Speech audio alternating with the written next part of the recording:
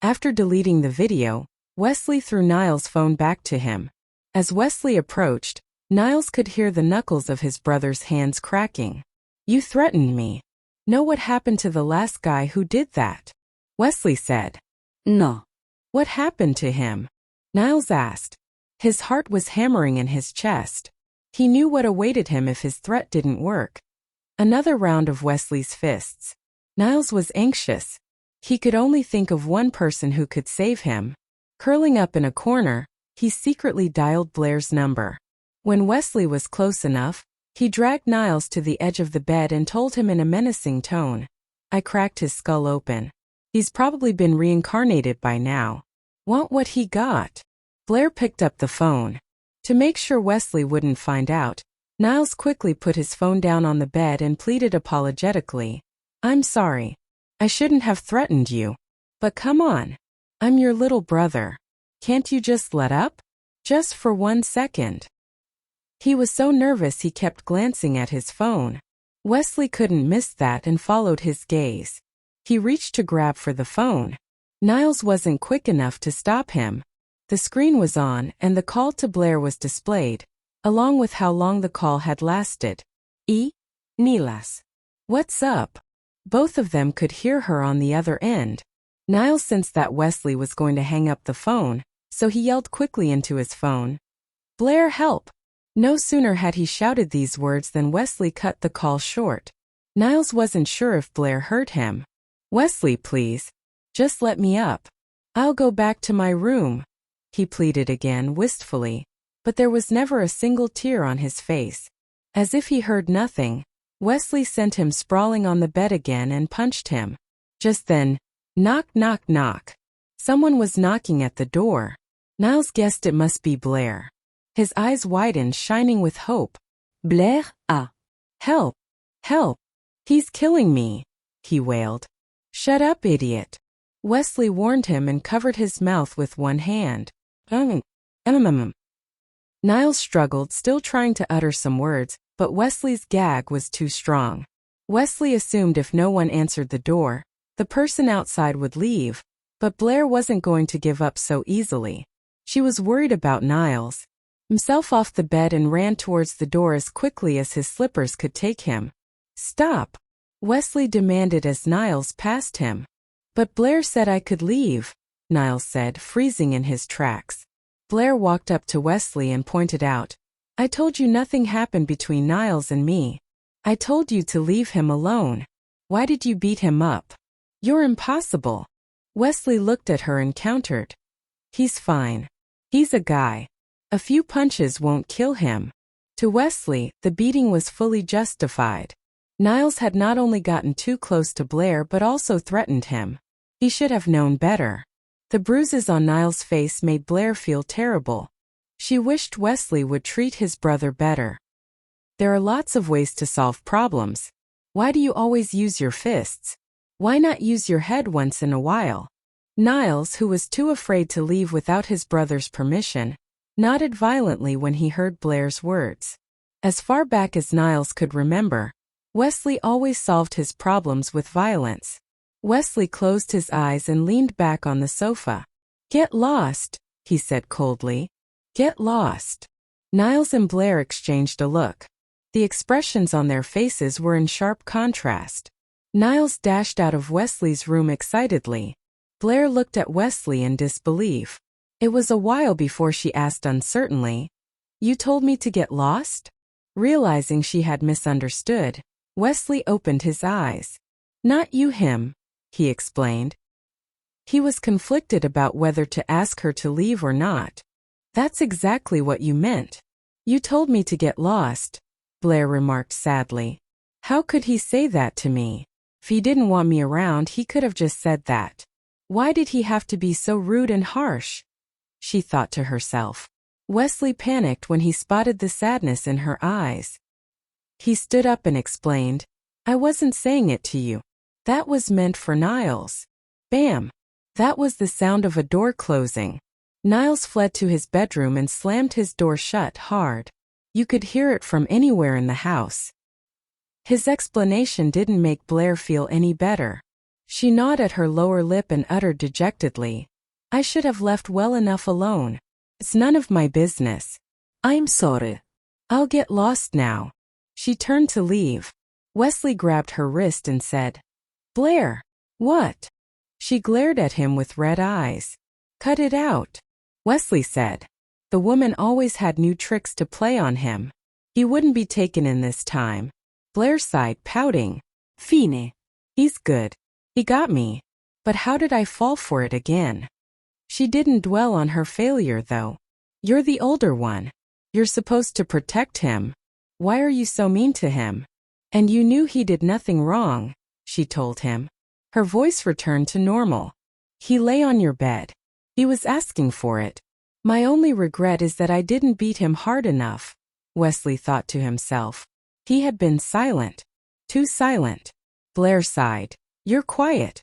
I suppose I can't convince you to go easier on Niles, huh? Never mind. Forget what I said. I'm going back to my room. Good night. She wrenched free of his grip and continued to walk to the door. It's not like that, he said, looking at her receding figure. Blair giggled without turning around. All right. Go to sleep.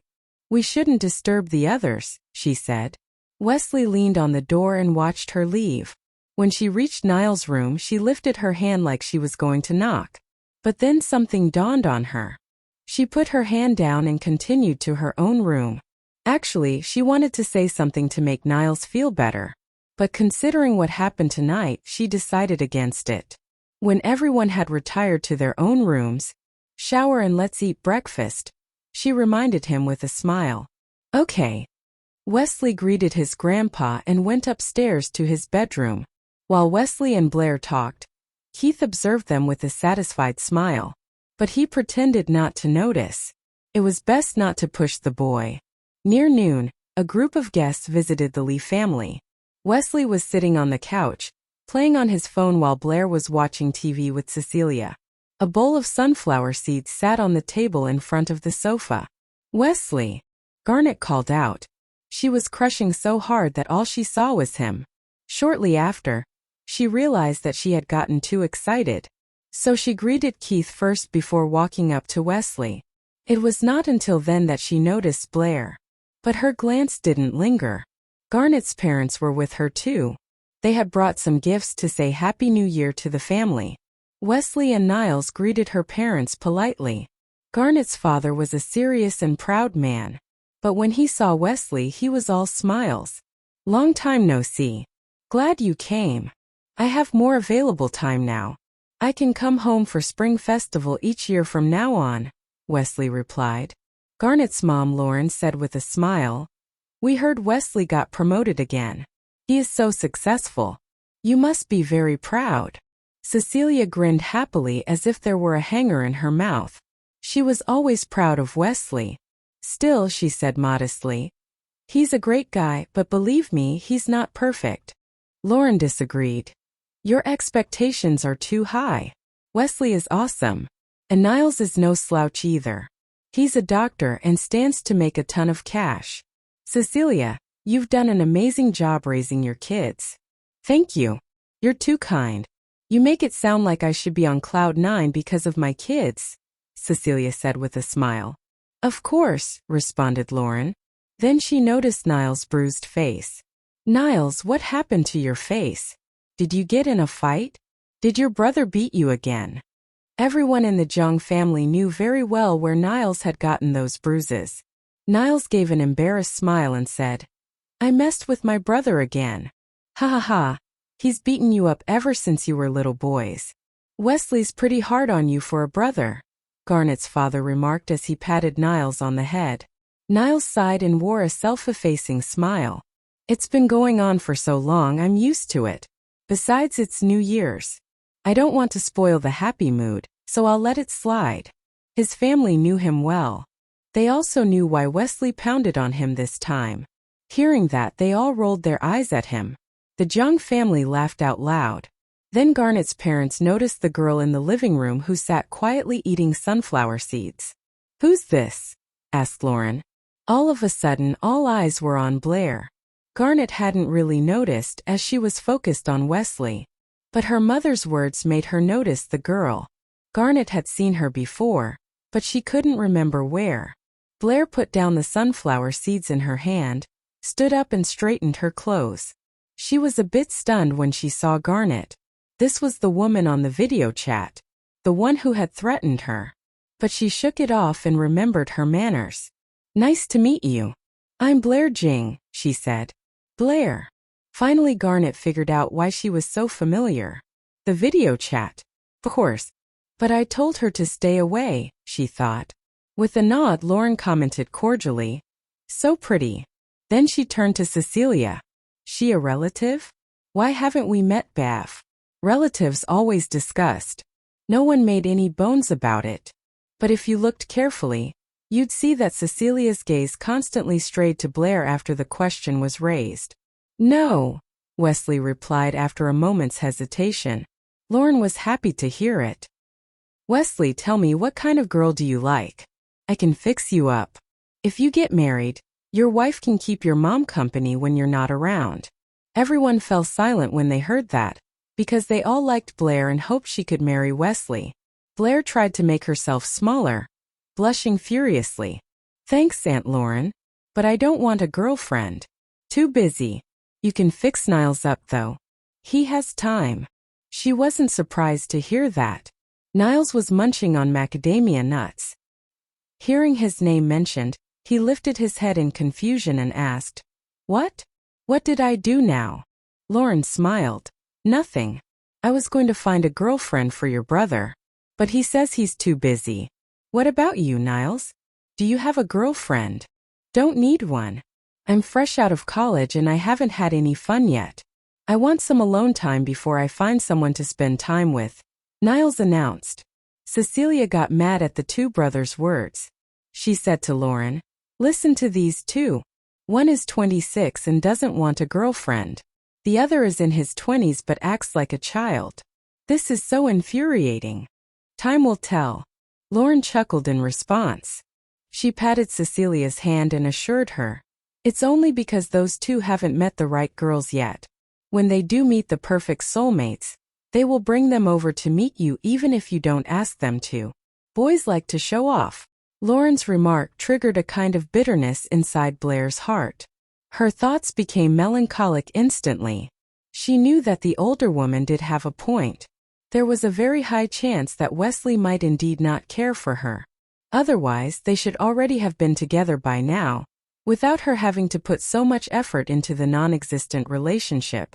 If he liked her at all, he should have been chasing her. Moreover, with everything she had done for him, he should have been moved by now. But alas! To hide her embarrassment, Blair took out her phone and pretended to search for something by firing up her browser. Meanwhile, she was secretly considering whether she should leave the room or stay. Her dejection did not escape Cecilia's keen eyes, which were mostly focused on her these days. It pained the motherly Cecilia to see this young girl sad, and she understood why. Therefore, she deliberately remarked, "That's true with Niles. But Wesley is quite introverted by nature. He might be too shy to act on his impulses. This makes him vulnerable. You know, he often lets his opportunities slip away even if he does like someone." She wanted Blair to hear those words and she succeeded in her efforts. As for Lauren, she didn't have a clue what was going on and urged the topic of their discussion. "Wesley, your parents are worried about you. It's time to get a girlfriend."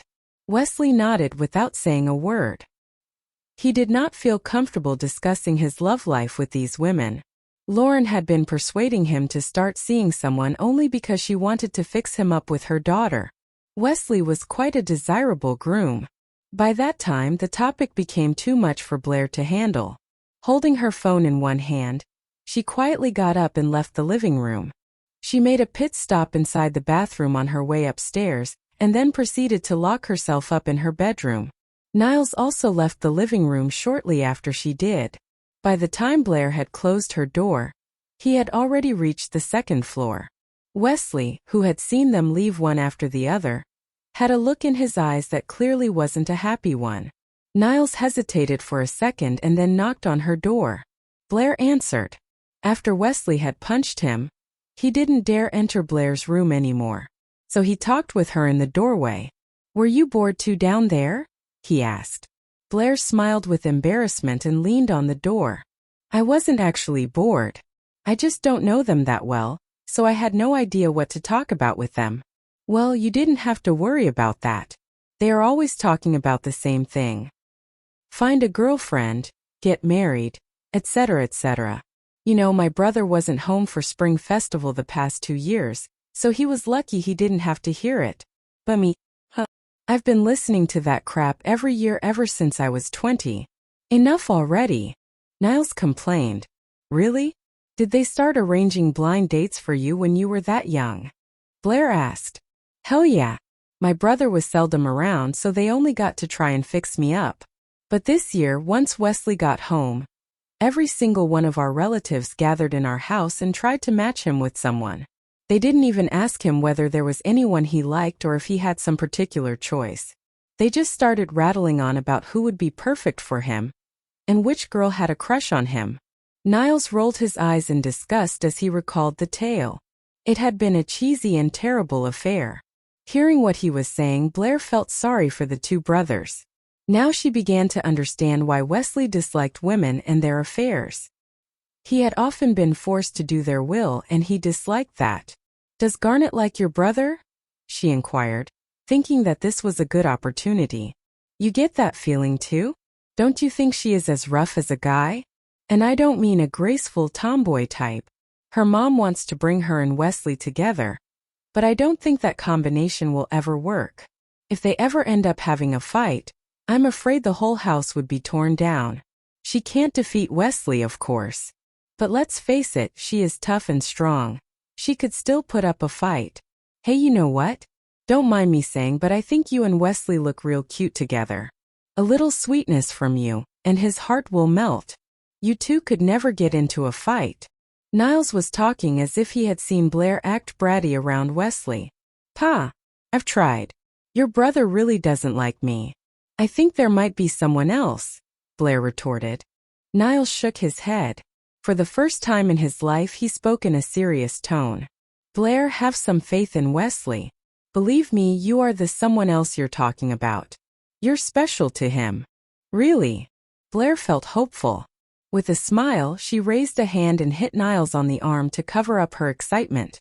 "Knock it off. I don't think you know him that well. You don't see him often. Why is it so hard to believe me?" "Well, never mind. Time will tell how right or wrong I am." "Wanna bet?" "Bet on what?" Let me see. If you and Wesley get married someday, you'll have to buy me $1 million watch. If not, I do the same for you. How about that?" Blair was taken aback by the huge price. "You're greedy, you know. Besides, I'm not a billionaire. If I lose the bet, where would I find $1 million just to buy a watch?" "Don't worry. My brother is loaded. He is the firstborn of our family after all. He used to buy me a lot of things, but recently he has been acting rather cheap. I wonder why." Niles rolled his eyes as he thought of the changes in his brother. Blair didn't take the bait though, she wasn't stupid. Instead, she started to push him out of the doorway. "I won't bet on this. And anyway, I don't have that kind of money. Go. I want to take a nap." Niles didn't leave though. And by now, he had forgotten all about his brother's warning in his excitement. He grabbed her coat and tried to convince her. "All right. How about a $500,000 watch? Would that work?" Just at that time, Wesley stepped on the landing on the second floor. He could see the interaction between the duo at a single glance. Immediately, he roared, "What are you doing?" Upon hearing his voice, Niles quickly withdrew his hand as if he had been electrified. Letting go of Blair's coat, he exclaimed in a resigned tone under his breath, "What the hell? Did he put a tail on us? How come he walks in on us every time?" Blair had fled into her room after the sudden shout, but she had kept the door ajar and now craned her head to look at Wesley. When he was close enough, she told him provocatively, "We were flirting with each other. Didn't you see it?" Actually, she was mad. She and Niles had been upstairs for quite a while now, but Wesley hadn't shown up till now. He must have been enjoying his chat with Garnet, his dear playmate. Her remark was like a bomb going off without warning, and Niles knew that he would be the victim in any case, no matter who was the culprit. If Wesley believed what Blair had said, Niles was dead. He could barely contain his impulse to cover her mouth. "Wesley, don't listen to her. It's nothing like that. I'm going to my room now," he explained hastily. After that he ran towards his room. Full pelt. Bam! The door to his room was shut in fear. Slam! The door to Blair's room was slammed closed too. But in fury, Wesley was left standing alone in the hallway. Leaning against the door, Blair put her ear to it and listened carefully to find out what Wesley was doing now. However, she couldn't tell. Even if he began to walk, his steps were always too quiet to make any sound. So Blair wasn't sure whether he was still outside the door. In less than a minute, she heard Garnet's voice float in. "Wesley, what are you doing here? I was looking for you," she asked. Wesley looked at her and replied, "Nothing. I'm on my way to my room." "Oh, listen, do you have time this afternoon? I'm leaving tomorrow. Can you please come to the shooting gallery with me?" Garnet looked around as she asked. "Sorry. I'm going to visit a former superior of mine about your transfer this afternoon, so I can't go with you," Wesley replied. When she heard that he was going to tend to something that concerned herself, Garnet didn't insist on her request. "All right. I saw Blair and Niles come up just now. Where are they?" she inquired. "In their rooms." With that short reply, Wesley made his way towards his own room. Blair wasn't sure whether Garnet followed him into his bedroom or not. The hallway was quiet afterwards and she couldn't hear anything. Near noon, Cecilia climbed to the second floor and asked her to come downstairs for lunch. "Blair, lunch is ready." Blair nodded and began to tidy her bed. Then, as she was about to go downstairs with Cecilia, she was stopped by the older woman and told, "Blair, I get Lauren's point. She wants her daughter to be Wesley's girlfriend. But I like you, so I'm on your side." Before Blair could answer Cecilia's question, Wesley popped in without warning. The two women were both surprised. Cecilia rolled her eyes at him. "Are you spying on us? Women only." Wesley glanced at the door. "You didn't close your door. I was just passing by." "Humph. Just get out." The angry mother snorted and glared at him. He didn't move. Instead, he looked at the two women standing hand in hand and told his mother, "You don't need to be so nice to her. She won't be your daughter-in-law." His words pained Blair's heart. Cecilia was shocked. She didn't expect her son to speak so bluntly in front of Blair, not worrying about sparing her feelings. Irked by her stupid son, the mother ranted. "Who said anything about that? Niles likes Blair. I like Blair. I can spoil anyone I like. Why do I need your permission, huh? Whatever." With that, he turned and went downstairs. Cecilia knew how Blair felt about Wesley, so she tried to comfort the heartbroken girl. "He's an idiot when it comes to love. He doesn't understand his heart yet. Trust me. I know he has feelings for you. Just give him time." Blair flashed a self-mocking smile. "Time? How long do I need to wait? Aunt Cecilia, I've been into him since I was a university student. He's had a few years. And maybe he needs a little more time. Don't be sad, Blair. I have your back." Blair nodded. "I know. Thank you, Aunt Cecilia." After a pause, she added, "But you don't know Wesley. He never liked me. I know you want him to, but it wasn't meant to be. Know what? He told me that he was nice to me because you liked me. He wanted to make you happy." She had almost believed that Wesley was a mama's boy who would do anything his mom told him to. Unconvinced, Cecilia pursed her lips. "Make me happy? He always pisses me off. He couldn't admit his true feelings for you and found a bullshit excuse." Blair smiled bitterly without uttering a word. The kind mother's comforting words couldn't chase away the sadness in her heart. Hearing no response from the girl, Cecilia advised worriedly, "Trust me. It's not to make me happy. Don't believe me? Try this. Say he liked a girl and I didn't. If he liked her, Indy, he's been taking care of me. Cecilia was excited to hear that. See, I knew it. Wesley never knew much about women. He loves you too much, so he knows what to do on instinct. Blair nodded with a sob. Yeah, thank you for your support, Aunt. Okay, stop crying now. If Wesley sees you, he might think I'm being mean to you.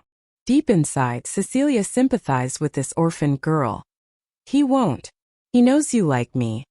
He even took care of me to make you happy, she joked, a complicated feeling in her heart. Whatever. As long as he's good to you. Okay, good night. Sleep tight. Good night, Aunt Cecilia. After returning to her bedroom, Cecilia told Baldwin in a chirpy voice, Honey, you'll never guess what Blair and Wesley were up to. Turns out your older son took her out for snacks and drinks yesterday. Baldwin pushed his spectacles up the bridge of his nose while saying, I guess he's not that clueless after all. It's just that he hadn't met the right girl yet. See how he treats Blair. He went out and bought her lipstick and perfume, went to an amusement park with her, took her out for snacks, and he even drove her here. That's not a short drive. He took care of her while she was here. Did you raise him like that? No. He did all that because he wanted to. I agree. But he's still saying hurtful things. I get so angry every time I think about it. I try to help him out, but he always disobeys me. Huh. Cecilia remarked angrily. Don't meddle with his business. Let him be. If he continues acting like this, he'll regret it sooner or later, Baldwin told Cecilia. He knew this enough. With his wisdom, he was well aware that when it came to love, only the two people involved could solve their problems. Whether Wesley and Blair would end up together was entirely up to the two. The following day, Blair had finished packing her things and was ready to set out. Wesley was still in his grandfather's room, so she carried her bag on her own, brought it downstairs, and waited for him. Meanwhile, in Keith's room, the old man and Wesley were still talking. He took out a cash card from his drawer and placed it in front of Wesley. I feel sorry for Blair. She has no parents. Although it's fortunate that the G family treats her well, I heard she rarely goes there to trouble her aunt and uncle. I also knew that she broke up with her fiancé. There's no one taking care of her now. You should give her more attention.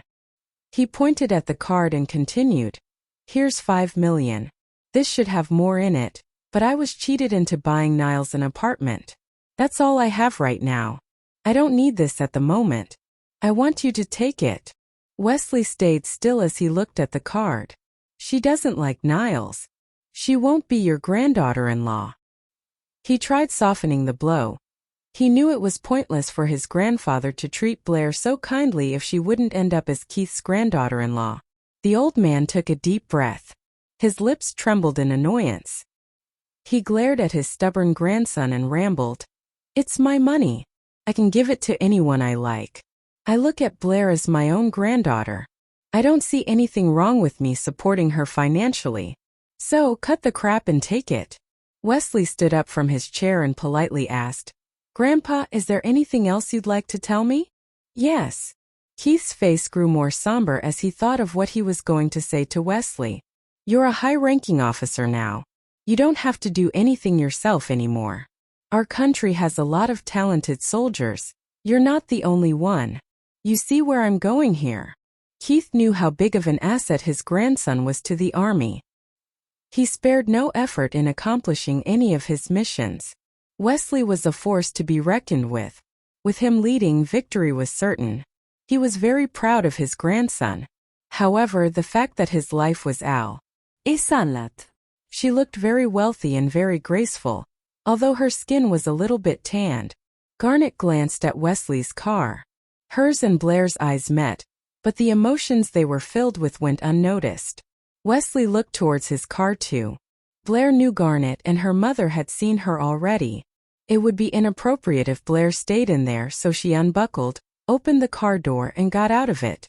She stood by the car and waved at them as she smiled politely. But to her surprise, Garnet's mother went to her. Please come and visit us whenever you're free. I know your aunt. You're a little bit younger than Garnet, so she should take care of you. Call her when you need help.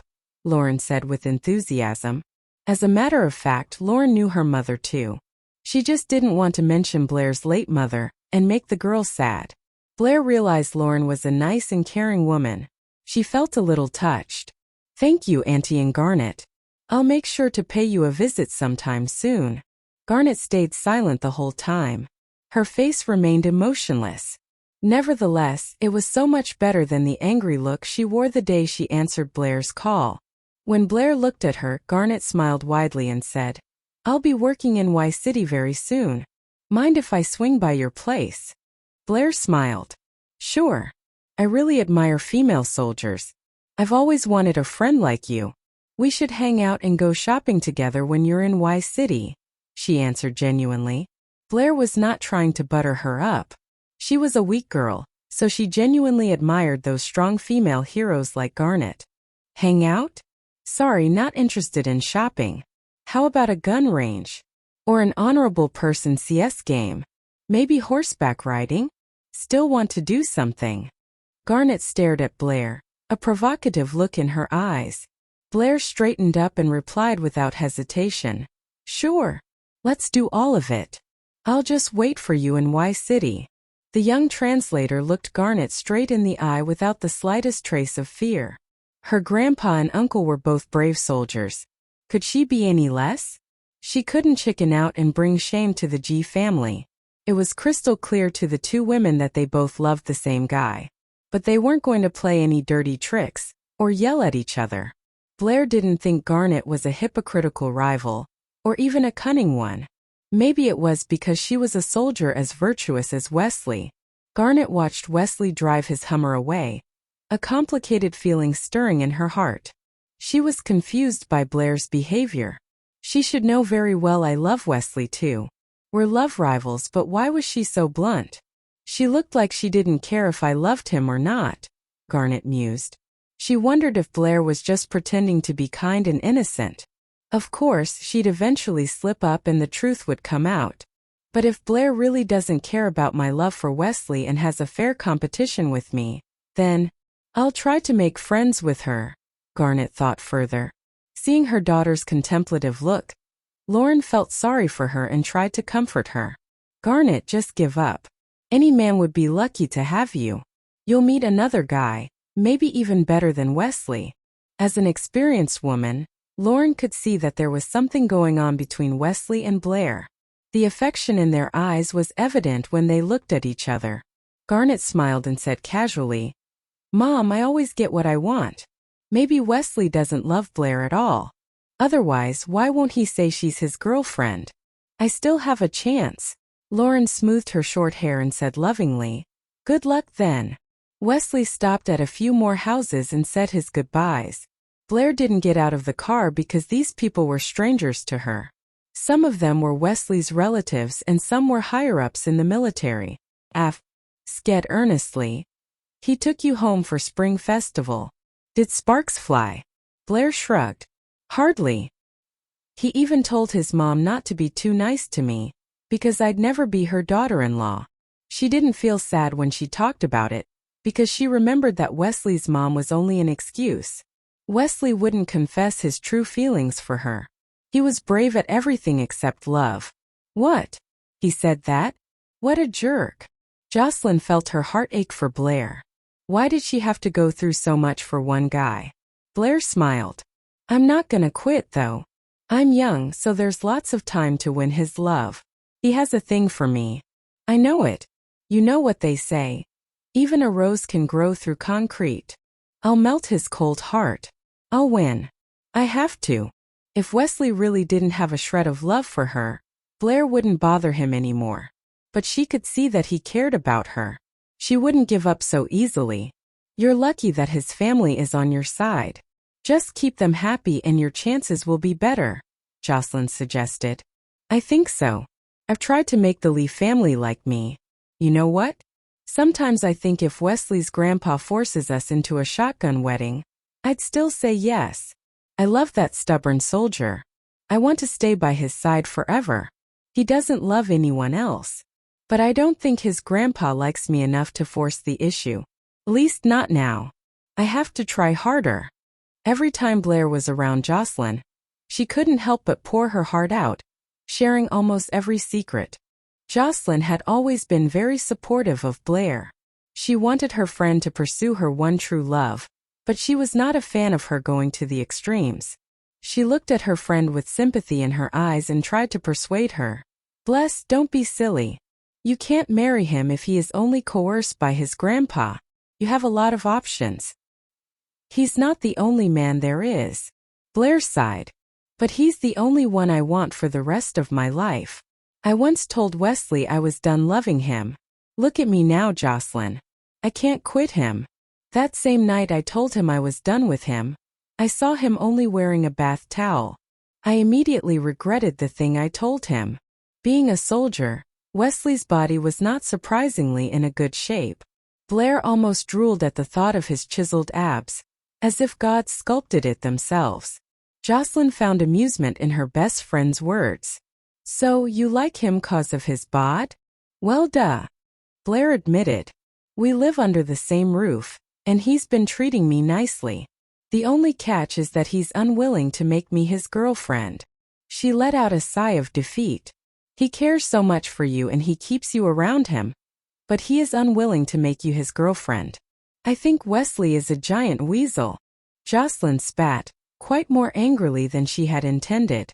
Blair was not a fan of how her friend was talking shit about Wesley. "Please don't speak ill of him. He's made everything between us clear. He drew the line. It's me who keeps on pestering him." "Tisk tsk. Listen to what you're saying. Why are you defending him?" "Technically, I'm not speaking ill of him because everything I said is true," Jocelyn retorted. Blair's face turned red. "Excuse me, it is not. We are on good terms. If for some kind of miracle I find another man in the future, and Wesley and I go our separate ways, only then you can talk shit about him." "Okay, Miss Jing. I hear you. Let's just drop it, okay? By the way, you should stay here tonight. We haven't had a night together in such a long time," Jocelyn suggested. Blair made a crying face. "I want to, but you're a married woman now. My cousin may return any time tonight. How about you go to my place?" "Don't worry. He won't be coming home tonight. He's not in Y City. Your cousin's out of town for an important meeting. We're having a sleepover. There won't be any problem." Blair hesitated for a moment, but this was her uncle's house anyway. She nodded. "Okay, I'll just go give Wesley a heads up." "Yay!" Jocelyn's face was filled with excitement. "Bledful. Else in my heart." The scent of the lilies brought a smile on her face. Just the thought of Wesley made her feel all giddy. With a sad look, Orion handed her the car keys and said, "You don't have a car for work. I bought you one that is suitable for girls. It doesn't matter if you don't accept my love for now, but can you at least accept my gift?" Blair looked at the car keys. She was familiar with the brand. It was a luxury car model popular among many female celebrities. She smiled politely. "Thank you for this. I live very close to the office. You see, I travel on foot. Sorry, Orion, but I can't accept this. This is too much." Orion grew flustered. He'd been rejected twice consecutively. "You don't like the car? What do you want then? I can give you anything, just name it." "Blair, I fell in love with you the very first time we met. Do you remember the collaboration between this company and the Gene Group? I asked my grandfather for that to happen. I knew you were working for the Gene Group. He wanted more chances of seeing her." He slowly approached Blair. Blair was in awe, but she shook her head at once. "You're a good guy, Orion, but we're not meant for each other. Please stop. You'll always be a friend to me." Orion grew a bit more emotional. He didn't know what else to do but embrace her. "Blair, I don't want us to be just friends. I want you to be mine. I'll love you, spoil you, and take care of you until we're old and gray. Please." Blair broke free from his hug and graciously smiled at him. "Thank you, Orion, but I'm sorry. I'm heading out now. See you tomorrow." She already had someone taking care of her. She didn't need another man's protection. The moment she was done speaking, Blair hurled herself around without hesitation and began to leave. However, Her departure was cut short within just a few steps by the unexpected sighting of a car. Not far away from them, a familiar black Hummer was parked on the roadside in front of the company building. That wasn't the only familiar or unexpected sight. Blair could also see a man dressed in a green military uniform and black combat boots leaning against the car door. He was smoking a cigarette leisurely and staring in her direction. For all his magnificence, he still wore an expressionless face. Wesley? When did he get here? How long has he been standing there? Damn. Wesley understands English, so did he hear what Orion and I were talking about? Blair wondered inwardly. Orion saw the man too. Like an elephant seeing an old foe, he immediately recognized him as the person who had all but carried Blair away from the pub last time. He took a couple of steps towards Blair and asked under his breath, "Is that him? Is he that one person in your heart?" Without turning her head around, she nodded and replied in a confident and decisive tone, "Yes, that's him. I'll be his girlfriend sooner or later, Orion." Orion fell silent upon hearing that powerful tone. Blair herself seemed uninterested in him now. Holding the bouquet of lilies, she walked up to Wesley. "You finished your work?" Wesley put out the cigarette and threw a fleeting glance at the flowers she was holding in her hands. Get in the car." He was his usual tacit self, wasting no words and conveying everything shortly. "Yes." They walked towards the passenger door. Orion clearly saw it with his own eyes that without seemingly any effort at all, Wesley naturally carried her into the passenger seat and fastened her seat belt. Then the soldier walked around the front of the vehicle at a crisp trot and got into the driver's seat. The next moment the car rolled into the traffic. Once they were safely clear of the building, Blair glanced at the lilies, lost in some thought. A moment later she told Wesley tentatively, "Orion is pursuing me." "I can see that," Wesley responded calmly, though his eyes fluttered towards the flower for just a second. She continued, "I mean, we were good friends.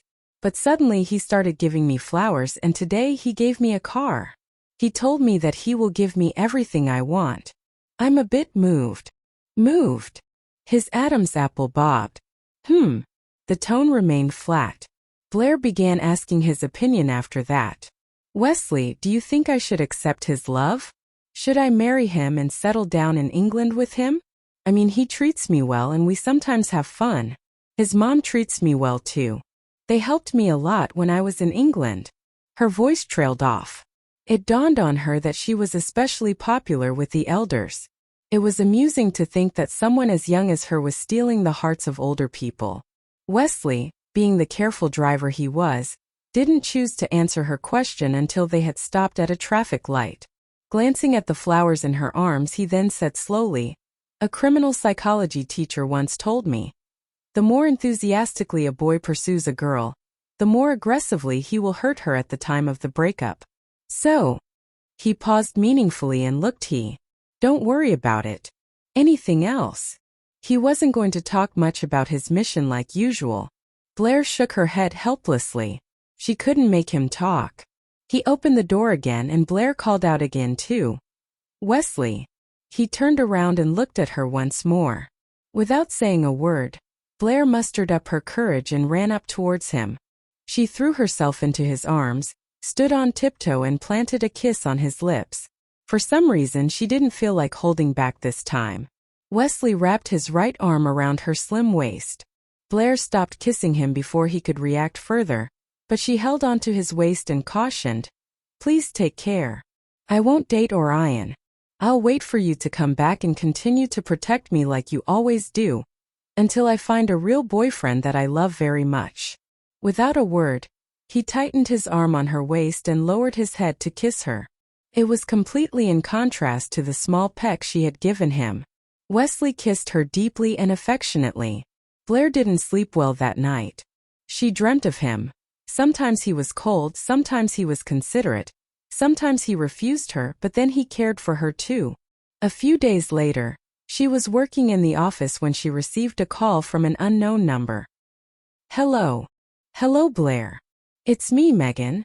The girl on the other end of the line told her with a sob. "What's up?" Blair's voice became cold when she heard who was calling. Blair, how are you feeling now? I'm really sad. Blair rolled her eyes impatiently. What do you mean? And don't cry in front of me. I'm not Wesley. Your tears won't work on me. You can cry your heart out and I won't feel a thing. Megan stopped crying at once. The transformation was remarkable. She asked. Uncle Wesley went on a mission. Do you know that? Yes, of course I know that. Blair was a little bit proud when she replied in affirmative to the question. Luckily, Wesley had told her about this. Otherwise, she would be super embarrassed if she had to say no when Megan asked her about Wesley's whereabouts. Wesley and Carlos risked their lives for me. I feel really sorry. Megan sounded smug. There was not a single hint of sadness in her voice. Blair's brows furrowed tightly. What do you mean? You don't know? So Wesley didn't tell you what mission he was part of? He and Carlos embarked on a manhunt for those gangsters who tried to kill me. It's a large criminal organization with a ton of illegal weapons. Wesley and Carlos may not survive. Megan continued speaking in a smug tone, her voice betraying not the slightest trace of sadness. Blair was so pissed she gripped her phone tightly, hand trembling. She shot to her feet and walked to a quiet corner and then roared, Megan Lawn, you're a garbage human. They're risking their lives to help you, but all you're doing is bragging about it. It's like they're your toys. So what? Megan was happy to hear Blair go off like that. Debbie had slapped her face earlier. Now she had someone she could take out her anger on. Megan Lan, Wesley and Carlos have cared for you forever. So why don't you seem to care about them? Blair felt sorry for the two of them. After everything they did for her, she still wasn't grateful. Care about them? When my parents died for them, they felt sorry for me and fostered me. But what about now? Thanks to you and Debbie, they always pawn me off on the bodyguards. They don't care about me anymore. They're the ones who made me an orphan. Flames of fury burning in her eyes, Blair retorted. You brought this on yourself. You played dirty tricks and stirred up trouble for everyone. Megan, if you were nice, even Debbie and I would care about you. Things could have been good. But it's all on you now. Why should I be nice? Give me one good reason. Why should I let them be happy? I laugh when they're sad. My parents died for them, but they're still alive. Why? Megan suddenly burst into a fit of wild laughter, sounding like a lunatic. I was spoiled by the four most respected men in the city. Everyone admired me. Felt good, really good. But you and Debbie showed up and changed everything. I'm not the only girl in their lives now. I'm so pissed. You know, I think Debbie was onto something. I want to strangle you too. Blair cursed between gritted teeth. She was usually calm, even-tempered. Now all she felt was white-hot rage. Strangle me? If you lay a finger on me, Wesley will never forgive you. So go ahead if you want to lose the love of your life. I was there long before you. You can't have my place in his heart. He'd risk his life. Oh, I was still in surgery. In the middle of the surgery, a doctor emerged from the OR and asked Niles to sign a few papers. Blair saw one of them was the written notice of the patient's critical condition. Seeing that Blair was almost on the brink of a meltdown, Niles tried to tell a few jokes to cheer her up. He told her that every member of the Lee family had signed a critical condition notice for Wesley in the past, but each time Wesley would pull through. Later, Adelson got a call and he had to exit the hospital, leaving Blair and Niles there. The soldiers with minor injuries all came to the operating room after they had their wounds treated. Blair saw Talbot Bowman and a few others she didn't know. They all looked a mess, and their clothes were stained with blood. Talbot's arm was bandaged, his face bruised and torn. He looked pretty bad, but he was still not as bad off as Carlos or Wesley. Some soldiers who had leg injuries limped all the way to the operating room. They all stood in front of the doors and waited for Wesley. Blair had adjusted her emotions. Now she was calm, and it was her turn to comfort Niles. He'd become agitated and paced back and forth. Don't worry, Niles. They said they already patched them up as best as they could. Niles stamped his foot and plopped back in the seat. It was dark outside before the light above the operating room finally shut off. A few doctors came out, all looking exhausted. The soldiers immediately rushed over and surrounded the doctors, asking anxiously, "How's the chief? Is it serious? When will he wake up?" One of the doctors gestured for the soldiers to pipe down. Then he said, "We removed 5 bullets from Colonel Lee's body. The good news is that most of the bullets didn't cause much damage on their own. The bad news is that a couple of them tumbled and tore through several vital organs. We got to him in time, but he's in a coma. We don't know if he'll regain consciousness. It all depends on his will to live. We're taking him to the ICU." Everyone fell silent after the doctor was finished talking. It all depends on Wesley's will to live. Wesley was wheeled to the ICU. Blair silently followed the group of nurses and doctors. She saw him lying motionless in the bed with an oxygen mask on, face drained of all color, as if he were already dead. The heartbreaking scene stirred up her emotions again. She tried her hardest to fight down her sadness and managed to collect herself. She trusted Wesley. He promised to come back and protect her. He never lied. He was going to make it. Since Wesley's condition was severe, the soldiers had no choice but to let his parents know. Baldwin and Cecilia hurried there. But Wesley was still unconscious. Cecilia had seen her son wounded many times. The bandages, casts, slings and so forth were just part of the job. But seeing him lying in the ICU, covered in tubes and wires, made her sob uncontrollably. Blair held back her tears all this time. However, Cecilia's cries opened her floodgates as well. She covered her mouth and ran to the lady's room, crying at the top of her lungs, tears streaming down her face. She remembered how energetic and healthy he usually looked. This was the first time she saw him hurt, and it was a serious injury to boot. His life hung in the balance. A dozen soldiers were wounded in varying degrees. Wesley lay in the ICU motionless, covered in tubes and wires. Cecilia cried hysterically in Baldwin's arms. As these scenes replayed in her mind, Blair suddenly understood the reason why Wesley didn't want to get married. If she were Wesley, she might do the same. No one wanted to make their loved ones worry every day and suffer sleepless nights. But the country needed heroes like Wesley. Wherever the fight, whoever the enemy, the country would send their best. He followed a different path from others, a path of sacrifice, a path of service. He stood ready. As she remembered how she tried to flirt with Wesley back then. "I guess I got off easy," she thought. "I bet that girl hates Wesley now," she commented. "No." Talbot shook his head. "She vowed to win our chief's heart. She found his WeChat account and sent messages to him every day. But our chief never wrote back. He had her account deleted. She got to Leonard for help. So Leonard asked our chief why he deleted the girl's account. Do you know what he said?" "No." "What did he say?" Chief said, "Ahem." Talbot cleared his throat and imitated the way Wesley spoke. "I'll delete anyone I don't like. Any other dumb questions?" Blair was amused by Talbot's funny expression. She asked with a laugh, "Anything else?" "No, so much for this story. By the way, are you two really living together?" Blair was surprised by his sudden change of the subject.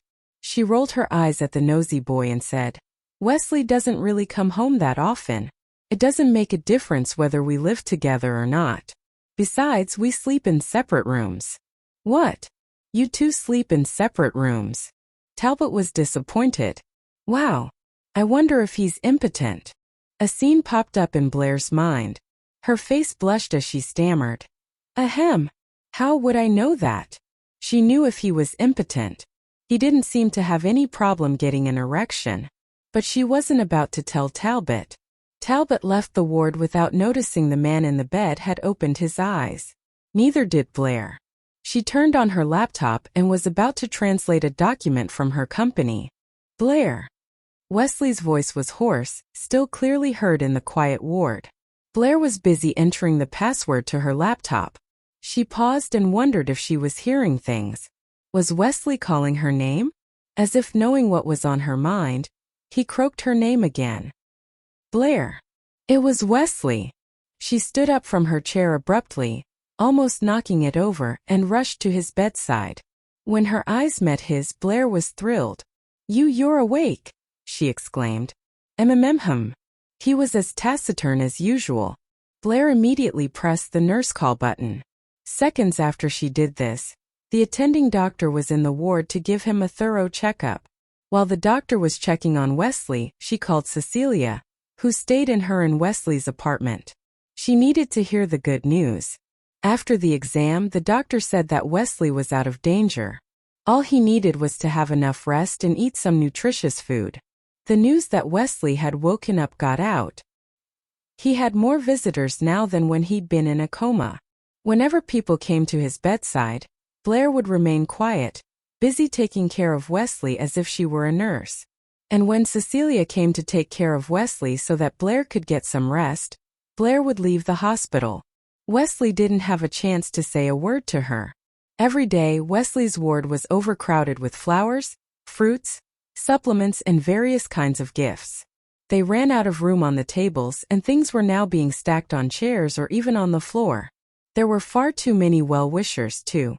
He found dealing with these people really exhausting. 3 days later, he finally put his foot down and told his friends to stop coming to visit. He was happy when he did that. He finally got some peace and quiet, and was able to rest as per doctor's orders.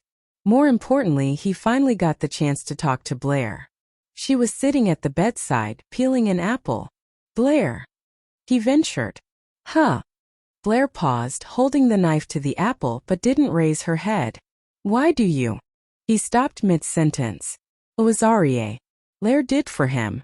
Wesley paused for a while and nodded. "Okay." Then he continued to eat the soup. "Ugh. This man is impossible," she thought to herself, anxious and annoyed. "I like Blair a lot. If you keep acting like this and she leaves you one day, I swear I'll disown you. And don't think you can find just anyone. I used to think that as long as you were going to get married that was fine. But not anymore. It has to be Blair." Wesley's face twitched at his mother's words. He simply nodded, indicating that he got it. Actually, he had made up his mind that he would not get married. If he had to, then he'd marry Blair. That made perfect sense to him. Carlos had also been seriously injured, but his condition was better than Wesley's. While Wesley was still lying in bed because of his injured leg, Carlos showed up in his ward with a pale face. Damon and Curtis followed behind him. Damon scanned the ward and asked curiously, "Where's your little girlfriend? What are you talking about?" Wesley rolled his eyes at him. Damon nodded. "All right. Fine. Where's Blair? She took care of you while you were unconscious. Where is she?"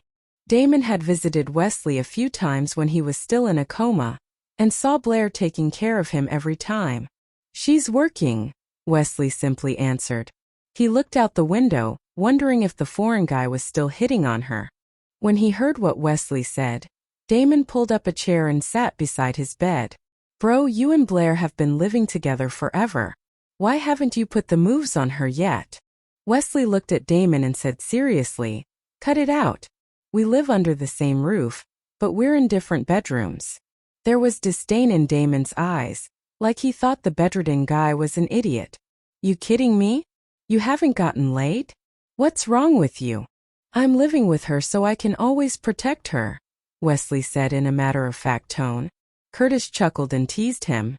"You can't be serious. This is a joke, right?" Carlos, on the other hand, thought of his wife, who was now in England. "My wife is mad at me over this. What about your girlfriend? She mad too?" he asked. He assumed Blair was mad at Wesley too, just like Debbie was. She should be here taking care of Wesley, right? Wesley didn't bother saying anything more about his relationship, and just said in response. To be honest, Wesley still didn't understand why Blair was mad. Just because he got injured protecting Megan? Couldn't be. Although Blair would fight with him from time to time, she was still a kind-hearted girl. She was pretty level-headed to boot. Damon leaned forward and looked at Wesley conspiratorially. "Dude, be honest with me. Ever see a girl and think I really want to bang her? Seriously?" Wesley looked at him, expressionless. The contempt was obvious in his eyes. "Why do you ask?" Just asking. Can a girl crack that cold exterior? Do you know how it feels? I'm dying to know. How it feels. Wesley didn't think he needed to hide anything from one of his best friends, so he nodded. Of course. It feels like being shot in the head by a car 98K. He only felt like that when he was with Blair. The other three didn't know what to say. No wonder he's still single. He made a sexy moment seem like a murder. Damon was really curious what a tough, cold man like Wesley would be like around a woman he loved. So he asked, people always talk about the look of love. Your eyes should be full of tenderness when you're around your girlfriend. Does that happen when you're around Blair? Wesley's lips twitched as, her. If she woke up now, she would be scared out of her wits. Finally Wesley left the apartment. Talbot was waiting for him, restless as an ant on a hot pan. Seeing Wesley, he jogged over and asked, Chief, you feeling all right? Wesley's face was as pale as a sheet. I'm good. Well, back to the hospital, he said. Sure, Chief. Talbot looked at the closed apartment door in confusion before helping Wesley to the elevator. Spring sprung.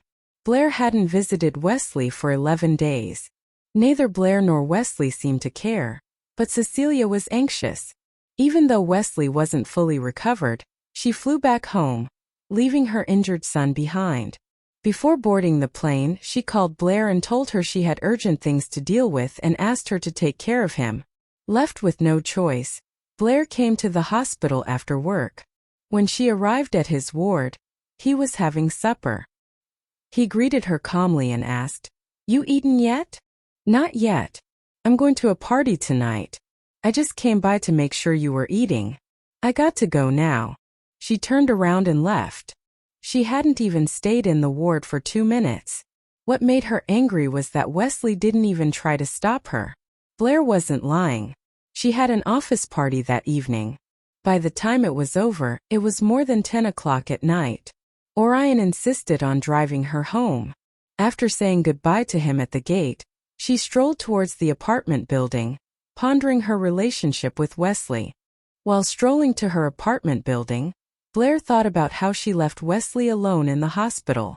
She realized that it was a poor way to repay him, and he was as helpless as a kitten up a tree. The girl was considering paying him a visit when a man appeared out of nowhere. The man wore a mask and a cap, and she couldn't see his face. She was startled for a moment, wondering if he was a bad guy. She was about to run away when the man asked, Are you Wesley's Blair? Blair was confused. I'm Blair and I know a Wesley. What's this about? Now that he had confirmed who he was talking to, the man looked around vigilantly before fishing something from his pocket and holding it out to her. Please give this to him. It involves the lives of 128 people. The man placed a microSD card in Blair's hand and closed her fingers in a fist around it. Blair was more puzzled than afraid and slowly opened her fingers, looking at the SD card in her hand. When she raised her head again, the man was gone. She looked around, but only darkness met her gaze. She got goosebumps all over. This thing must be really important.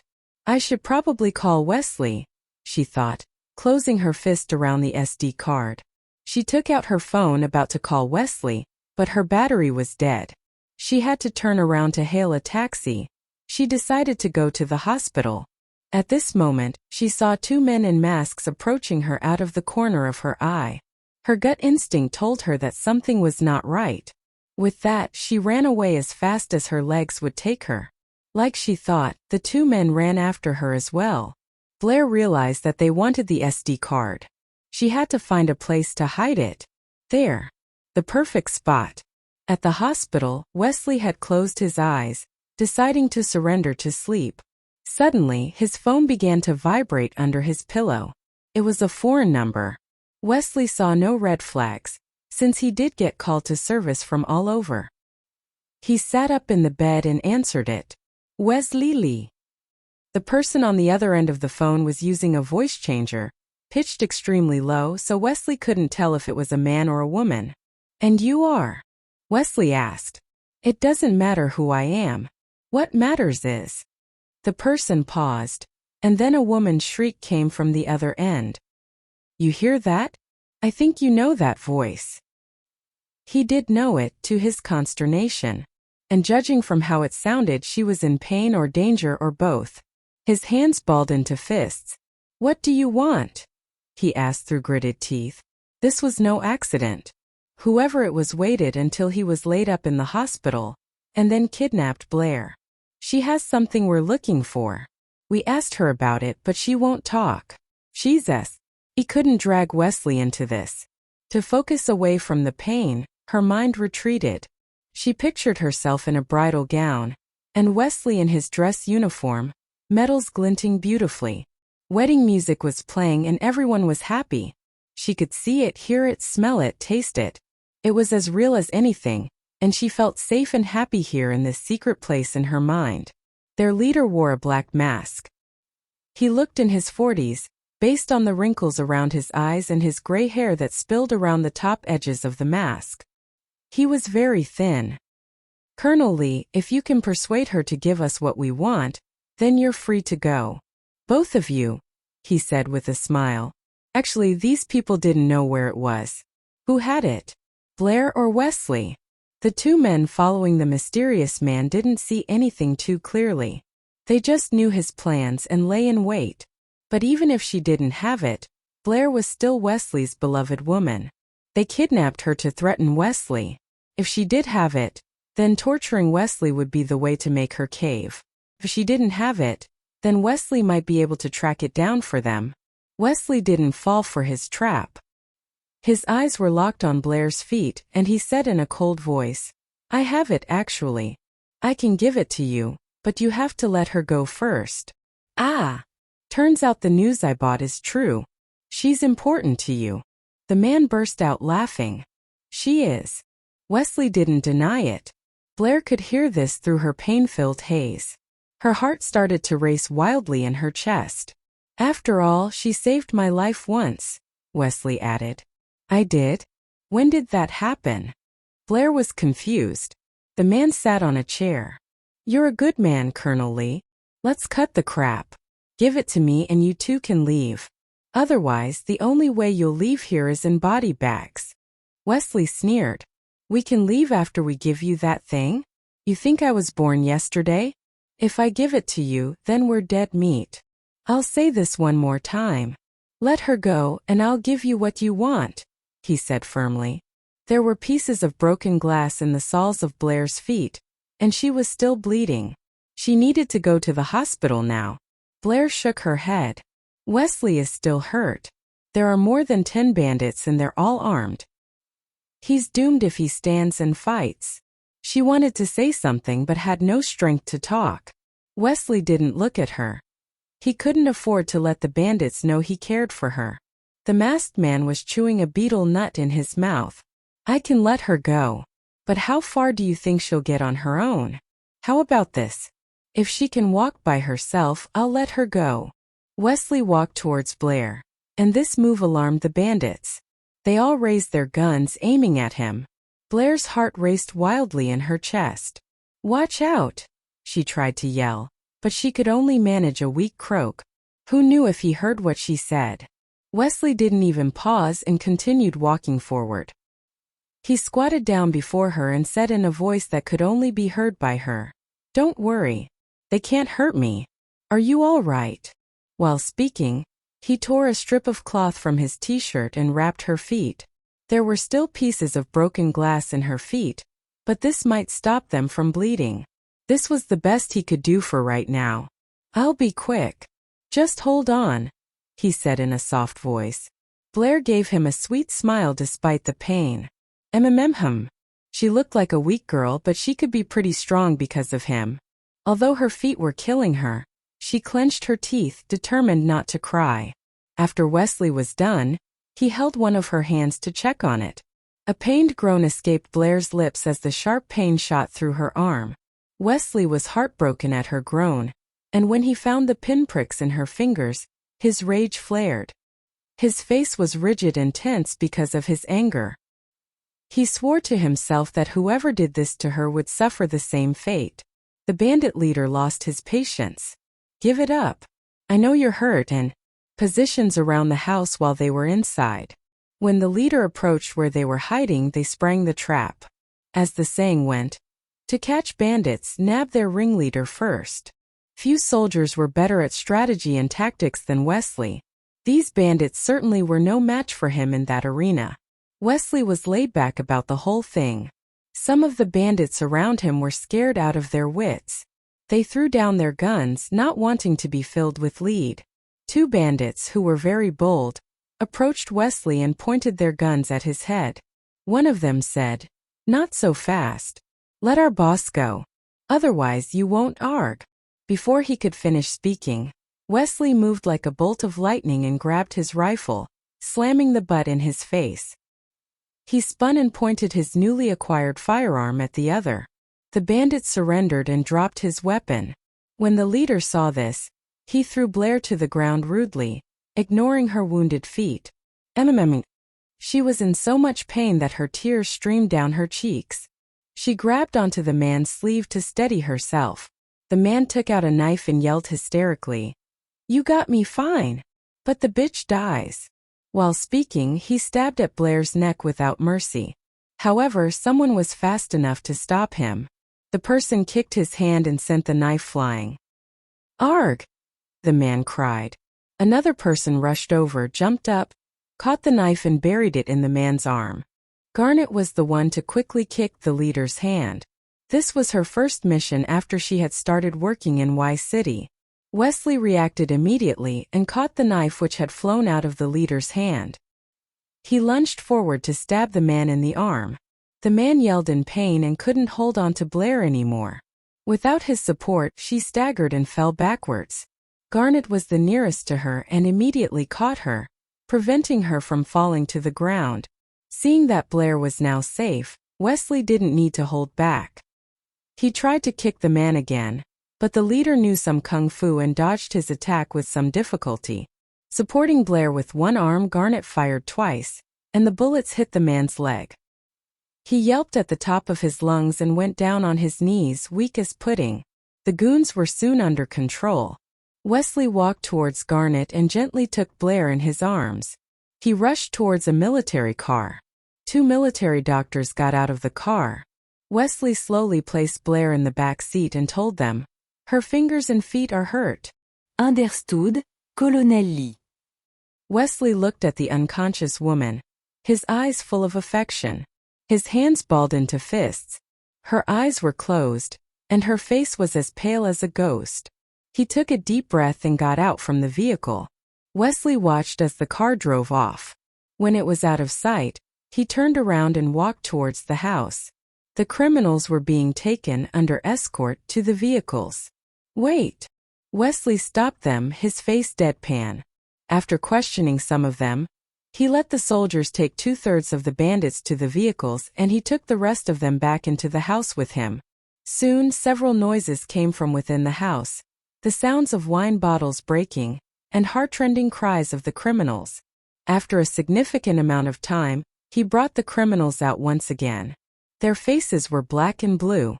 They were all barefoot, and their feet were covered in blood. Their hands lay limp at their sides. The leader looked the worst. His mask was now gone, revealing his face which was covered in burns. In any other situation he would have looked terrifying, but now he couldn't even walk. He was Almo, drugged one night by her ex-boyfriend. A mysterious man took advantage of her in an ecstatic night filled with sex. To take her revenge, she married the man and used him. As long as I'm alive, I'm still his legal wife, while all of you are just his mistresses. She remained adamant even when he was involved in scandals with other women. Eventually she stormed off after she learned that he had betrayed her again. But life brought her back to him a few years later, to his astonishment. H. Orion. Wesley's hands balled into fists when he saw the scene inside the ward. He turned around and left the place to find a doctor to treat his wound. As he walked away from her ward, he couldn't help but remember what Blair had told him before. "Orion is pursuing me. I'm a bit moved. Wesley, do you think I should accept his love?" Wesley recalled what he had answered to that. He remembered saying, If you like him, then you should go out with him. Then don't break up with him. Blair waited for Wesley all day, but she was disappointed. The room was quiet in the dead of the night. All kinds of thoughts crossed her mind, keeping her awake. Wesley was not fully recovered when he had come to rescue me. Did he get injured again? Is that why he hasn't come to visit me? She picked up her phone with her left hand. It was less injured than her right. She scrolled down her contact list and found Niall's number. She wanted to call him, but on second thoughts, she decided to send him a message instead. Niles, are you in bed? Niall's reply came quickly. No, I just arrived at the inpatient department to visit Wesley. How is he? She couldn't help but ask. I haven't seen him yet. Wait, are you not taking care of him? Niles was confused. His mother had told him that Blair was taking care of Wesley. Apparently, Niles didn't know that Blair was injured. After some consideration, she typed, I'm still busy working. You go check on him first. Niles sent Blair a nodding head emoji. Whistling a peaceful tune, he tucked his phone back into his pocket, just outside Wesley's ward. He was about to push the door open when he saw what was going on inside through the glass window. Wesley wasn't alone, Garnet was with him. Mouth agape, he fished out his phone, opened the camera app and raised it. But he found Wesley looking at him with his sharp eyes. That guy must have eyes in the back of his head. Niles exclaimed inwardly. Under Wesley's watchful eye, Niles covertly took a photo of him and Garnet, pretending to call someone, phone to his ear. After a few seconds, he abandoned his pretense and sent the pic to Blair. You busy now? Check this out, he texted, indicating the pic he had just taken. And that was when Garnet appeared at the door. Niles clicked the send button, put his phone back into his pocket, and waved at her with a smile. Garnet. Come by to visit Wesley. Garnet nodded. Yeah. Wait. How did you? Oh, that's right. You transferred to the base in Y City, huh? His family talked about helping Garnet get a transfer to Y City, so Niles naturally knew a bit about it. Your brother helped a lot. Garnet cast a grateful glance at the man in the bed. Niles whistled at his brother, came over and flashed a goofy smile. He's a piece of work. With his contacts and reputation, it was a piece of cake to get you deployed here. Right, Wesley? He tried to lick his brother's boots because he was afraid of being found out. Wesley, however, didn't buy it. With a deadpan face, he spat. Your phone. Huh. Niles panicked. I guess he knows. Am I that obvious? He mused. Garnet couldn't help giggling. Niles, you forgot to turn off your flashlight, she reminded him kindly. Niles was dumbstruck. What? I was such an idiot. He cursed himself inwardly. Putting on a fake smile, Niles hummed and hawed over an excuse. I guess I must have accidentally turned that on. Silly me. Your phone. Now. Wesley repeated in a cold voice. Left with no choice, Niles took his pee. Drugged one night by her ex-boyfriend, a mysterious man took advantage of her in an ecstatic night filled with sex. To take her revenge, she married the man and used him. As long as I'm alive, I'm still his legal wife, while all of you are just his mistresses. She remained adamant even when he was involved in scandals with other women. Eventually she stormed off after she learned that he had betrayed her again. But life brought her back to him a few years later, to his astonishment. Visiting your brother? Yeah. The reply was short. Blair was puzzled. The reply made her feel like she was talking to Wesley. She took a closer look at the username, and it was Niles. But Niles had never just sent one word to her. In fact, he never used one word when he could type 10. Blair shook off the weird feeling and wrote, How is your brother? Much better. Blair heaved a sigh of relief. So Garnet's been taking care of him? Niles knows I like his brother. That won't sound too weird, she thought. No. Blair could feel something was wrong. Am I talking to Niles? He never talked like this. As she was still pondering over this, another message came. Hey Blair. Since my brother is fine, I'd like to go visit you. This time Blair wasn't the least bit suspicious. This was more like Niles. However, her left hand began to ache after texting like this. She had to send him a voice message saying, No, that's not necessary. I'm okay. Just take care of Wesley. I don't need to. Oh right. Garnet's there. If you get tired of being a third wheel, you know where I am. Her voice was full of disappointment. If it weren't for her injured feet, she would have gone to visit Wesley. Niles didn't reply to her. Before long, someone walked into her ward. To her surprise, it wasn't Niles but Wesley, who should have been in bed recovering. Wesley wasn't in patient clothing.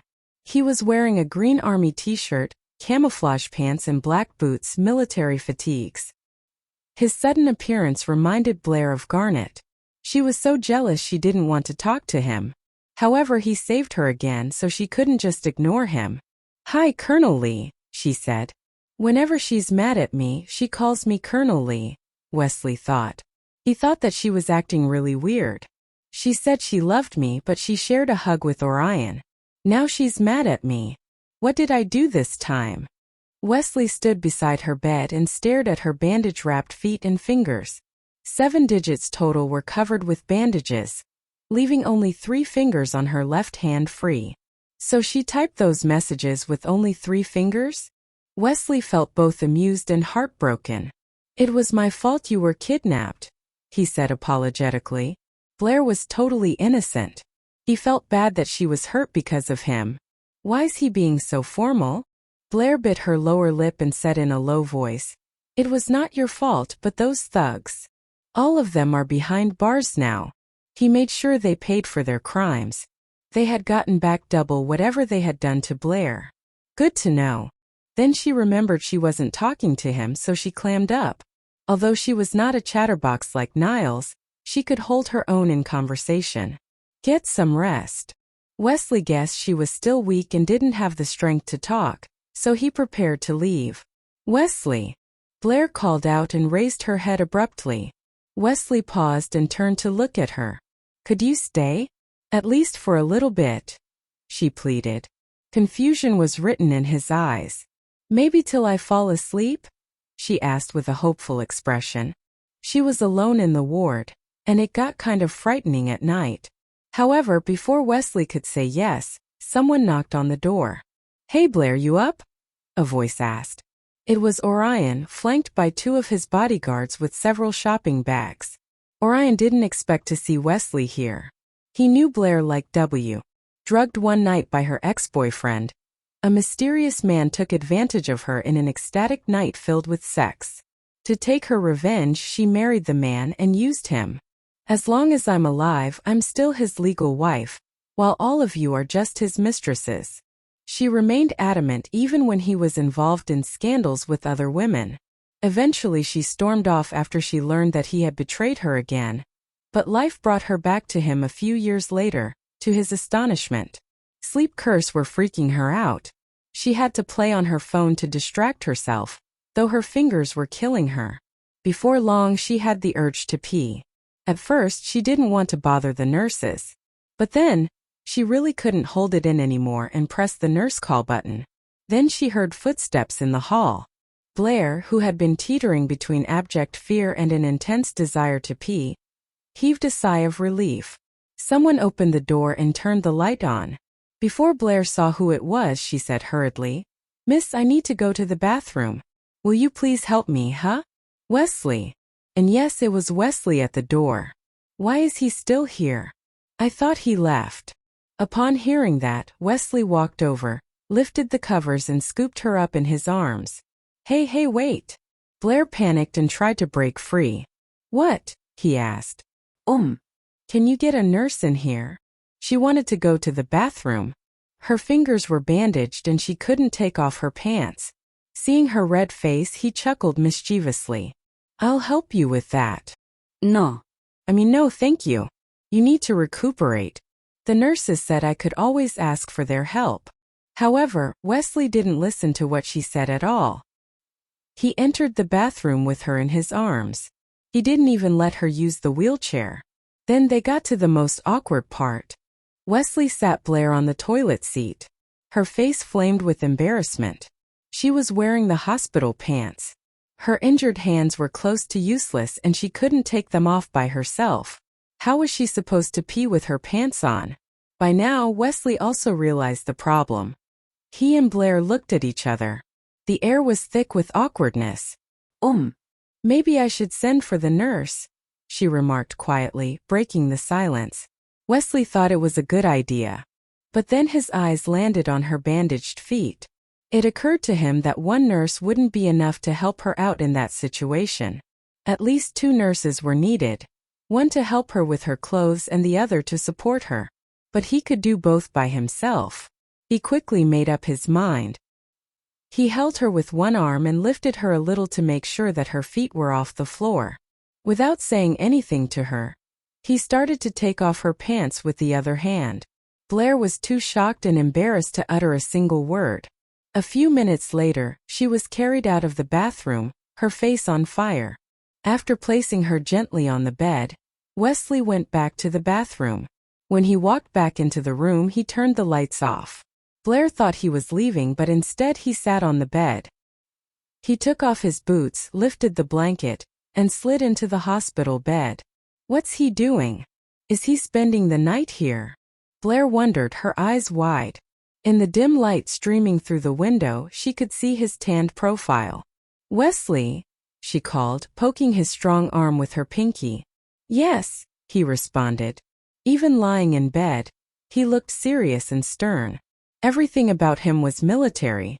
The nurse said that visitors are not allowed to spend the night in the ward.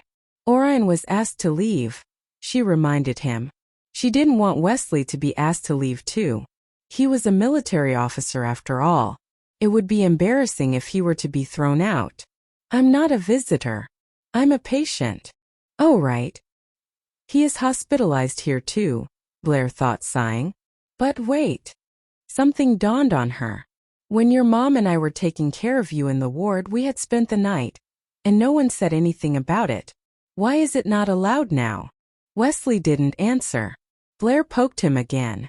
Do you know why? Is it a new rule? She prodded. Yes, I do. Drugged one night by her ex-boyfriend, a mysterious man took advantage of her in an ecstatic night filled with sex. To take her revenge, she married the man and used him. As long as I'm alive, I'm still his legal wife, while all of you are just his mistresses.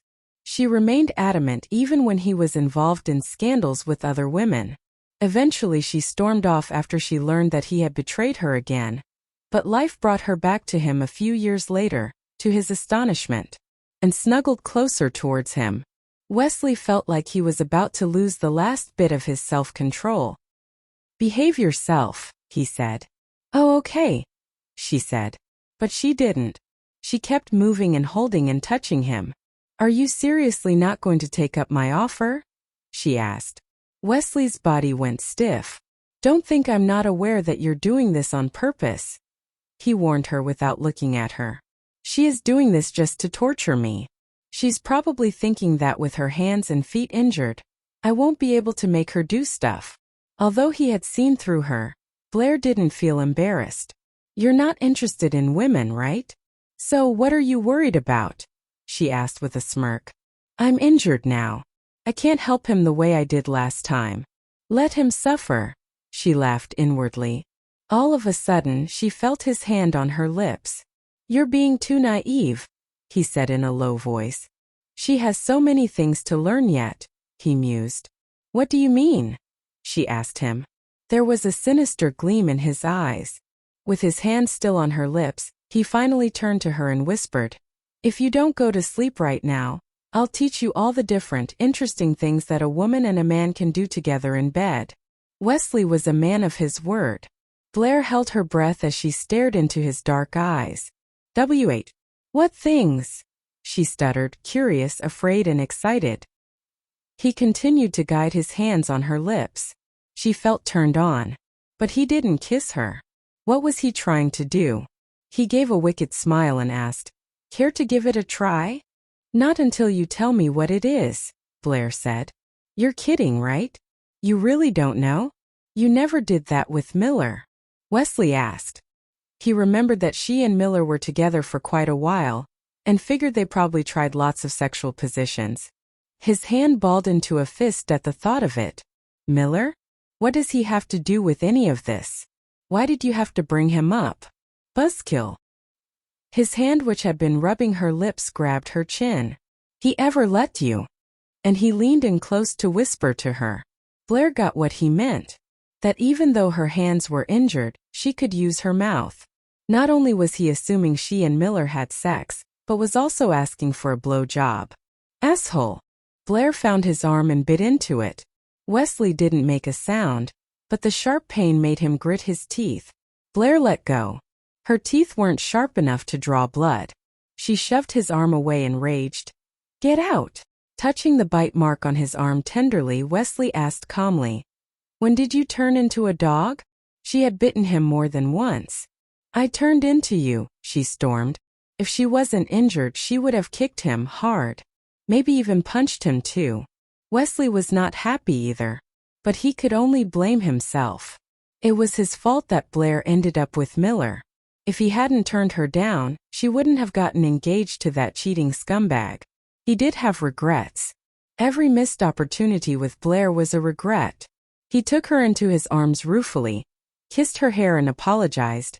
I'm sorry. Blair thought he was apologizing for what he said to her. Don't ever talk about that stuff, she snorted. She had never had sex with Miller. They never even shared a passionate kiss. I won't. Ever. He stroked her cheek. Don't see Miller again. Because of his apology, her anger vanished.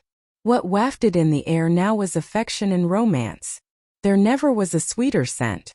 Drugged one night by her ex-boyfriend, a mysterious man took advantage of her in an ecstatic night filled with sex. To take her revenge, she married the man and used him. As long as I'm alive, I'm still his legal wife, while all of you are just his mistresses. She remained adamant even when he was involved in scandals with other women. Eventually she stormed off after she learned that he had betrayed her again. But life brought her back to him a few years later, to his astonishment. Of course. You didn't happen to run into him on your way here. Blair wondered when he left. No. The nurse said he left after taking a phone call, Jocelyn told her. Oh, but he shouldn't be at work. He hasn't recovered yet. Hartwell heard what she said. Wesley's job is special. If he were paralyzed, he'd have to find a way to get to work. Besides, he is almost recovered, he said. Sounds cruel. Blair felt bad for Wesley. Not at all. I assume he'll be back to work soon and will be super busy. Because of the information on the SD card, a new operation concerning more than 100 human lives was being put together. Even if Wesley wasn't part of the mission itself, he still was in command. Hartwell put the warm food on the table by the bed and wheeled it over to her. Focus on getting better. Don't worry. Wesley will be fine. Yeah. Blair hoped everything would be okay. She was about to grab a spoon when Jocelyn picked up the bowl and said, Sit still. I'll feed you. By instinct, Blair wanted to decline. Then she looked at her hand and opened her mouth. Before putting the spoon in her mouth, Jocelyn blew on the congee patiently. Mrs. G is feeding me personally, and she's pregnant. She'd take care of you like this. Blair joked, looking at Hartwell. Hartwell rolled his eyes at Blair. That's because I've never been laid up in the hospital like you. Blair retorted. Humph. It is what it is. Hartwell frowned. How'd it happen anyway? Wasn't Wesley supposed to be protecting you? Nothing he could have done. Someone handed me a micro SD card. Some guys were after it. They knew Wesley was in the hospital, so they figured they could do what they wanted. Blair never blamed Wesley for what happened. In fact, she was grateful to him. He saved her again. She still remembered how, surrounded by a dozen armed gangsters, Wesley had insisted the leader carry her out. And the man walked into an ambush set up by the soldier. So you're defending him now? I can't say anything bad about him? Let me remind you, young lady, you're not dating him. He won't even admit you're his girlfriend. Hartwell got mad every time he thought of it. Blair shrugged. Not his fault either. I just have to be more persistent. Stop defending him. Wise up. There are so many fish in the sea. Why him? Can't you live without him? Hartwell was deeply disappointed. Sensing his anger, Jocelyn wasn't happy. She glared at him. Hartwell, what is wrong with you? Blair is hurt. Quit stressing her out. Hartwell made no retorts. Blair touched Jocelyn's hand and said quietly, It's okay. I know he means well. You should chill too. Stress is bad for the baby. I'm not mad. I guess I was pretty easy to date, so he doesn't know what it's like. I should have played hard to get. Then he'd have a better idea of what you're going through. He wouldn't talk to you like that. Jocelyn rolled her eyes at Hartwell. Hartwell didn't say a word. Blair was amused by Jocelyn's reactions. Pa, you were so infatuated with him.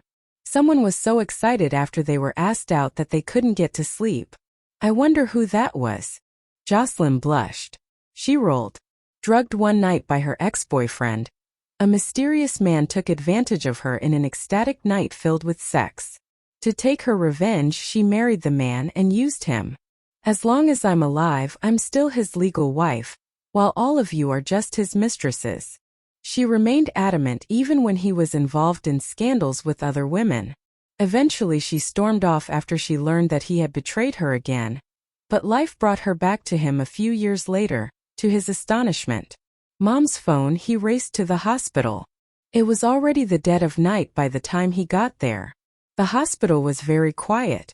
Niles had already asked the security guards on duty at the entrance to let him know as soon as they spotted his brother. Once they reported him on Wesley's arrival, Niles rushed to Blair's ward and told her, Hurry. Get ready. Wesley's here. Blair put away her phone quickly.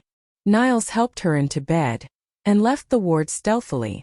When Wesley walked in, he saw Blair in the ward, alone, eyes glassy, staring at the ceiling. Seeing him, she didn't move.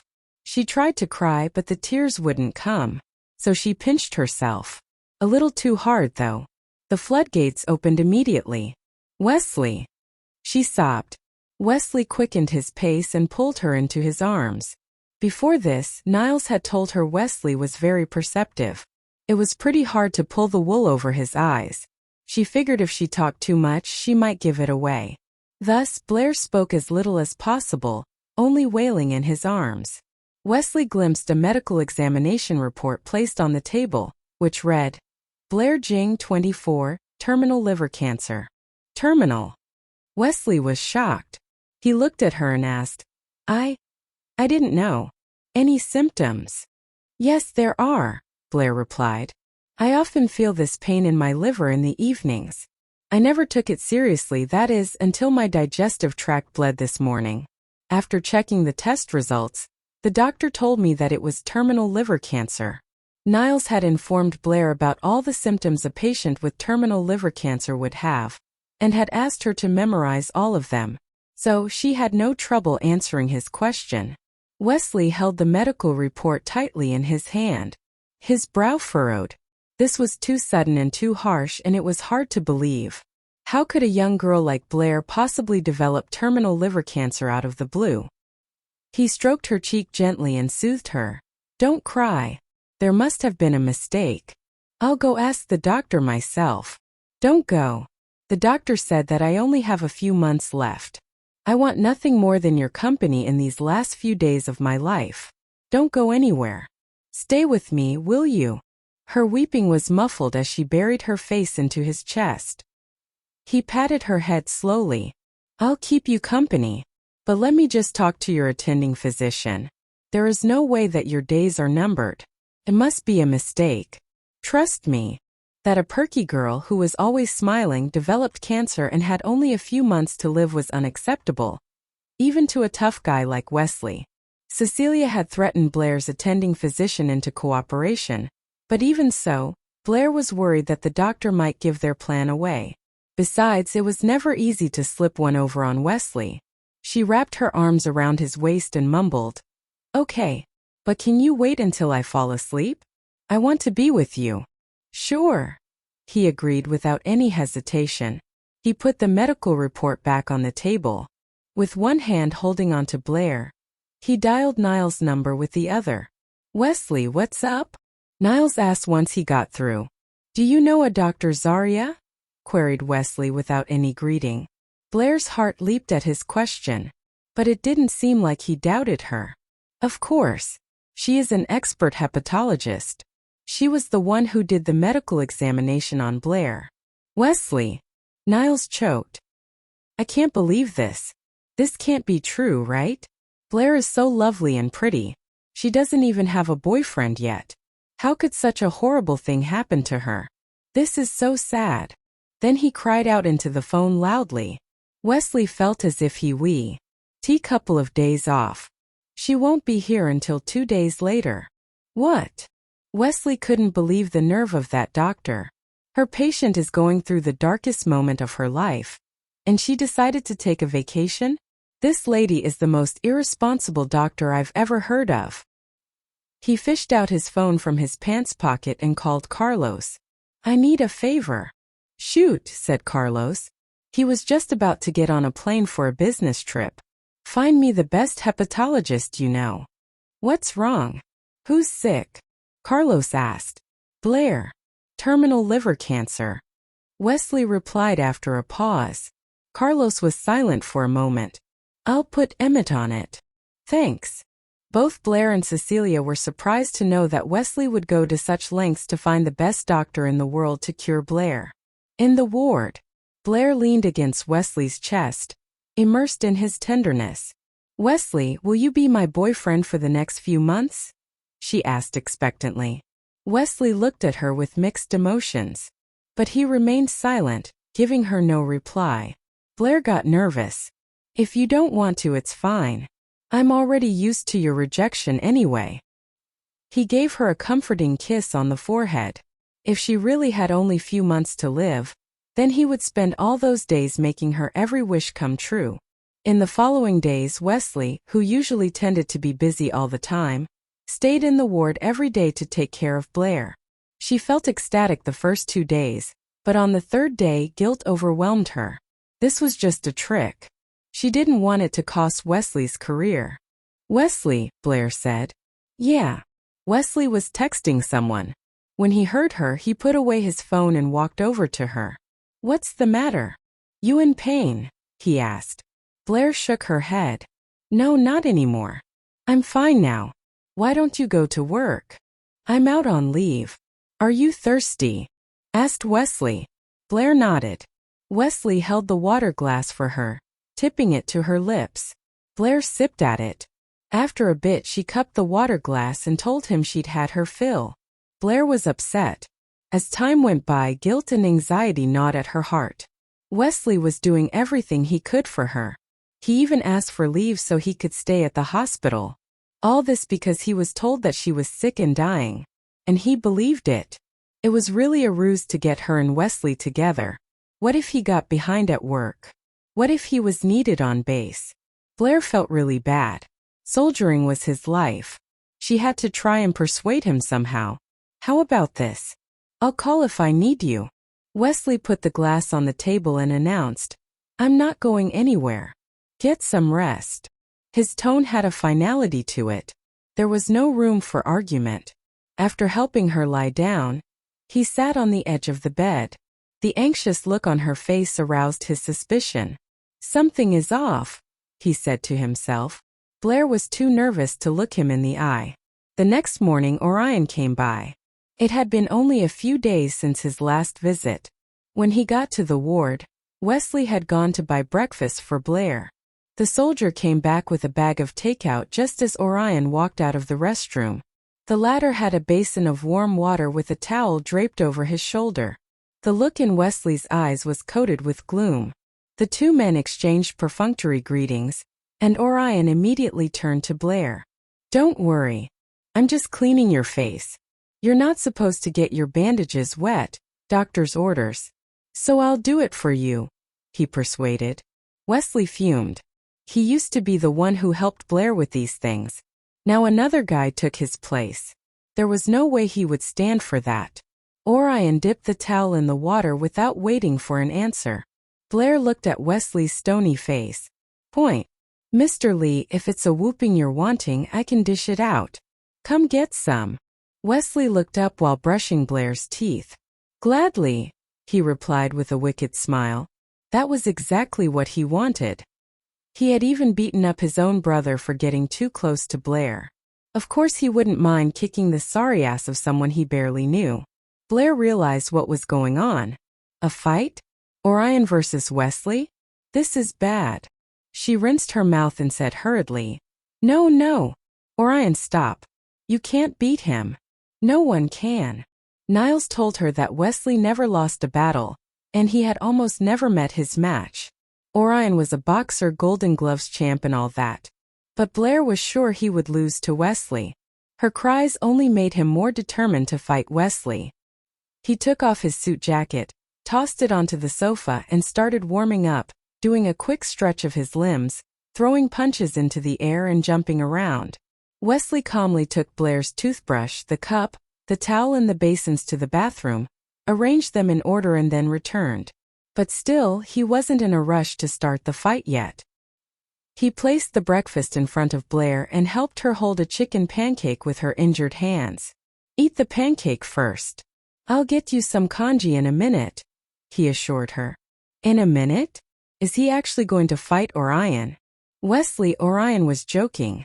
Don't hurt him, Blair said, looking at him anxiously. Wesley took off his hat and put it next to Blair. He threw a sidelong look at Orion, who was limbering up, and said, Don't worry.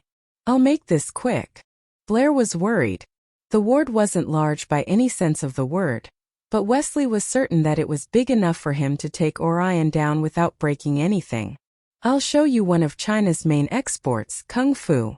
Wesley stretched his knuckles, then held out his right hand toward Orion and curled his fingers, gesturing for him to make the first move. Orion couldn't stand the provocation. Swinging his fists, he charged towards Wesley and aimed his punches at his face. Orion blinked his eyes, lying on the floor. Anyone get the number of that truck? He joked. He winced in pain but made no other sounds. He rolled over and sprang to his feet, eager to continue the fight. Things didn't go as he expected. Orion came at Wesley once more, hoping for a body blow that would take his rival out. That didn't happen. Instead, Wesley leaned away at an angle as the fist traveled past him. Then he grabbed Orion's arm and used his other fist to pummel the man, striking his temple, his jaw, and his ear in quick succession. Then Wesley switched to kicks, the sole of his foot smashing into Orion's hip. As Orion staggered, Wesley kicked him again in the floating ribs. He crumpled. While Orion lay groaning on the floor, Wesley calmly sat on the edge of the bed and picked up the bowl of congee. He took a spoonful and put it to Blair's mouth. Here. It's still warm, he said. Orion's two bodyguards, who had been waiting for him outside the door, rushed into the ward when they heard the scuffle. They helped him off the floor, and then they both attacked Wesley to avenge the guy who signed their paychecks. Orion wanted to stop them, but every part of his body ached. In too much pain to finish a sentence, he could only watch as Wesley dispatched his finest bodyguards with an elbow smash and a roundhouse kick to the head. Amazingly, the soldier held the bowl the whole time, and didn't spill a single drop. Blair's eyes sparkled as she watched. She had always thought he was handsome and cool, but now her admiration for him had reached a new level. When Wesley was done with them, "To be discharged?" she asked urgently as soon as she saw him. The nurse walked into the room behind Wesley. She walked up to Blair and comforted her. "Miss Jing, your feet and your hands are all healed now. But, your liver. Be strong. It's only cancer. You'll beat it." "What?" Blair was perplexed. The nurse continued with a sympathetic expression. "Your cancer is curable. You'll be healthy again. You just need to go to another country for the chemo." Blair's heart skipped a beat. She turned to Wesley nervously. I'm hungry. A snack sounds good about now. Buy me some." "Sure," Wesley replied without hesitation. He turned and left the ward, but he didn't go far. Once he was out of sight, Blair smiled at the nurse and said, "You scared me. What you said sounded pretty convincing." After the phone call with Cecilia, she was sure the nurse was on her side. However, the nurse looked at her and said in a compassionate tone, "Miss Jing, I meant it. You really have liver cancer." "That's impossible. I'm fine. Feel good. Niles told me the symptoms and I have none." "Ha ha ha." Blair laughed. The nurse walked closer to her and grabbed her hand anxiously. "That foreign doctor is one of the foremost liver specialists in the world. He's the best in his country. If he says you have cancer, then you have cancer. Thank God we caught it in the early stages. That's why you don't feel anything yet." What the nurse said and the anxious look on her face freaked Blair out. To convince Blair, the nurse took out her medical examination report, which was different from the one Blair had previously received. "See for yourself. I'm telling the truth. Your disease requires immediate treatment. I came here to ask whether you want us to inform your family about the examination result, or if you want to do this all by yourself." To be honest, Mrs. Lee and Dr. Lee knew that you had cancer from the beginning. They only played along with you, hoping that it would help you accept the truth as you go through this dark phase of your life. Colonel Lee is already aware that the three of you were working together to trick him. Blair was dumbfounded. She just stood there for a moment, staring at the nurse. Even if I do have cancer, why do I have to go to another country for the chemo? Chemotherapy was available in her country. Blair didn't understand why she had to go abroad for the treatment. She didn't want to leave the country again. She didn't want to go away from Wesley again. "Your doctor works there." "He is the best in the world," the nurse replied softly. She stared sympathetically at Blair, who was on the brink of tears. "I don't believe this," Blair blurted out, grabbing the nurse's collar. "This can't be happening. I need to hear the truth from my attending physician." She was desperate. "All right, okay. I'll go and get her." "Wait here," the nurse said, freeing herself from Blair's tight hold. She rushed out of the ward to get the doctor. A while later, Zarya walked in. She looked at Blair and sighed deeply as she said in a sad tone, "It's true, Blair. But please don't worry too much about it. The cancer is still at an early stage. There is a huge probability that you will be completely cured." Blair cried for real this time.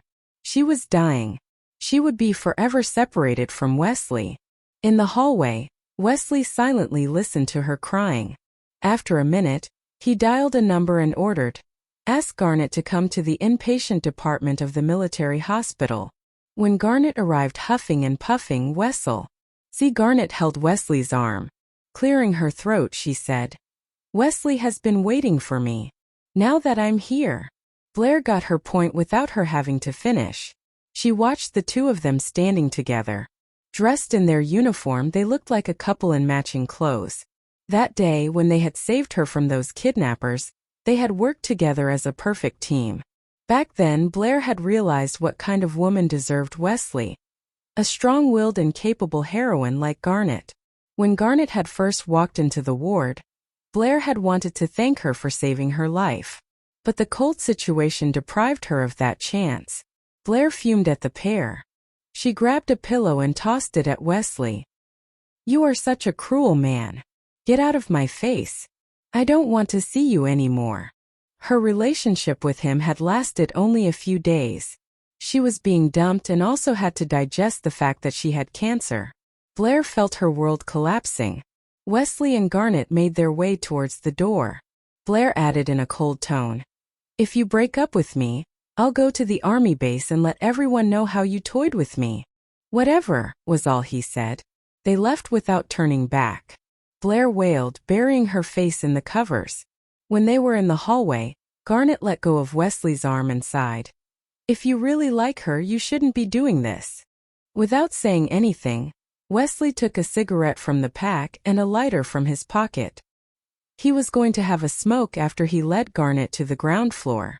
"She has cancer. Her parents passed away a long time ago. And now you make her feel like dog do. What if she commits suicide? What then?" Garnet continued to confront Wesley since he stayed silent. Strangely enough, she never expected herself to be a good girl. Why should she be on Blair's side? She loved Wesley, but she was now persuading him to care about Blair. She doesn't have cancer, Wesley said simply and walked into the elevator first. Garnet was stunned by his words. Quickly following him into the elevator, she asked, "Okay, I'm confused. If she doesn't have cancer, does she know? And if she does, why lie about something like that?" "That's my point. I'm teaching her a lesson. She's still recovering, but decided to play the pity card. I'm not falling for it." He talked to the nurse who told Blair she had cancer and Zaria the doctor. It was then that he found out Zaria was actually a friend of his mom's. Blair had gone too far this time. He had to teach her a lesson. Did she know how worried he was? She probably raised his blood pressure a few points. Garnet sighed helplessly. "You both deserve each other. Did you see how angry she was? You'll have a hard time with her." "Not really," he announced with determination. He had almost lost it when he was told about Blair's cancer. She'd never know what a monumental effort it was to act as normal as possible. He was close to the edge, and only through his willpower was he able to keep it together. "Not really." Garnet wondered in disbelief. She threw a glance at the expressionless man. That man was impossible. She knew he liked Blair, so what had he planned? He wouldn't go too far, would he? It would probably break his heart to see Blair sad. Even Garnet herself felt her heart ache for Blair. If it were bad for Garnet, it had to be far worse for Wesley. In the following 2 days, Blair hadn't seen Wesley even once. Adelson and Natalia came to pick her up the day when she was discharged. Before she left the hospital, Cecilia called her. "Blair, how's everything between you and Wesley? Did our plan work?" the mother asked excitedly on the other end. Blair paused for a moment. She didn't want to worry her, so she lied. "Yeah, it's working." Cecilia glowed with joy as she heard the good news. "I knew it." Ay moje. Ledden teased. "Blair, just keep that in mind. I can't leave you and my company needs you. So, don't go accepting any strange offers, okay?" Blair took in his meaning. After a pause, she assured him, "I don't want to work at a big company like TS Group. You know that." Orion heaved a sigh of relief. "Hey, I trust you. Take care. Call me if you need anything." "Will do. Bye." At the Orchid Private Club. Just as Wesley stepped into the club, a familiar woman standing in front of the elevator caught his attention. With the help of a waiter, she walked into the elevator with a well-dressed man. The elevator stopped at the 8th floor. Wesley's eyes darkened. Why is she here? And who's that guy? Why is she with him? He wondered. He entered the VIP elevator and pushed the button for the 8th floor as well. Just as he stepped out of the elevator, he saw the woman enter room 822 with the stranger at the other end of the corridor. Wesley stood rooted to the spot. Last time when he knew she was at another hospital to get a second opinion, he sent a message to her, telling her that she didn't have cancer.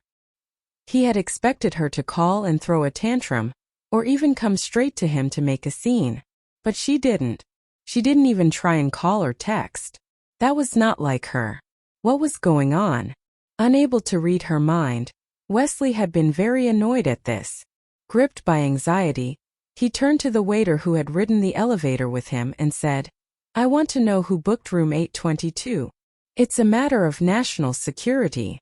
It was a lie, but it motivated the waiter to override any privacy concerns. "Yes, Mr. Lee." The assistant from TS Group led Blair into the private room. There were 2 people already there. One was York Kwong, the general manager of TS Group. The other was a woman who Blair didn't know.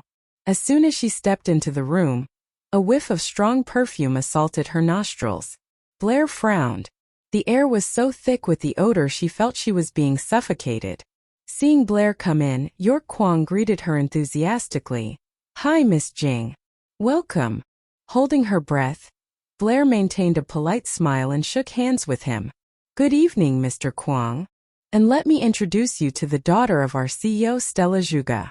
York Kwong led Blair over to the woman dressed in a light green stylish outfit. She looked just like one of those Instagram models. Her skin was fair, and she wore delicate makeup on her face. It was cleverly applied so that she wouldn't look made up. The look in her eyes was arrogant and condescending. Blair was confused by the presence of the CEO's daughter. Why is she here? She thought. Nonetheless, she greeted her graciously. Nice to meet you, Miss Zhuge. Stella Zhuge nonchalantly shook hands with Blair. She didn't even bother to stand up. After casting a cold glance at Blair, she turned to glare at York Kwong and grumbled impatiently. She's here. Can we eat now, finally? I'm starving. She thought angrily in her mind. I don't understand why York invited this woman along. She's hot, but that's all she has going for her. Probably hired because of her assets. Humph. Blair knew what she was implying. The CEO's daughter was complaining that she was late. But Blair wasn't late. She was there at the agreed-upon time, 7 p.m. In fact, she was 10 minutes early. It was just that York Kwong and the woman had come too early. York Kwong immediately asked the waiter to bring out the food.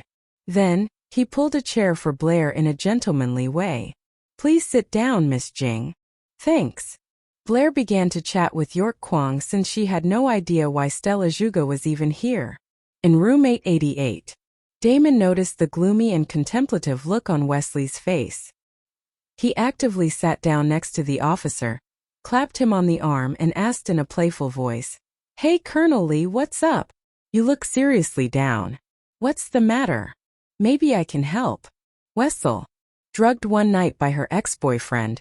A mysterious man took advantage of her in an ecstatic night filled with sex. To take her revenge, she married the man and used him. As long as I'm alive, I'm still his legal wife, while all of you are just his mistresses. She remained adamant even when he was involved in scandals with other women.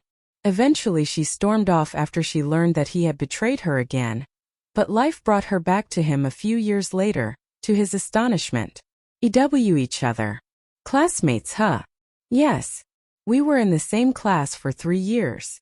Well. York Kwong asked tentatively. So if there's a job with double your salary and better benefits waiting for you, would you consider changing companies? Blair didn't show much interest in the offer. But nothing got past Stella Zhuge. She eyed Blair up and down while thinking, she's just a translator. What's so good about her? Why does the general manager of TS Group have to wine and dine her? He even offers to double her salary. Blair took a sip of the red wine. She pretended she didn't know his true intention. No, I don't think that's a good idea. I'm really happy working with Orion. And being happy every day is much more important than having a high-paid job. I love my job. Sure, you have a point. York Kwong thought it was unnecessary to beat around the bush anymore. Tapping the table with his fingers, he looked at Blair and said sincerely, Miss Jing, what about a salary of $1 million a year, and a swanky apartment downtown? Come to work for us and we'll offer you bonuses, dividends, on-site healthcare, a gym and restaurants in the building, travel insurance, and all sorts of other benefits. What do you think? Blair felt flattered. She was just a translator. Orion had already offered her a good salary and benefits. She didn't expect the TS Group would be even more generous. However, she didn't want to work for them. Putting down her glass of red wine, she looked at him with gratitude and declined. Thank you, but... Stella did not let Blair finish her words. She snarled at York venomously. York Kwong. She's a mere translator. She doesn't deserve the salary you're offering her. And what's with the special treatment? Does my dad know anything about this? York smiled timidly and tried to explain. Miss Zhuge, please calm down.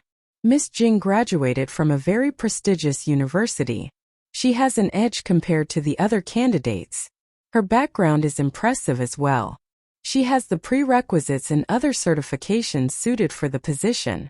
The TS Group is in need of a talent like. Oh, is that so? If she's so competent and so perfect, why not put her in the public relations department? Stella sarcastically said, abruptly cutting off York's words. Blair remained silent as she studied Stella's face. York massaged his forehead as he tried to reason with his boss's daughter. Miss Jing used to be the head of the translation department in the Jean Group. Her verbal skills made her famous in her field. Aside from translating, She's also good with handling other company matters. Okay, are you done buttering her up? Do you know what the average price of a house in Y City is? Not lower than a few million. You promised her a house in the city. Are you kidding? Will you pay it yourself? But if you want to hire her so badly, I guess it's only fair that we deduct her house fee from your salary. It doesn't look too good, no? York was at a loss for words. Blair was still speechless as before. She couldn't figure out how York was able to deal with a woman as ridiculous as Stella. Blair stood up from her seat and politely said, Miss Zhuge, I don't know the reason you're here. I just hope you mind your words from now on. Mr. Kwong has a wife. You should know that your words, when heard by the wrong people, might affect his reputation negatively. It would look bad for the all of us. I can say whatever I want. Who do you think you are? Who are you to police what I can and cannot say? Do you feel bad now? Stella pointed a finger at Blair. She was seething in anger. She had never been opposed in her whole life. Blair took her purse and made her way tea. Drugged one night by her ex-boyfriend, a mysterious man took advantage of her in an ecstatic night filled with sex. To take her revenge, she married the man and used him. As long as I'm alive, I'm still his legal wife, while all of you are just his mistresses. She remained adamant even when he was involved in scandals with other women. Eventually she stormed off after she learned that he had betrayed her again. But life brought her back to him a few years later, to his astonishment. As their eyes met and headed towards the elevator. Stella didn't want Blair to go though. Blair, why did you trip me? She called out. Her voice sounded really weird. She was trying so hard to sound nice since Wesley was around, but her anger seemed to be resurfacing. Blair turned around to look at her. Instead of answering her question, she asked, Did it hurt? Stella raised her wounded knee and said in a pitiful voice, Of course, it's very painful. Everyone was watching them. Serves you right. Blair responded coldly. Stella was appalled at this reply. Despite Wesley's presence, she still raised her voice at Blair. What do you mean? Blair sneered. I meant what I said, Miss Zhuge. Next time, please watch your mouth. Didn't your parents teach you it's not proper to insult people you barely know? If you still haven't learned your lesson, come. Let me trip you once more. Learning is more effective if you get both your knees wounded. Blair said as she approached Stella, who had never wanted anything more than to slap Blair across her face. But Stella knew Wesley was watching them. She broke free from York's arms and dashed towards Wesley. Colonel Lee, please help me. Blair watched as Stella lunged at Wesley. Wesley was frowning at the strong scent of Stella's perfume. She was about to throw herself at him, but to everyone's surprise, Wesley suddenly took a few sidesteps. Sorry, I don't know you. Wesley moved aside in a flash. Stella couldn't stop her momentum and fell into the arms of the man behind Wesley. Niles had heard the noise outside the room and had decided to take a look. He didn't expect a woman to throw herself into his arms as soon as he opened the door. The strong perfume from the woman hit his nostrils hard. What the hell? Who are you? Some kind of perfume witch? Ugh! Get away from me. The smell is suffocating. Niles struggled against her hold. He turned to his brother with the woman still clinging on to his arm. Wesley, who is this? Please release me from her grip. Throw her into the hospital wing and have her disinfected. Stella's face darkened. Holding Niles' arm, she finally managed to steady herself. Who the hell are you? How dare you talk about me like that? Do you know who I am? She snarled at him. Ignoring her rant, Niles pinched his nose and continued. Brother, please. Take this woman away. I can't breathe. Stella's face immediately flushed with embarrassment when she heard Niles call Wesley brother. She stammered. Oh, so you're Colonel Lee's brother. Niles stared at her in irritation. It was then that he noticed Blair not too far away from them. In an instant, the disdain on his face was replaced by surprise and joy. He called out excitedly, Blair! My dear sister-in-law! You're here too! What? Sister-in-law! The crowd in the corridor looked between Wesley and Blair. They were shocked by this new revelation. Stella's eyes widened in disbelief. She stared at Blair, wondering if she had heard him wrong. Sister-in-law? Why did Niles address her that way? Blair felt embarrassed by all the unwanted attention. She forced a smile and said, "Hi, Niles. I was just about to leave. I have some work to do. Enjoy yourself. Bye." With that, she walked towards the elevator.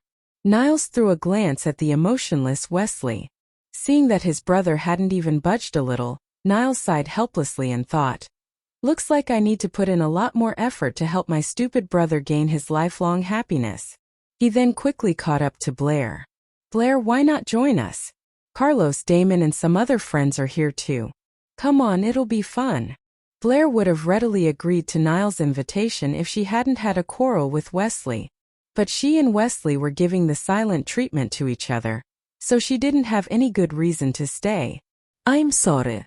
Ub witnessed the scene in shock, their mouths agape. But they knew who Wesley was, so they didn't dare say anything and just watched him walk to his car with the woman struggling on his shoulder. Wesley quickly opened the car door, stuffed Blair into the passenger seat and fastened her seatbelt. She didn't even have the chance to protest. As she struggled to get out of her seat, he gripped her chin to make her face him and said sternly, "I'm just driving you to the hotel. Don't shout, don't struggle. The more you struggle, the more it excites me. Don't turn me on, understand?" As he said those words, he stroked her soft lips with his fingers. Blair's face turned beet red. His tone was serious, and his words were laced with passion. Wesley drove her to the hotel where she was temporarily staying. They remained silent the whole way. When they arrived at the hotel, he carried her out of the car like he usually did. He watched her walk into the hotel before driving away. On the 5th day of her stay at the hotel, Blair heard someone ring her doorbell as she was about to go to bed. She opened the door and looked into the eyes of the man she had missed so much in the past few days. He was holding a bouquet of flowers in his hands, yet his face was devoid of any emotion. "What?" Blair asked, pretending to be impatient. But deep down she was excited to see him. Wesley handed her the bouquet of yellow carnations and said, "Come back with me. I'm not related to you in any way, Colonel Lee. Why should I go anywhere with you?" When she saw the yellow carnations, her insides boiled with anger. "Come back to the apartment," Wesley requested again, ignoring her question. The apartment felt like a cold and cheerless place without her there. He didn't want to be there if she wasn't. "No way. Goodbye." Blair was about to shut the door, but Wesley managed to squeeze into the room before she closed the door. He slipped in, using his boots to stop the door from closing. Unable to prevent him, she said angrily, "Why did you come here? Go find your girlfriend Garnet. Didn't she say that you've been waiting for her? Why are you still here?" "I'm not waiting for her," he explained. "Whatever. Not my business. You saved my life and I owe you money. That's all." Of course, no matter how angry she was, she couldn't forget that he saved her life. Wesley fell silent. When he didn't say anything else, Blair took a deep breath, quieted her emotions and said, "You were my first love." Everyone always talks about their first loves in the past tense like first love wasn't real. I used to think that was bunk, but not anymore. So when you brought Garnet by, the way you behaved around her, now I believe it. Wesley was rendered speechless. What did he do that day? Did he behave differently around her? He didn't think so. "Please go away. I won't bother you anymore. I owe you $300K. I'll get you the money, but it'll take some time." Blair pushed him out and was about to close the door again. Wesley put his hand on the door. Don't what? I told you I wouldn't bug you anymore, so what do you want?" she retorted. "I don't want that. I don't want you to avoid me. Don't forget that you were the one trying to date me. You can't just leave," he declared. Blair looked at him in shock. "True. I fell in love with you first and tried to get you to notice me. But I've given up. You don't get a say in this, Colonel Lee. We aren't anything to each other." She remembered how he dumped her that day. Wesley stared at her in silence. Then, he dropped that topic and handed the flowers to her. "The flowers, here you are. I've been in a lot of flower shops. Blair looked at the flowers. Now she became visibly calmer. Who gave you that idea? She asked. Wesley knew nothing about romance. There must be someone who told him to buy flowers for a girl. Damon. He didn't bother trying to hide it. Damon knew more about women than he did. So did Mr. Han specifically tell you about the Yi? IME, the door was closed before he could have a chance to step inside. The fourth day, with the help of a professional florist, Wesley bought a bouquet of yellow roses. The professional said yellow roses meant apologies and blessings. Wesley believed Blair wouldn't turn him away this time. However, after a simple glance at the flowers, she said coldly, "Wrong color." At this point, he had totally run out of patience.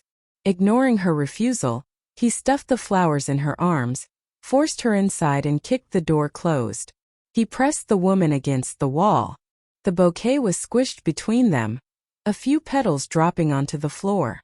He called out in a low voice, "Blair!" She thought he was mad at her, but he suddenly kissed her lips and demanded, "How about this? You pick out the bouquet you want." The best way was to let her choose the flowers herself. Blair didn't expect this to happen. Her heart was pounding fast. "No way. I'm not going." He kissed her lips again. "You have to." "No way. Why should I do anything you say?" She tilted her head to one side to avoid his kiss. Wesley tightened his grip on her waist, held her chin and gave her a deep kiss. After a long and affectionate kiss, he panted as he said, "I'm going to kiss you until you agree." Blair was ticked off. "How dare you? Why should I listen to you? I missed you." These were unexpected words from him. Is he trying to be sweet? She wondered. But these 3 words worked like magic. Her anger dissipated at once. Nonetheless, she asked arrogantly, "Will you buy whatever I choose?" "Yes. I promise." "What about red roses?" Blair asked tentatively. Wesley hesitated and then said, "No, not those." Even though he had little to no knowledge about the meanings of different flowers, he knew red roses meant, "I love you." They weren't a couple, so he couldn't buy her red roses. "So much for your promise." "Wesley, you don't need to come by every day." "Fine, I'll buy you the red roses." He finally gave in. Anyway, buying her a bouquet of red roses didn't necessarily mean they were boyfriend-girlfriend. Blair leaned against the wall and looked at the bouquet of yellow roses in her arms. She smiled. "How about this? If you say I love you, then you don't have to buy me flowers," she suggested. No. He would rather buy the red roses than confess his love to her. To him, the words "I love you" meant a commitment. He couldn't say them casually. He wasn't afraid of commitment, he was afraid of breaking that commitment because he was a soldier. Blair wasn't surprised, nor was she angry. She already knew his answer even before she asked. She stood on tiptoe to draw her face near to his and whispered, "Wesley, listen. I'll go back to the apartment with you. But we can't keep doing this. I'll get tired of it and want real love. When that happens, there will be no us. We won't have a future anymore." He tightened his arms around her waist. Their noses touched.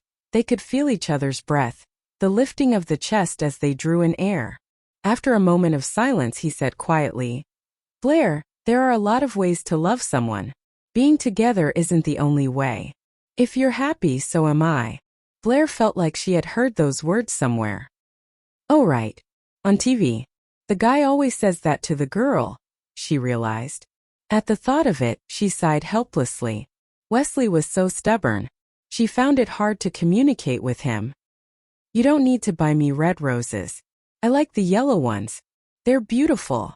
As she finished speaking, she pushed the man away from her and began to arrange the pressed flowers nicely. "Go back with me." He stressed his purpose again. Blair nodded. "Before that, answer me one question. Are you dating Garnet? I love you, but if you already have a girlfriend, I can't. I won't be the other woman."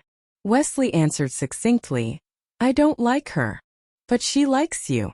That's her problem," he said firmly. "Okay, let's go back home." Blair handed tea. "Was that fun?" Blair felt pain. She covered her mouth and glared at him. Yes. Her voice trailed off. The man pulled her hand away and kissed her on the lips again. After they returned to their apartment, they went to their respective bedrooms. Wesley hadn't kissed Blair in a long time.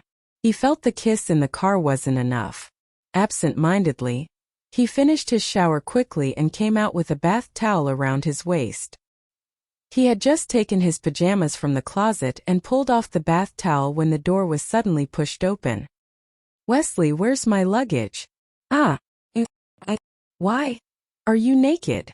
Blair hastily covered her eyes and turned around to leave, her face as red as a tomato. Stop!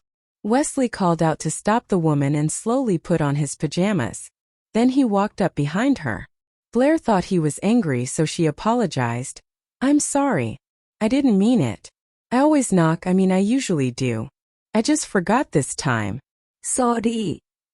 She was telling the truth. He was close now. She opened her eyes slowly and turned around. Seeing him in his pajamas, she heaved a sigh of relief. But he suddenly took her in his arms and whispered in her ear, his hot breath falling on her neck. Remember what you told me the other day? You're right, it's been a while. Remember when you got me off? You need to help me now. What? When did I say that? No, I didn't mean it like that. Whatever. Blair, I already apologized to you. I deserve a reward. How? She suddenly had a bad feeling. Wesley grabbed her hands, which were already healed, and answered her with action. After a long while, her face burning red, Blair put on her slippers and dashed out of Wesley's bedroom. She ran back to her room and buried herself under the quilt. She didn't even bother to close the door. Her hands were still shaking from the excitement.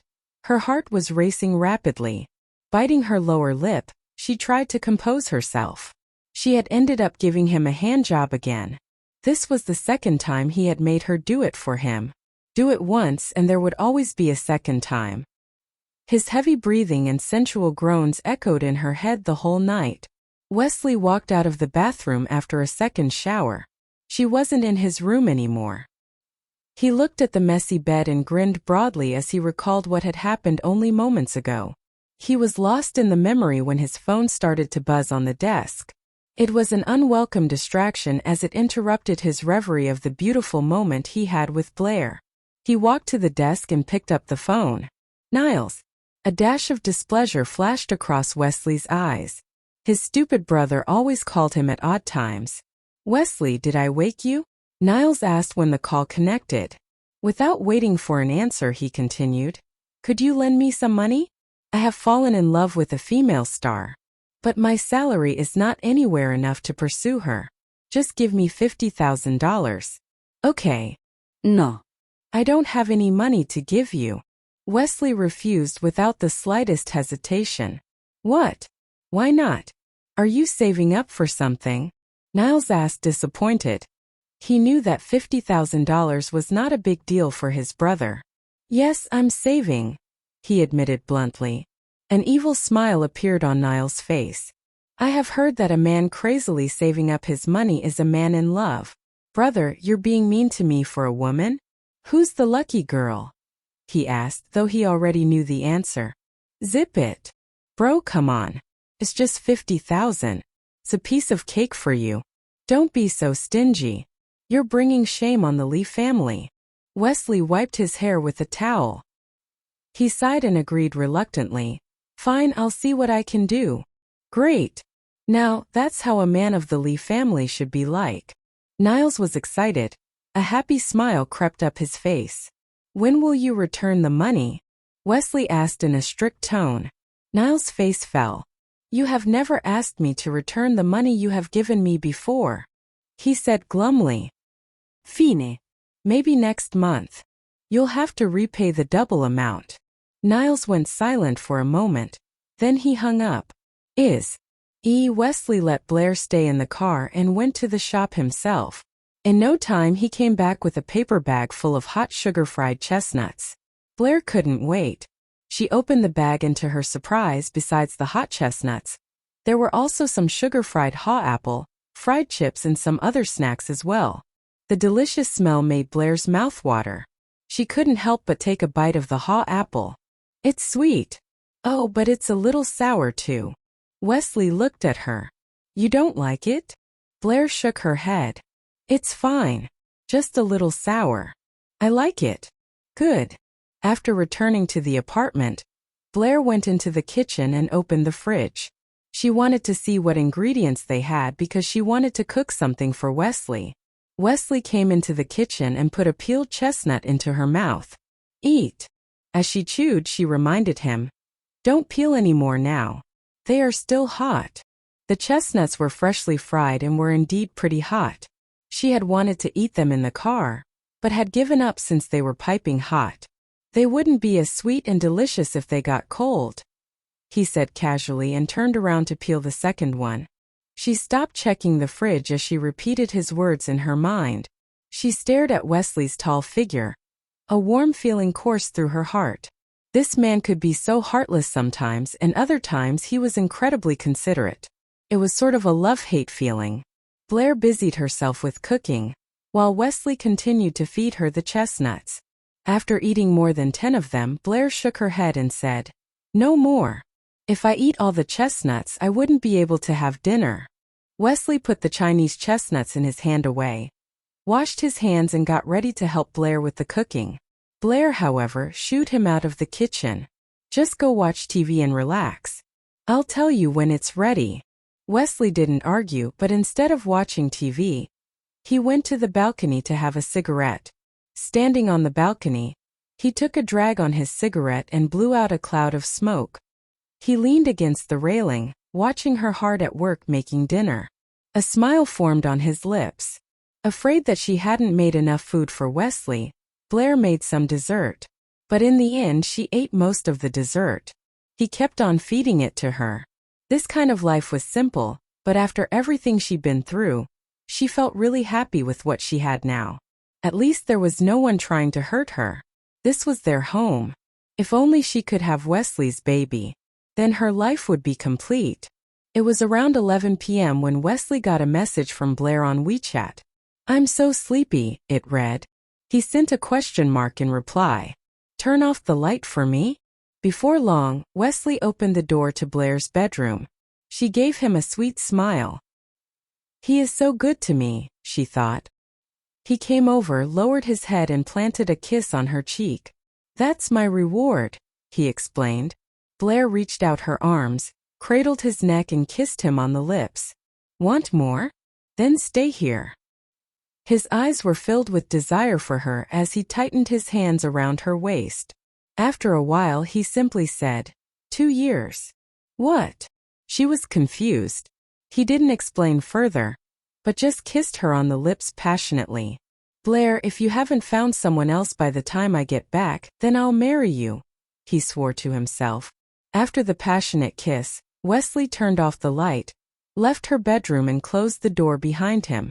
Back in his own bedroom, he lit another cigarette while going over his orders for a new mission.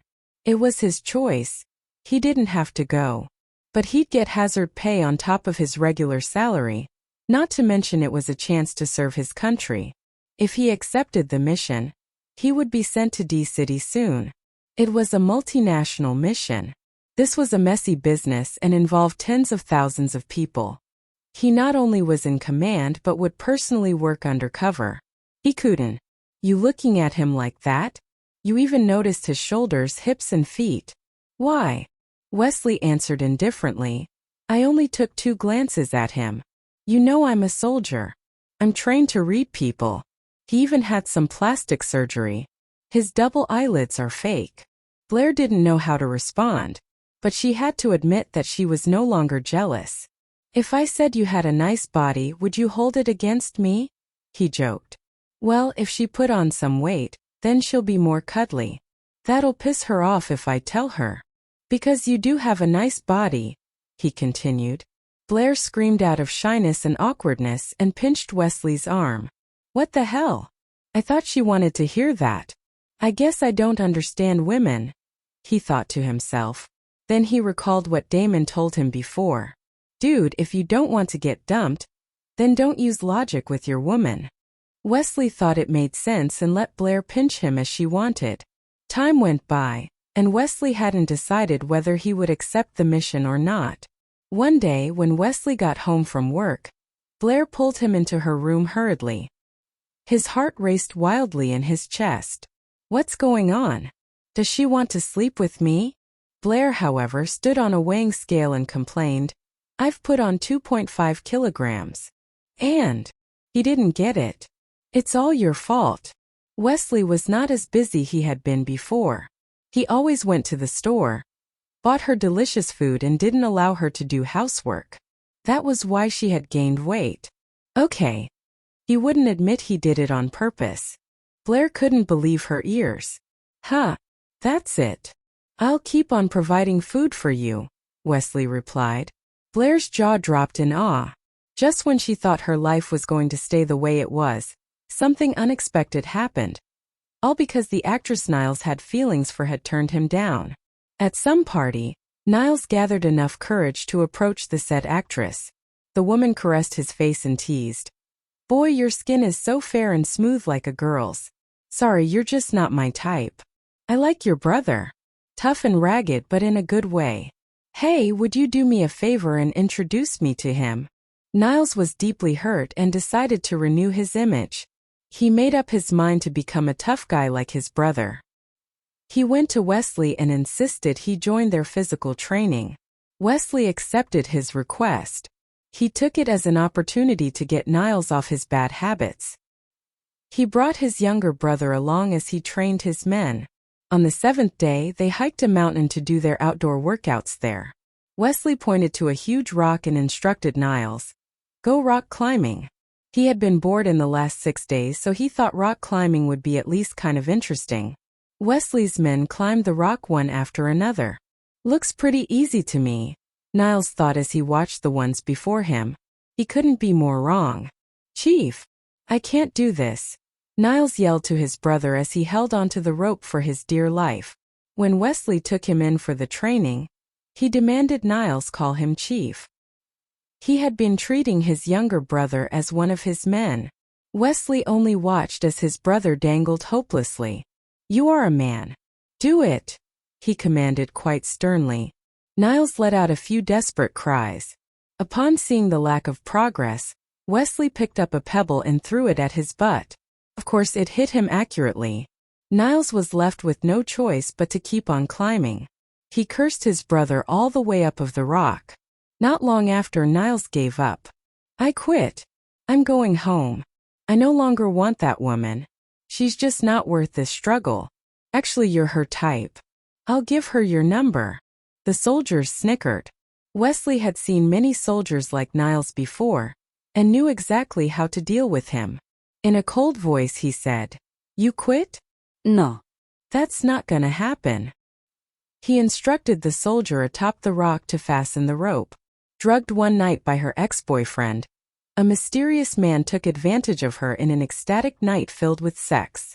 To take her revenge, she married the man and used him. As long as I'm alive, I'm still his legal wife, while all of you are just his mistresses. She remained adamant even when he was involved in scandals with other women. Eventually she stormed off after she learned that he had betrayed her again. But life brought her back to him a few years later, to his astonishment. You for your own good. Niles stayed suspended for a few hours. He'd grown desperate and was extremely livid at Wesley. At the end of the day, Niles was taken back to his place by Talbot and Bowman. He stayed in bed for 3 days to recover. Wesley came to visit him once.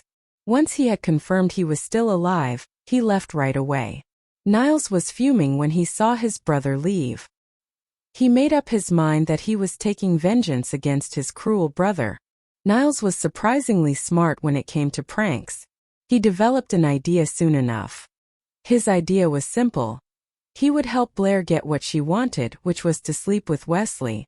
It would be perfect if she got pregnant. Niles hoped she'd give birth to a boy. He knew how troublesome boys were. He'd torture Wesley to death for him. 3 days later, Blair received a bottle of red wine from Niles.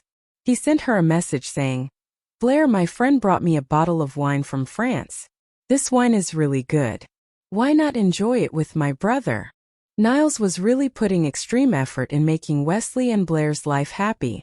He actually bought the wine himself, and it cost him a fortune. He'd tasted good wine before, but he'd never bought one himself. He decided to ask his mother to reimburse the wine. After all, he did this for Wesley and Blair, and he believed that Cecilia would be more than happy to hear that. Blair was really moved by this. She wrote, "Niles, thank you so much. You're being really nice to me. The Lee family is really treating me well. Grandpa Keith, Aunt Cecilia, Niles." Niles sent Blair a smiley and wrote, "I forgot to tell you. When I got the wine from my friend, I opened it to get a whiff. I hope you don't mind. Don't worry, I didn't taste it. No, no, no. I don't mind at all." It was not like Niles had drunk any of the wine. "Well, enjoy the bottle with my brother. It's a beautiful night. I hope you two enjoy it." He added a smirking face emoji. "I really appreciate it, Niles." Putting her phone aside, Blair went to the wine cabinet and took out a decanter. The apartment was well equipped, despite the fact that the previous owner had never lived there. She poured the wine into the decanter, and then realized that she didn't even know if Wesley was coming over that evening. So she sent him a quick message. Wesley's reply came soon after, and his positive answer thrilled her. She really wanted to enjoy the wine with him. She took her time in the bath, after which she put on a strapless black nightgown. Standing before the full-length mirror, she looked at herself, her face blushing red. She looked pretty sexy in the gown. "I wonder what Wesley will think of me when he sees me in this? But who cares? I really am trying to seduce him." She found the perfume he had bought her and sprayed some on her neck and wrists. She dabbed these spots with a tissue and was finally satisfied when she smelled the faint fragrance on her. Blair was pouring the wine into 2 glasses with a smile on her face when she heard the front door creaking. She put down the decanter. "You are home," she said happily. "Mmm." She jogged over to him and threw herself into his arms before he could even remove his shoes. He held her waist, making sure that she was steady in his hands. He could feel the warmth of her body beneath the smooth silk gown. Her familiar fragrance aroused him, and he unconsciously held her closer to his body. His Adam's apple bobbed, the look in his eyes intense. Unable to hold back his desire, he lowered his head and landed his lips on hers. Intoxicated by his passionate kiss, Blair wrapped her hands around his neck. After a few minutes, he finally let go of her and panted. "You." He stammered. "She looks different today." Blair stood on tiptoe and whispered in a seductive voice. "What?" Wesley pinched her waist and Air stared at him, not knowing what was going on in his head. This was the first time Wesley had humiliated her like this. She was both puzzled and pissed. "I love him, but that doesn't mean he can insult me like this." "I'm shameless?" she asked in a low voice. "I'm desperate to get fucked?" "Yeah, that's right." Blair was so angry that she lost her cool. While he was off guard, Blair held him, pushed him down hard and pressed him against the bed. She was too furious to explain anything. Ignoring his murderous eyes, she leaned in closer and kissed his lips. Wesley found it humiliating to be under her. And more than anything, he didn't want to have sex with her in his current state. He tried to sober up, but his efforts went in vain. The drug was so strong that he couldn't control himself. Besides, Blair's soft body was on his, and his hard member was going to explode soon. Wesley bit his tongue hard to regain his senses and sat up on the bed. His move was so abrupt that Blair almost fell to the floor. She held onto his neck tight to keep herself from falling. "Leave," he ordered through gritted teeth, his eyes red with fury and lust. Blair wouldn't listen. "No."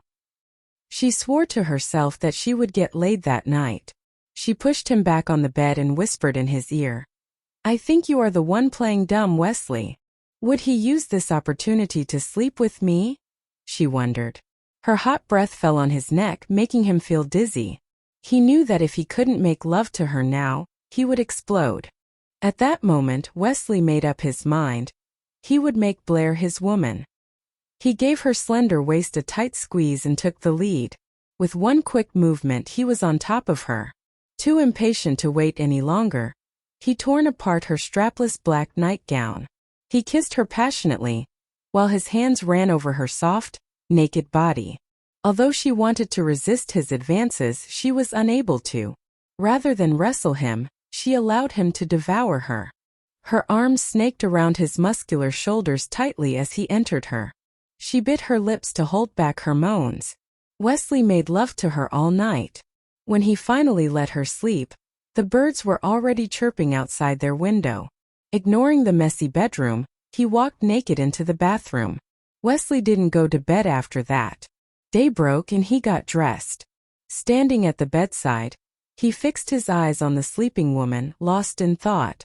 Blair rolled over to the other side of the bed in her sleep, and the blanket shifted. A dark red stain was visibly seen on the light gray bed sheet. Wesley stared at the stain for a while before he finally realized what it was. A wide ear-to-ear grin appeared on his handsome face, and his heart melted. He had always thought that since Blair and Miller had lived together they must have had sex. But it looked like he was wrong. After all, the blood-stained sheet was solid proof of her now stolen virginity. He fished out his phone and called Carlos. Carlos was still sleeping with Debbie in his arms. "This better be important," he threatened in a low voice. "When you got your marriage certificates, neither you nor your wife was present at the scene. How did you get your certificates?" he asked, curious to know more about the procedure. Carlos' eyebrows shot up when he heard Wesley's question. He got out of bed quietly so that he wouldn't wake Debbie up. "Are you tying the knot?" he asked in disbelief. "Yeah." Wesley had slept with Blair, and he needed to take responsibility for it. "You are a soldier. You need to report it to your superior first," Carlos reminded his friend. "That's not a problem." After some consideration, Carlos told him how he and Debbie had obtained their marriage certificates. The photo needed for the certificates was edited in Photoshop. "Are you planning to do the same?" "Yes," Wesley answered as he looked at his beloved woman. He chose to have their picture photoshopped instead of actually. Drugged one night by her ex-boyfriend, a mysterious man took advantage of her in an ecstatic night filled with sex. To take her revenge, she married the man and used him. "As long as I'm alive, I'm still his legal wife, while all of you are just his mistresses." She remained adamant even when he was involved in scandals with other women. Eventually she stormed off after she learned that he had betrayed her again. But life brought her back to him a few years later, to his astonishment. "Celebrate the new year together. When I was angry at him, he sent me flowers and apologized to me. He peeled Chinese chestnuts for me and fed me. He always hugs me and kisses me. And just like that, a bottle of wine spoiled everything. I only wanted to enjoy some good wine with him. He thought I was trying to seduce him and said I was shameless. Yes, I admit that I wanted to seduce him. But that's only because I love him. And then we had sex. What I don't understand is why he asked me to have a morning after we slept together for the first time. He even disappeared after that night. I haven't seen him since. Why? I really don't understand." The forum was popular among youngsters. Soon, many people left their comments on her long post. Blair read every comment carefully. "Sis, those closely involved in a situation may not be able to see the bigger picture as clearly as those outside the box. If a man hugs you and kisses you, but refuses to accept you as his girlfriend, it means that he doesn't love you. You even slept with him. Wake up, girl. Don't be so silly. I can tell that your relationship is complicated. It might not be as simple as it seems. Nevertheless, I'm sure that he is not that into you. A man who can't make you feel safe is not a good guy. Sis, listen to me. Leave him. Now." "He asked you to have the morning after pill? Why didn't he just use a condom? He's such an asshole. He doesn't love you, he just wants to fuck you. When he finally falls in love with a woman one day, he will leave you." There were so many comments, and each of them said that the man didn't love her. Locking her iPad, Blair scoffed bitterly at herself. After a long while, She picked up her phone and called her best friend. Jocelyn, I'm tired of begging for Wesley's love. The sadness in her voice did not escape Jocelyn's ears. Huh? She wouldn't stop bragging about how nice Wesley was to her a few days ago. He'd wash her panties by hand, peel Chinese chestnuts for her by her designer bags. But why is she like this now? She asked with the utmost care. Bless, what's going on? Jocelyn, I'm pretty sure Wesley doesn't love me at all. I think he's being nice to me because he feels like he has to. Maybe because of Uncle Adelson. Maybe because I was pestering him. Maybe because his family members like me. Bless, chill. Start from the beginning, Jocelyn said. Her friend was struggling to understand what was going on. Blair sensed that Jocelyn was quite nervous and giggled to calm her down. Hey, don't worry about me. It's bad for the baby. I'm used to him being a jerk. Yeah, so I'm done with him. As a conservative woman, she had given him her most precious thing, her virginity. But instead of asking her to be his girlfriend, he left only a note and a box of morning after pills. She felt used, unwanted, like a whore. Bless. Maybe you should talk to him first. Give him a chance to explain. Blair shook her head. Then she realized that she was on the phone, so she said, I don't think so. Things won't change. I don't want to be in that situation again. Jocelyn was really worried about Blair, and she had a hunch that Blair meant what she said this time. Blair seemed like she'd made up her mind. Even when she had proposed to Wesley in front of his unit and got rejected, she didn't give up hope. This time it was like all hope had drained from her. Where are you now? What you need right now is some good company to take your mind off this. Please don't. Think of the kid. I don't want something to happen to you. Believe me. I'm okay. Blair tried to sound cheerful. However, Jocelyn didn't buy it. Hartwell wasn't home now and she was pregnant, so going alone was probably a bad idea. After mulling it over for a while, she offered, How about this? I'll take Hartwell's mom, Al. The pen hit the floor. He bent over, picked it up and put it back on the desk. The old man trembled in anger. I'm going to call your grandfather, he threatened. He wants me to get married soon. He is more eager than me, Wesley said in a matter-of-fact tone. The old man was rendered speechless. After taking a long while to calm himself down, he still tried to persuade Wesley. Have you ever thought about this? If you get married now and then go to D-City, what if something bad happens to you? Are you willing to let her be a widow then? How about this? After you come back from D-City, I'll immediately sign them. Wesley knew the old man was doing this for his own good, but he couldn't afford to wait another 2 years. I won't go to D-City unless you sign them, he insisted. Damn it. Are you threatening me? Wesley Lee, do you still remember you are a soldier? You've been served in the army for many years. Soldiers follow orders without question. You forget that? Get lost and write that sentence 10,000 times. I'll do it after you sign them. The old man felt Wesley was hopeless. Pointing at Wesley's nose, he shouted with red eyes. Aren't you afraid of being demoted? I'll accept any punishment as long as you sign the papers. The old man couldn't believe his ears. How did Adelson's niece bewitch him so completely? He doesn't care about his career. He doesn't care about moving up in rank. And even the threat of demotion won't stop him. Seeing that he was unable to change Wesley's mind, General Zhao had no choice but to give in. After all, he was proud of Wesley. You win. He threw up his hands in a helpless gesture, his voice tired.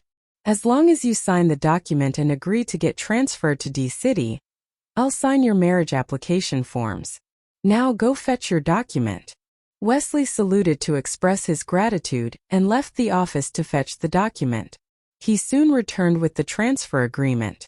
While Wesley signed it, the old man did the same on the marriage application forms. After all the procedures, Wesley got the marriage licenses the next morning. He couldn't help the need to share the good news with Blair, but she was still at work. He had to find something else to do to kill the time.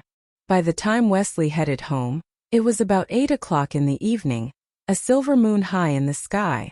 When he opened the door, Blair, who was packing her stuff in the walk-in closet, paused for a while before continuing on. He eased the envelope with the marriage licenses in it from his pocket, a nervous flutter in his belly. After a deep breath, Wesley walked in and reached out to Blair, the envelope in his hand. "Take a look," he smiled. Blair paused, but she didn't say anything, nor did she take the envelope. She returned to folding her clothes. A bit anxious, Wesley grabbed her wrist. "Look at it." Blair looked at him, her eyes full of sarcasm. "A shameless woman like me doesn't deserve to look at your stuff." Wesley hung his head, her words stinging him. "I'm sorry for what I said." He'd been mad at her for drugging him, and had allowed his anger to get the best of him, which led to a slip of the tongue. A slip he wished he could take back. But words were like arrows, and once fired, they could not be called back. Blair, of course, would not forgive him that easily. Glaring at him, she snorted. Then she grabbed the envelope, shook off his hand, walked to her door, and threw the envelope out of her bedroom. She pointed at the living room, voice like ice. "Get out." Wesley's face darkened. His mood became black, dampening the joy, the earlier excitement, and the dreamy occasion he had envisioned. "Wesley Lee, I don't want to see your face right now." "You may leave," Blair added coldly. Wesley didn't move. Blair took a deep breath before going back to the walk-in closet to continue packing her stuff. However, just as she was about to pick up a shirt, Wesley grabbed her hand, a helpless feeling running through him. "Blair, please just look at the thing in the envelope." "I said no." Blair struggled. Wesley pulled her into his arms and held her tightly. Her familiar fragrance reached Wesley's nose, and he unconsciously held her closer to him. The love bites on her neck reminded him of the Debbie. Blair made a quick decision. Jocelyn's hospital was nearby. Since Blair didn't know where Debbie was, it made sense to go to keep Jocelyn company. After all, Jocelyn was her best friend. 2 hours later, Jocelyn gave birth to a healthy boy. The G family members were thrilled at the good news. Jocelyn named the boy Patrick G. After keeping her best friend company for a while, Blair went to look for Debbie. But she didn't find her, and Debbie's phone was off. She went to many places Debbie would frequent, asking if anyone had heard anything or seen her, but to no avail. Left with no choice, she decided to call Wesley for help, though she was still mad at him. But his phone was off too. She then learned from Adelson that Wesley was on an urgent mission. It would take him a couple of days to return. Desperate, Blair turned to her cousin Hartwell. Maybe he would have better luck. Meanwhile, news spread of the accident and scandals about Debbie. There were stories that she cheated on Carlos. Someone said she divorced Carlos and had an abortion after knowing his life hung in the balance. Days passed and Blair still could not find Debbie. She was in a panic. To make matters worse, Wesley still had not returned from his mission. One of Hartwell's men saw Debbie, but before he could follow her, she got into a car and disappeared. Then came the news that Carlos died. Wesley finally came back. Ignoring the fact that they weren't on speaking terms, Blair called him and said urgently, "Debbie's got it bad. You need to help her. Calm down. I'm on my way." The moment Wesley came back to Y City, one of his men told him that Carlos had a car accident and Curtis asked him to call back. He called Curtis, but Curtis told him Carlos was dead. Wesley's heart sank. "Are you kidding me? If so, this isn't funny at all." He spat, refusing to believe it. A bitter smile appeared on Curtis' face as he said from the other end of the line, "Wesley, I'm telling the truth." Wesley didn't know how to respond. He hung up the call and rushed towards Carlos Manor with a dozen soldiers in tow. On the way, he prayed that Curtis was just making fun of him and that Carlos was safe and sound. "Wesley, you must help Debbie." Wesley remembered what Blair had asked him, and he had promised her that he would do everything in his power. He would do whatever Blair asked of him. When he reached the gate of the manor, Curtis and Debbie were already there, but the guards had stopped them from going in. After a quick assessment of the situation, Wesley and his men barged into the manor. The decoration inside made Wesley's heart skip a beat. The traditional black and white funerary couplet, The morning hall, Carlos' black and white portrait. Carlos was dead. Before Wesley could learn anything more about the accident, Debbie received a phone call and left the manor in a hurry. Although he wanted to help her, he had no chance to offer her his assistance. Wesley had to ask James. It took him some time to accept the fact that Carlos was really gone. He swore to himself that he was going to find out the truth. At that moment, Curtis' phone rang. It was from Debbie. Over the phone, she told Curtis that she had lied to everyone. She said she had divorced Carlos after knowing his death and was leaving Y City with her new boyfriend. Wesley, who was standing beside Curtis, heard every word. He was so pissed off that he broke into curses near Curtis' phone so that Debbie could hear him. He felt bad for his best friend who had been so nice to this ungrateful woman. He also pitied Blair, who had asked him to help Debbie. What made him angrier was that Debbie shamelessly blamed him for stopping her from seeking her own happiness. Wesley was shocked by her heartless words. Later, when Wesley and Curtis stepped into the living room of the villa, they saw James comforting Tabitha, who was crying bitterly over her son. Wesley went over to them and said, "Uncle James, I will look into the accident and find out."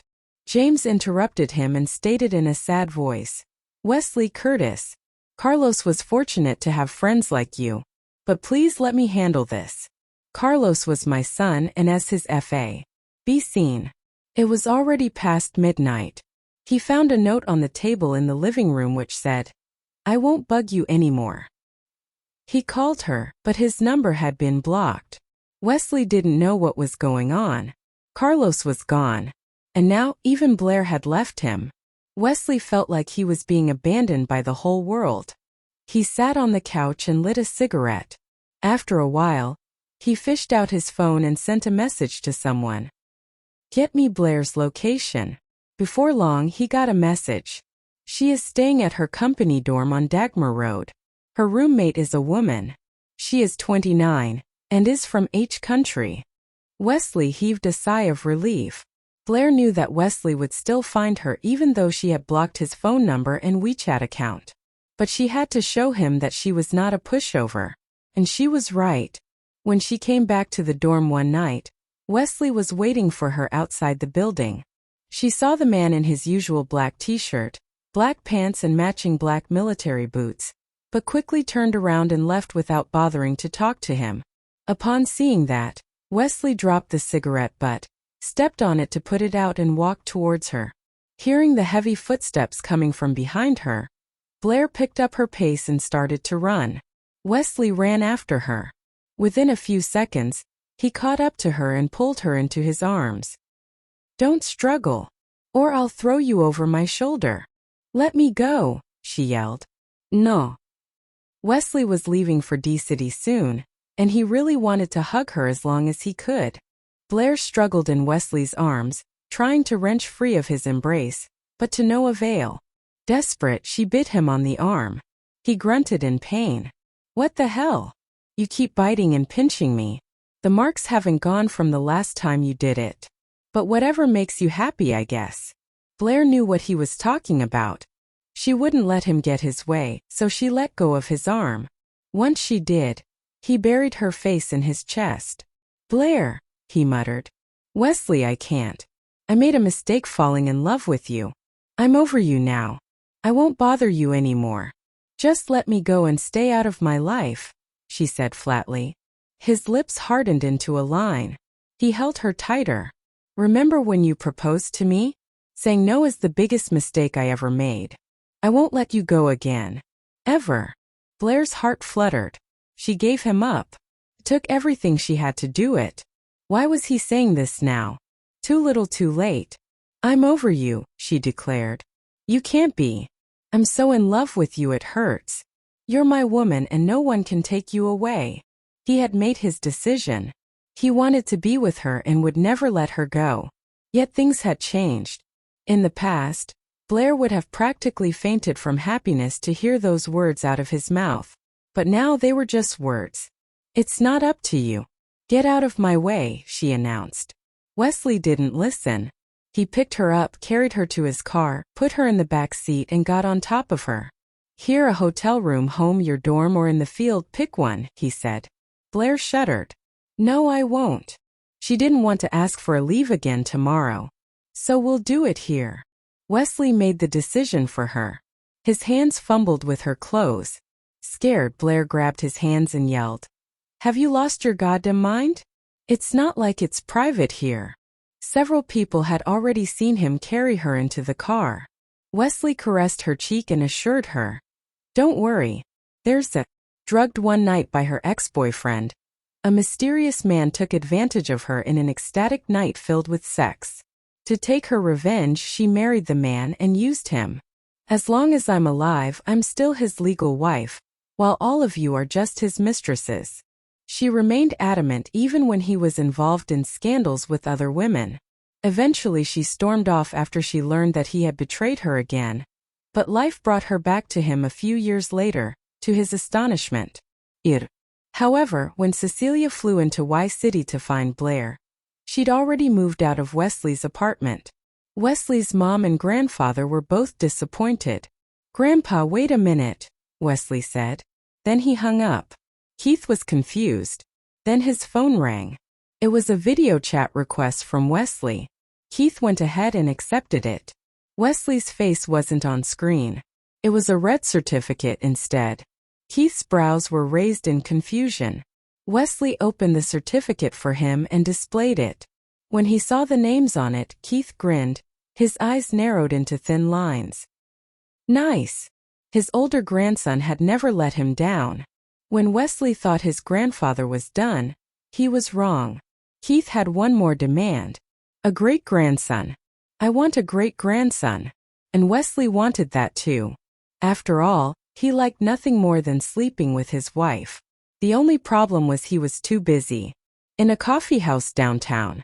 By the time Orion arrived, Wesley was already seated, staring out the window deep in thought. Colonel Lee, why did you ask me here?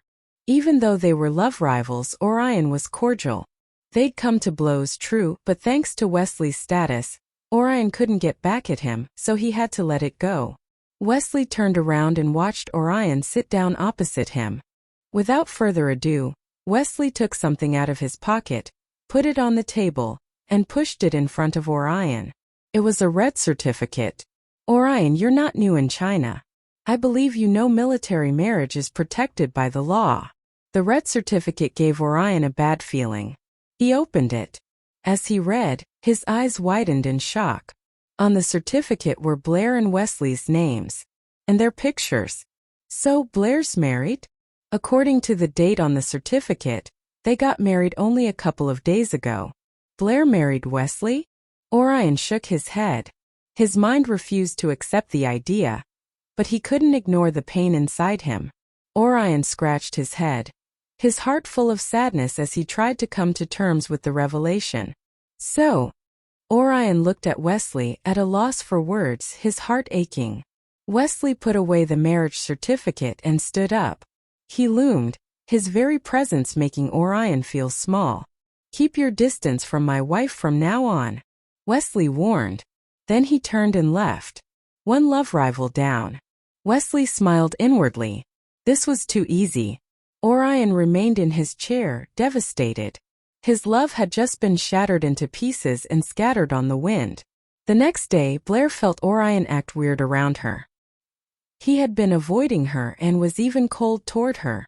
She decided to talk to him. What frustrated her even more was that Wesley, who had promised he would never let her go the night before, was now gone. Blair didn't see him even once in the next 2 months. As time went by, she couldn't help but think of herself as an idiot. She had believed him that night. She'd hung on his every word. On her birthday, Blair received a birthday gift when she was at work. It was a gift box.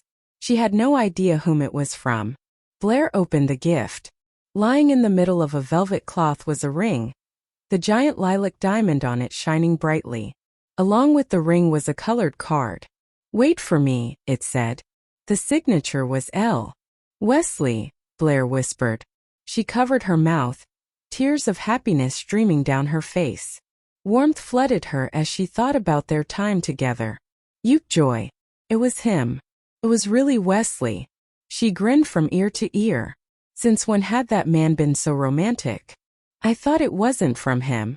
I was considering rejecting it, she said honestly. It's from him. Sign for it. Then I have done my job, Niles said. Blair signed. The courier left. She decided to move the box into the lounge so that it wouldn't distract anybody. She used one hand at first, but it was quite heavy and didn't budge at all. She had to use both hands to get it to move. What got into your brother? Why did he send me this? I once couldn't even get him to buy me a bouquet of roses. Who knows? Niles said. He has been acting weird. He wouldn't lend me money or buy me things, but he got you an apartment, buys you clothes and other things, and he even bought you such a fancy gift. Ugh, I envy you so much. By the way, I don't think this is his type of thing either. I doubted it, but he did call me and asked me to supervise this matter. Okay. Do you know where he is? Blair asked, her tone sad. No way. Niles exclaimed.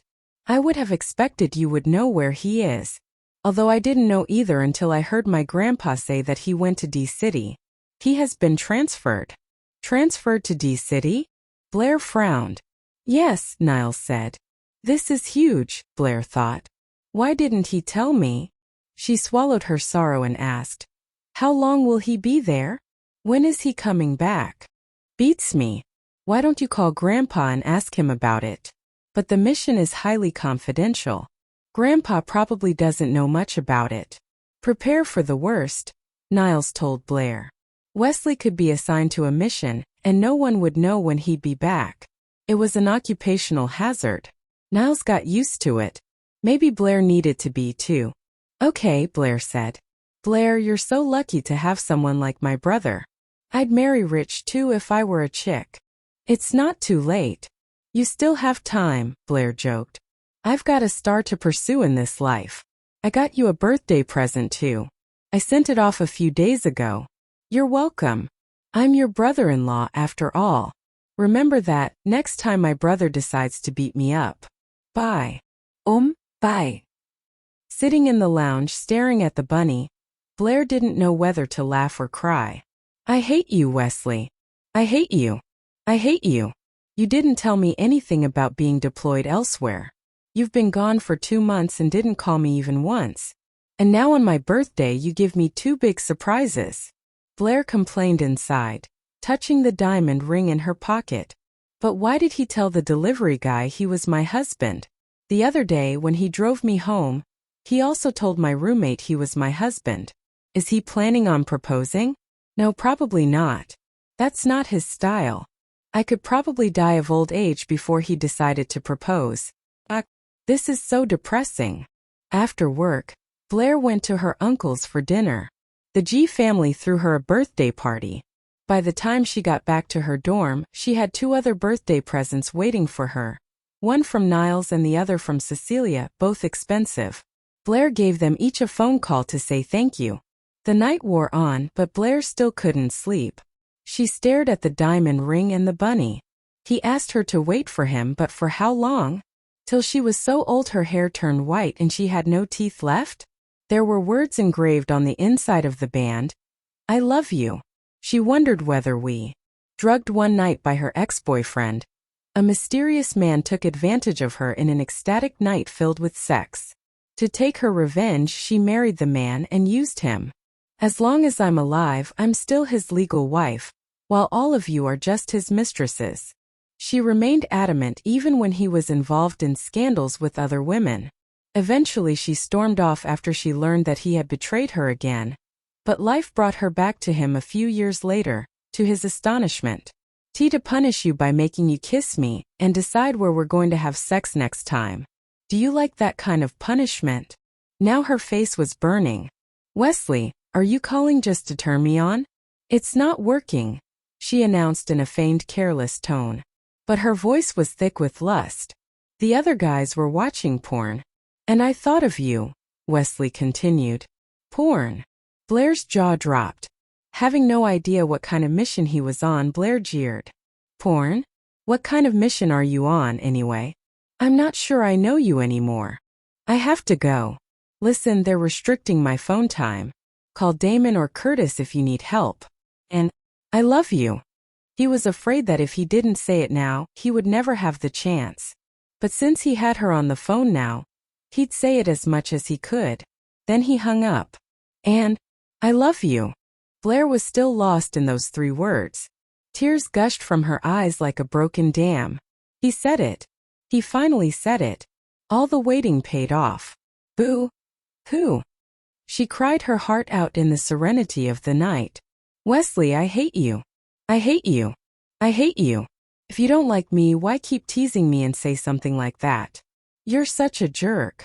Blair felt the man was deliberately torturing her. Even so, she was still looking forward to lunar July 7th, Chinese Valentine's Day, coming soon. Blair's birthday was on lunar June 6th.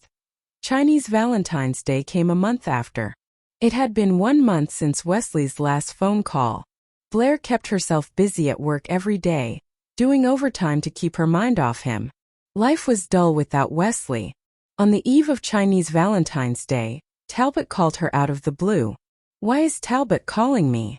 Did something happen to Wesley? She wondered anxiously and picked up the phone in a hurry. Talbot, what's up? She asked.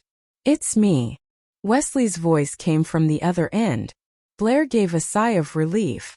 Are you with Talbot? She asked. Yeah. What do you want as your present? Huh? She asked, confused as to what he was talking about.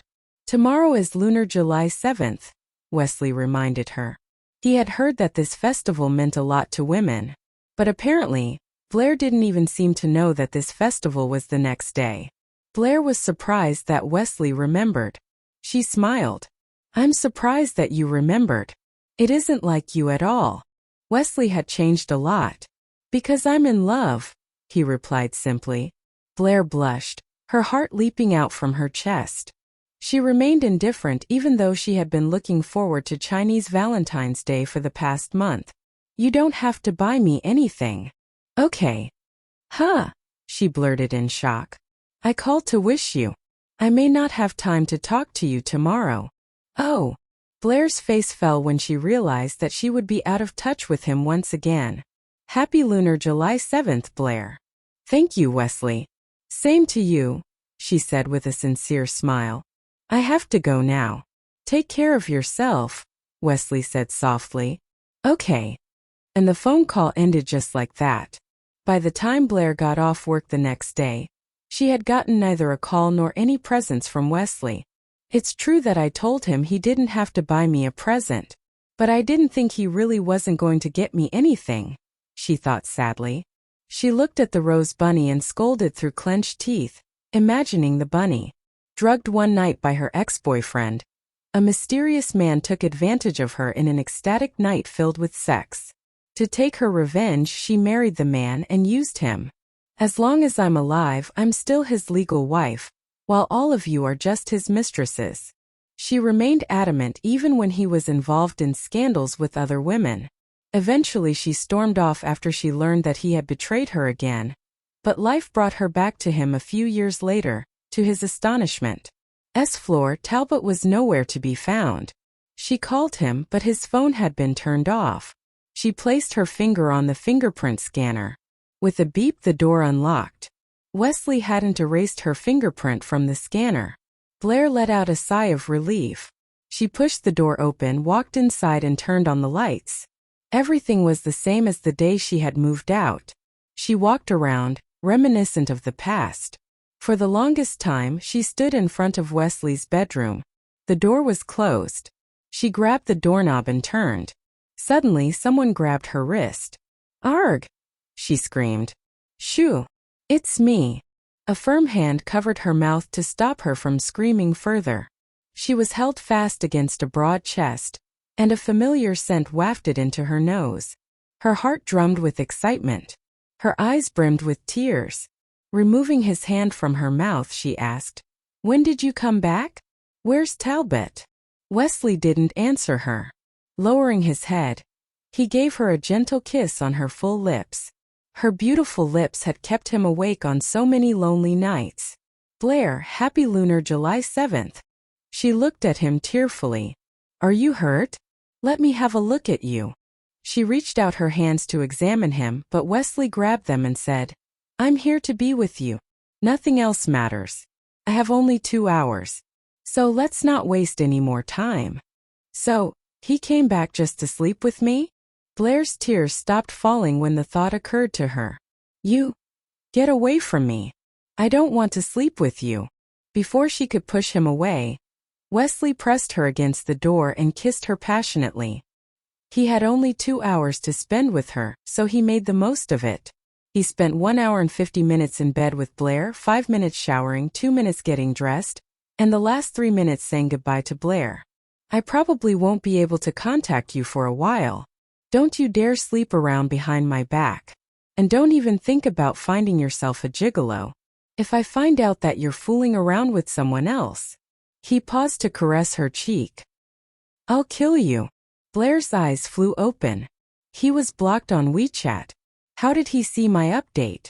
Wesley went on. "I don't see the ring. I hope that the next time I see you, you'll be wearing it. And one last thing. My lunar July 7th gift for you." He put his hand into his pocket and pulled out a pretty bracelet. He put it on for her. Blair looked at the beautiful bracelet. A teardrop streamed down her cheek and ran into her long, thick hair.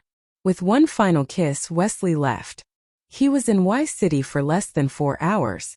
He spent 1 hour reporting to his supervisor, 2 hours with Blair, and around 30 minutes traveling.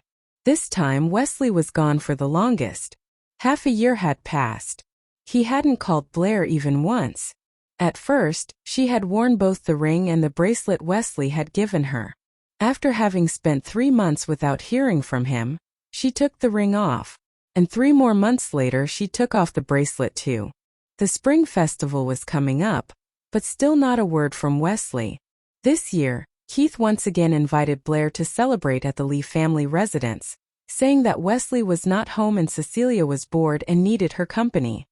He insisted that she come over. After 1 year's hard work, near the spring festival, Blair was promoted 2 ranks higher. Now, she was the youngest department supervisor in the company, and she had to go on more business trips now. After the spring festival, it was decided that Blair, along with her department manager, would fly to DCW. Drugged one night by her ex-boyfriend, a mysterious man took advantage of her in an ecstatic night filled with sex. To take her revenge, she married the man and used him. "As long as I'm alive, I'm still his legal wife, while all of you are just his mistresses." She remained adamant even when he was involved in scandals with other women. Eventually she stormed off after she learned that he had betrayed her again. But life brought her back to him a few years later, to his astonishment. She pushed her way through the throng, desperate for a shelter to hide herself. But in her hurry, she accidentally stepped on a man's foot. "Watch where you are fucking going." The man cursed. Seeing that it was a woman, the man didn't make a fuss about it. He glared at her and walked away, still cursing. Blair was relieved. She asked the bartender where the bathroom was and walked towards it. A crowd was smoking at the entrance to the bathroom. Blair's appearance drew their attention. A man whistled at her. "Hey babe." Blair ignored him and walked into the ladies' room. She stayed in there for a few minutes and let out her overwhelming emotions. After a while, she touched up her makeup and didn't come out until she looked the same as before. On the way to her table, she came face to face with Wesley and the woman. His arm was encircled around the woman's shoulder. The moment her and Wesley's eyes met, Blair came to a halt. When that man had cursed her earlier, Wesley had turned around to look at the commotion. He had caught a slight glance of her and thought that it was Blair. He had to find out for sure. And now she was standing in front of him. She was here. In her wine-red pants and white top, along with the white stilettos, she looked more mature than before. The woman in Wesley's arms sensed him staring at Blair. Instantly she wrapped her arms around his waist and complained, "What are you looking at? Are you listening to me? Are you staring at that woman?" Wesley averted his gaze from Blair when he heard the woman questioning him. They continued to walk ahead. As they passed her, Blair heard him say, "Of course I heard you. What woman are you talking about? You know I wouldn't dare look at other women even when you aren't around. Good, she said in a sexy voice. You've been working so hard for my grandpa these past few days. Why don't you come to my place tonight? I'll give you a nice full-body massage to help you relax. Wow, can't wait, Wesley said with a grin. He sounded tender and meek to a point Blair had never seen him. In the past year, Blair had learnt to hide her true feelings from others as she yearned for him to be by her side. And she had done well. She had remained calm in all kinds of situations. However, tonight she had failed twice already, both because of Wesley. By the time Blair was back at the table, the glass of night temptation was waiting for her. Some foreigners had joined their party. Sunny was busy making sure everybody were acquainted. When the foreigners saw Blair, their eyes glinted. She was a beauty. Sunny shoved Blair from behind her as he said, "This is Cameron, the Vice General Manager of the headquarters of our company. Please interpret as we talk, Blair." He had shoved her so hard that she staggered and almost fell. Luckily, Cameron caught her. She cursed Sunny a million times in her mind and said to Cameron with a polite smile, "Thank you, Cameron." She tried to pull her hand back, but Cameron didn't let go. "Are you all right?" "Yes, thank you." She wrenched free of his grasp. Blair was made to sit next to Cameron since she was the interpreter. Soon, she noticed that Wesley was back at his table too. Their eyes met again. This time Blair looked away first. Cameron seized every opportunity to talk to her. At first, the topics were work-related. Then he started prying about her personal life. "May I call you Blair?" he asked, flirt. Drugged one night by her ex-boyfriend, a mysterious man took advantage of her in an ecstatic night filled with sex. To take her revenge, she married the man and used him. "As long as I'm alive, I'm still his legal wife, while all of you are just his mistresses." She remained adamant even when he was involved in scandals with other women. Eventually she stormed off after she learned that he had betrayed her again. But life brought her back to him a few years later, to his astonishment. Loop's entrance glowing in the night. The man she loved was still in there. She had finally met Wesley again. But it was nothing like she had imagined. She headed for the hotel in a bad mood.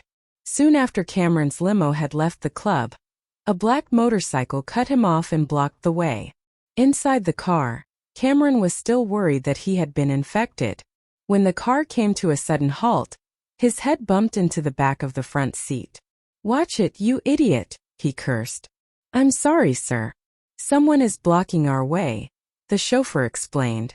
Before Cameron could see who was in front of his car, his door was pulled open.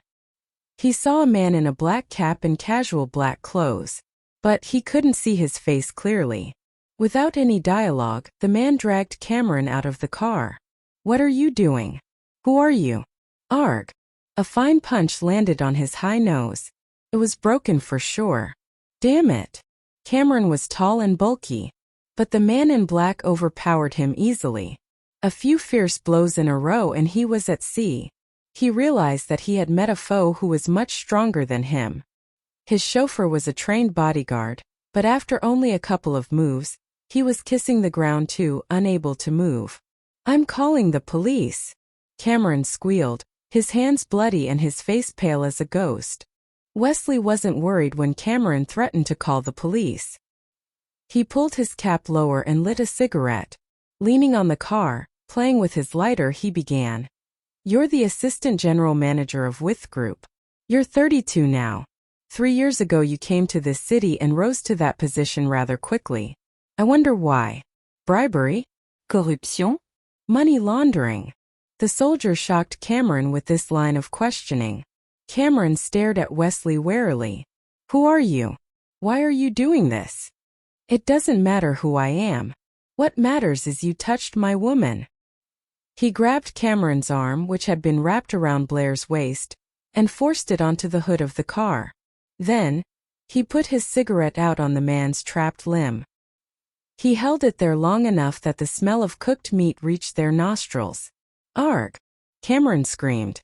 Beads of sweat formed on his forehead, ran down his face. Who are you?" he stammered. "Listen up. I'm Blair's husband.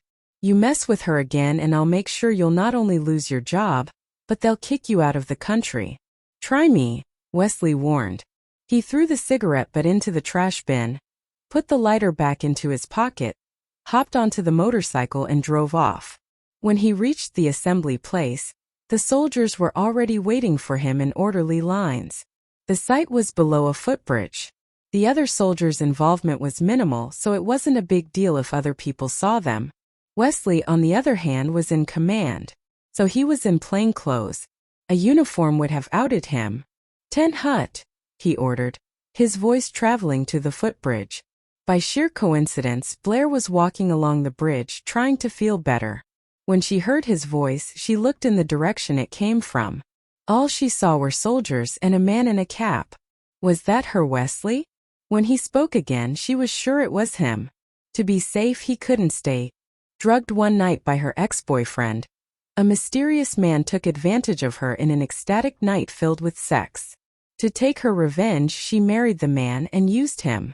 As long as I'm alive, I'm still his legal wife, while all of you are just his mistresses. She remained adamant even when he was involved in scandals with other women. Eventually she stormed off after she learned that he had betrayed her again. But life brought her back to him a few years later, to his astonishment. He's even kissing her. It happened so fast. I think he's going to be wearing a ring soon, one of them said. The others looked at the two in shock. Chief is kissing her? Our chief? You mean Wesley? The two soldiers nodded, pointing at the alley. Yeah, they're over there in an alley. See for yourselves.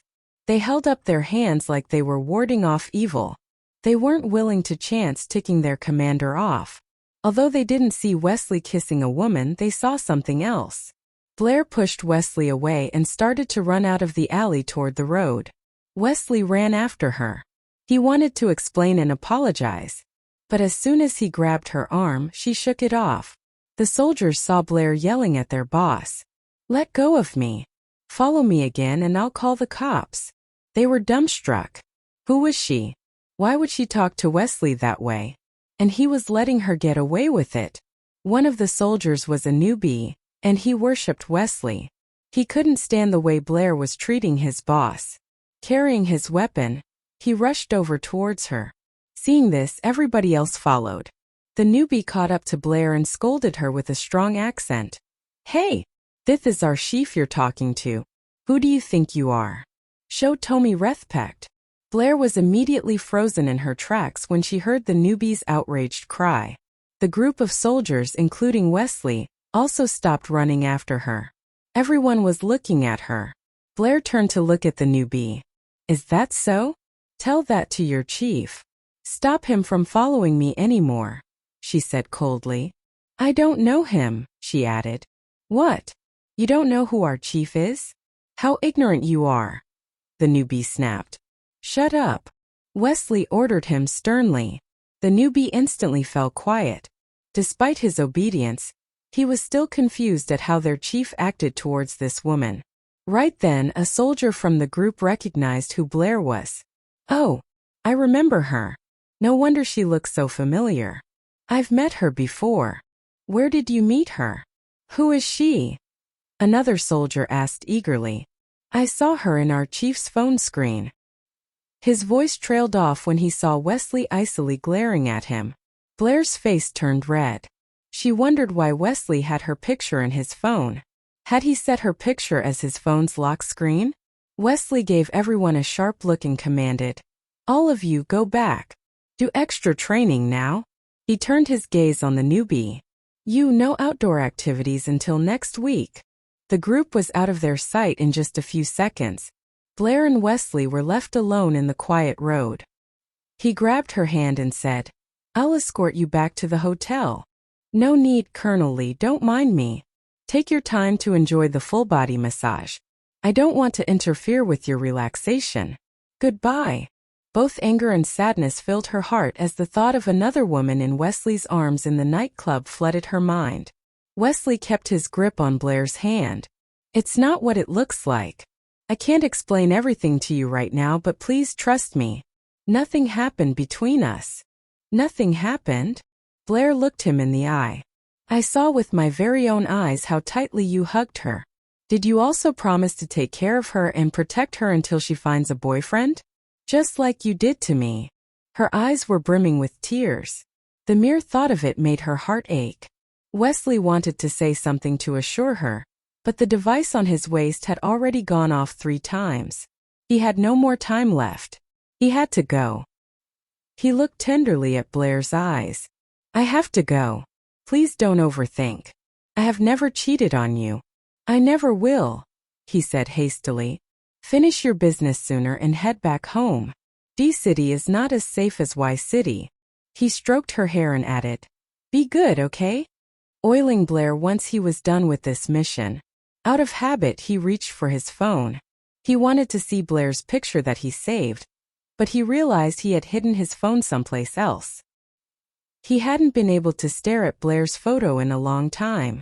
Lucky for him, he saw her and was even able to kiss her. The kiss helped a little bit in missing her. What was unfortunate was that he hadn't had the chance to sleep with her. Not even once. He came back to his senses. He looked around him and understood what a dangerous situation he had put himself in. He'd been lucky to have met her once. He did not want to test his luck any further.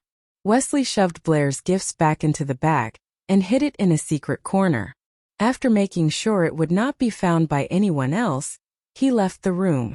He went back to the women he was with. They were whispering with some other men. Their eyes filled with lust. Wesley acted as if he didn't see anything and squeezed himself between them. He pulled them closer to him. Girls, what are talking about here? You two seem to be having fun. He was under a disguise and had been working undercover in D-City for a long time. With his work, he had to interact with all kinds of women, and even flirt with them.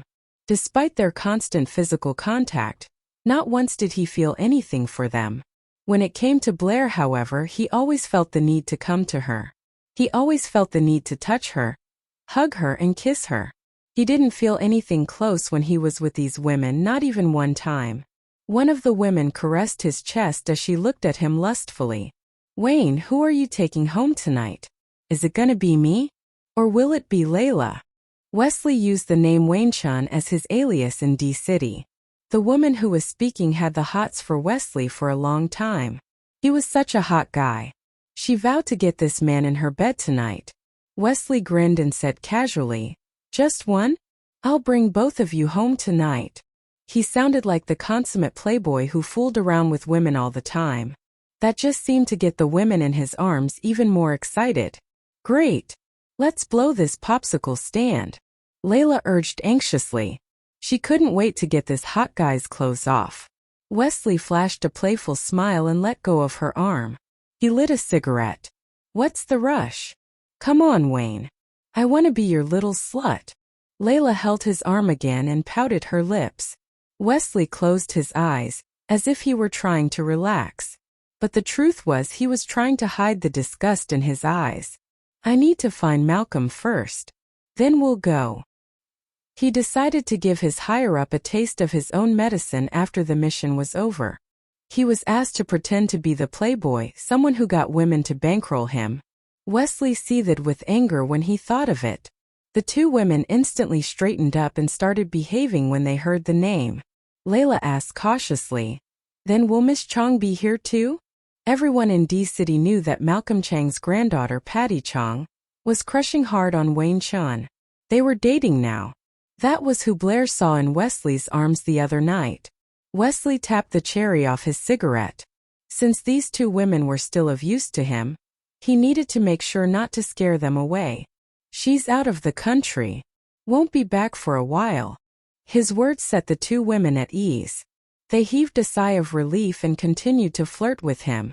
10 odd minutes later, Malcolm Chong walked into the club, surrounded by a group of bodyguards. He wore a polo and khakis. Guardedly, he scanned the club and spotted Wesley. Staring at the playboy, he ordered one of his men. Bring Wayne Chun to me. Yes, Mr. Chong. In no time, Wesley was escorted into Malcolm Chang's room. As soon as he saw Wesley come in, the old gang leader struck him across the back with his crutch. You asshole, you never change. Patty's not around and you grab the first available hoe. If Wesley weren't so good at his job or so loyal, Malcolm Chong would have already killed him for cheating on his granddaughter. And began. Hello everyone. We're live at the scene of a maritime disaster. A ship carrying 670 passengers exploded earlier today and sank into the sea in a matter of minutes. 273 bodies have been recovered, but only 37 of them were complete. Most of the bodies were torn apart by the blast. The reporter couldn't help but take a minute to compose his emotions. No survivors were found until now. No survivors. What does that mean? Everyone on the ship died? Including. Blair couldn't continue the thought. Before she could finish watching the video, her phone rang. It was Jocelyn. She stopped playing the video and answered the call. Jocelyn. Bless, what are you doing now? Jocelyn tried to sound calm, holding back her tears. She figured that Blair should have known by now. It was sensational news throughout the country. Jocelyn, are you crying? Why? Her quiet sobbing didn't go unnoticed by Blair. She prayed in her mind that Jocelyn wasn't crying for the same reason as Niles. Jocelyn covered her mouth to stifle her cries. She wondered how to tell her best friend the bad news about Wesley. Blair, have you heard? Yes, but I'm not sure if he was on that ship. Jocelyn finally cried out loud. He was. Blair Hartwell said he was on that ship. But Blair, his body hasn't been found yet. There's still hope that he's alive. Blair slumped in her seat. When did the accident happen? About 8 hours ago. 8 hours? In the sea? What are the odds of surviving something like that? She felt despair gnawing at her, freezing her blood. Hartwell is on his way to D-City, and so is the Lee family. Your uncle has gone back to the military base for more information. Blair, where are you now? I'm coming to keep you company. Wait for me, Jocelyn said worriedly. Blair was silent for a moment. Then she took a deep breath and said in a rather calm tone, You don't need to come. His body has not been found yet, so there's still a chance that he has survived. I'm going to D-City to look for him. I must go. I need to see for myself whether he is dead or alive, she swore. After ending the call with Jocelyn, Blair decisively asked her manager for some time off from work. She quickly booked a flight ticket, packed her luggage and headed towards the airport. She stared at her suitcase as she was waiting in the lounge to board, an empty look in her eyes. All of a sudden, tears gushed out of those lifeless sockets and streamed down her cheeks uncontrollably. She covered her face with both her hands and bent over, crying hysterically. Blair felt frustrated. She blamed herself for being too weak. Crying wasn't going to solve anything, but that was all she could do. Wesley, please be safe. She prayed again and again. After venting her emotions, she gradually stopped crying. Wiping the tear stains, she boarded the plane that would take her to D-City. Just as she was about to put her phone on flight mode, she got another call from Niles. The young man spoke in a comforting tone. Blair, we just arrived in D-City. Don't worry. Lady Luck is always on my brother's side. He'll be safe and we'll surely bring him back. Niles, I'm on my way to D-City too. Wait for me there. Niles was taken aback. He didn't expect her to take action so soon. Okay. I'll tell Mom. It was drizzling when Blair set foot in D-City. Without bothering to buy an umbrella, she hurried towards the spot of the explosion. The wharf had been cordoned off. A lot of people were gathered around the place. The atmosphere felt solemn and heavy. The deafening sound of the weeping and wailing of the victims' families resonated in the area. Since Wesley had been using an alias while he worked as a spy in D-City, his true identity was still being concealed by the military. When Blair asked the local police about Wesley's condition, they all looked at her in confusion and shook their heads since they had no information about such a person.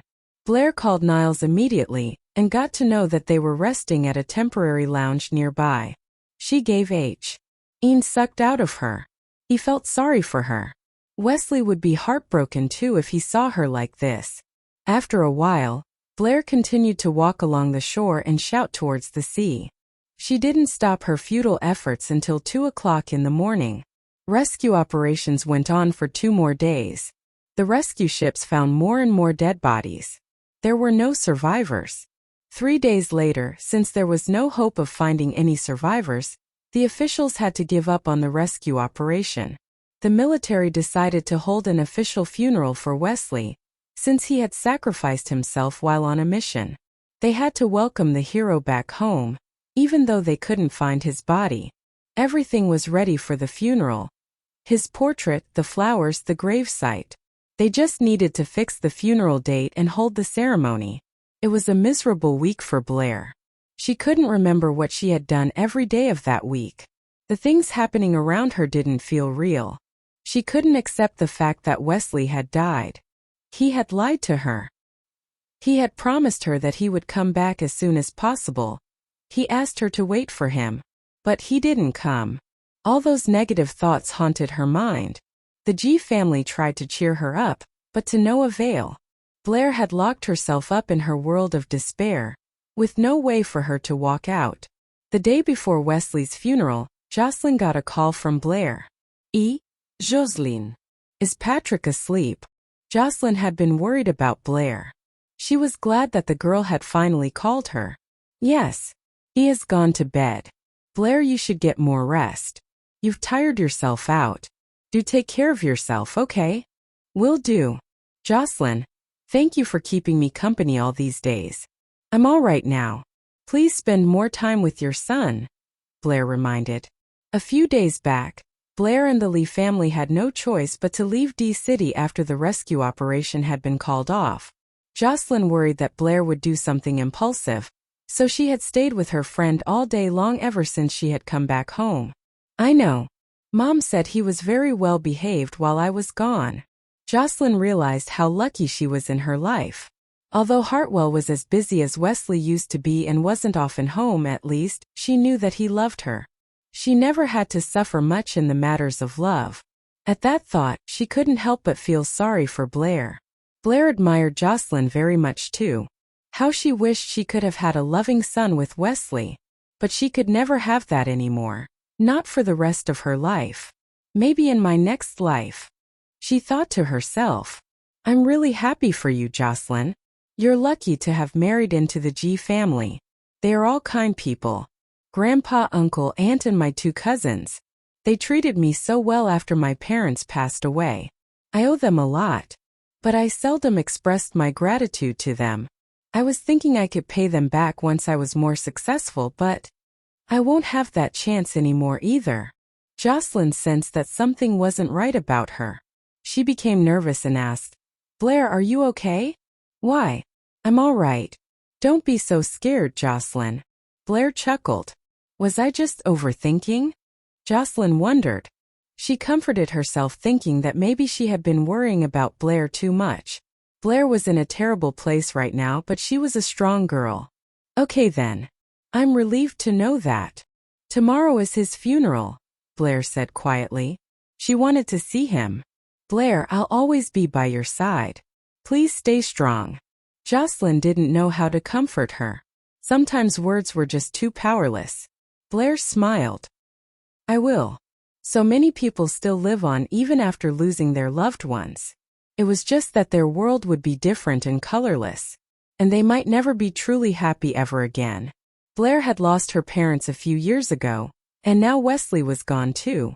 Without them, she couldn't lead a happy life. I'm glad that you. To panic. She could hardly stand. Hartwell urged her quickly. We need to give her first aid.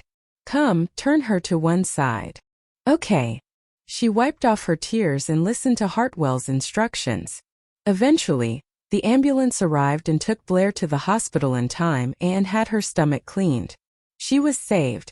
After that, Jocelyn didn't dare leave Blair's side.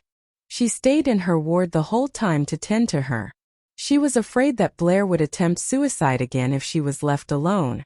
The next afternoon, Blair woke up. As she slowly opened her eyes, she saw Jocelyn staring at her, chin propped up in her hands. Excited that her friend was finally conscious, Jocelyn shot to her feet and pressed the nurse call button. Blair looked around her, confused about the situation. Why was she at the hospital? Was she still alive? Did she come back from death? The doctor checked her thoroughly. There was nothing serious, but she definitely needed some psychological guidance. Hartwell had already contacted a good psychologist. Once Blair's condition was a little better, the psychologist would begin her treatment. The doctor left the ward after the checkup. Before Blair could speak, her phone rang. It was from Niles. Jocelyn answered the call for her. Hello, this is Jocelyn, Blair's friend. Do you have something to tell her? Yes. Something important, Niles said excitedly. His voice was so loud that even Blair could hear him. Jocelyn tapped on the speaker button. Please go ahead. She can hear you. The words that spilled from the bartender's mouth pained Blair's heart to the core. Wesley proposed to someone else. How? How did he propose to the woman called Patty Chong? I mean, what did he say? She continued to ask, suppressing the sadness in her heart. She never knew Wesley would be that romantic. A proposal? Who would have thought? Well, nothing in particular. He just put the ring on Patty's ring finger. But that gesture was enough to get tears falling. She couldn't wait to say yes. Everybody in D-City knows that Patty is head over heels in love with the guy. I bet that she would have proposed to Wayne if he hadn't done it first. So Wayne didn't need to do a whole lot, the bartender blurted out. Since Blair had paid him a ton of cash, he poured out every fact that he knew. He kept prattling on about the gossip and rumors surrounding Wayne and Patty. But his words landed on deaf ears. She was immersed in her own sad thoughts. She didn't need any more information now. All she knew was that Wesley was married to a woman named Patty. She reached for the ring that Wesley had given to her. She'd hung it on her neck like a pendant. A sardonic smile crept along her face as the ridiculous fact sank in. When she took the sleeping pills that night, she'd worn it then too. Because she wanted to leave this world with the most precious thing in her life. But this man bought another ring and gave it to another woman. To make sure the bartender was straight with her, Blair paid off a few other waiters. She still couldn't believe the story. Much to her disappointment, she got the same answers. Wesley did get marriage licenses for Patty. Oh, to be precise, it was Wayne who married Patty. But in Blair's mind, Wayne or Wesley, it meant the same. They were the same guy. Wesley did everything, though. He was Patty's husband now. The next thing Blair knew was that she was already outside the nightclub. She couldn't even remember walking out of it. Without a specific destination, she wandered along a street near the club, just like the first time she visited the city. She walked to the same footbridge where she saw Wesley and his men last time. But this time there was no one in camo fatigues or uniform for that matter. And more importantly, no Wesley. He was busy flirting with his new bride in the club. A ton of dark thoughts flooded her mind. For a moment, she was overwhelmed by the urge to jump off the bridge and end everything. But then she thought of her family. Her Jire. Shutting down her emotions and regaining her composure. Pretending not to see him, she turned to the man next to her and continued laughing and talking. Blair, Wesley called out. Blair didn't stop, but her date turned around and remarked, sounds like someone's trying to get your attention. She maintained the smile on her face. I didn't hear a thing. You heard me all right. Blair. The soldier had already walked up to them and blocked their way. The smile froze on her face. I'm sorry, sir. Do I know you? Wesley threw a glance at the confused man beside her. She tell you she's married? The man was even more confused. No. Blair was stunned too. What are you talking about, Wesley? Now you know me. Wesley shifted his gaze back to her. Blair was left speechless. The well-dressed man was from a rich family. If it were any other guy, the man would have stepped up to defend his lady's honor. But this was Wesley. Well-connected, well-respected. He just figured it wasn't a good idea to cross him. Looking at the rank on Wesley's uniform, the well-dressed man instantly broke free of Blair's arm and said, Blair, I should take off. Goodbye. No, wait. Stay, please. Blair called out to stop the man.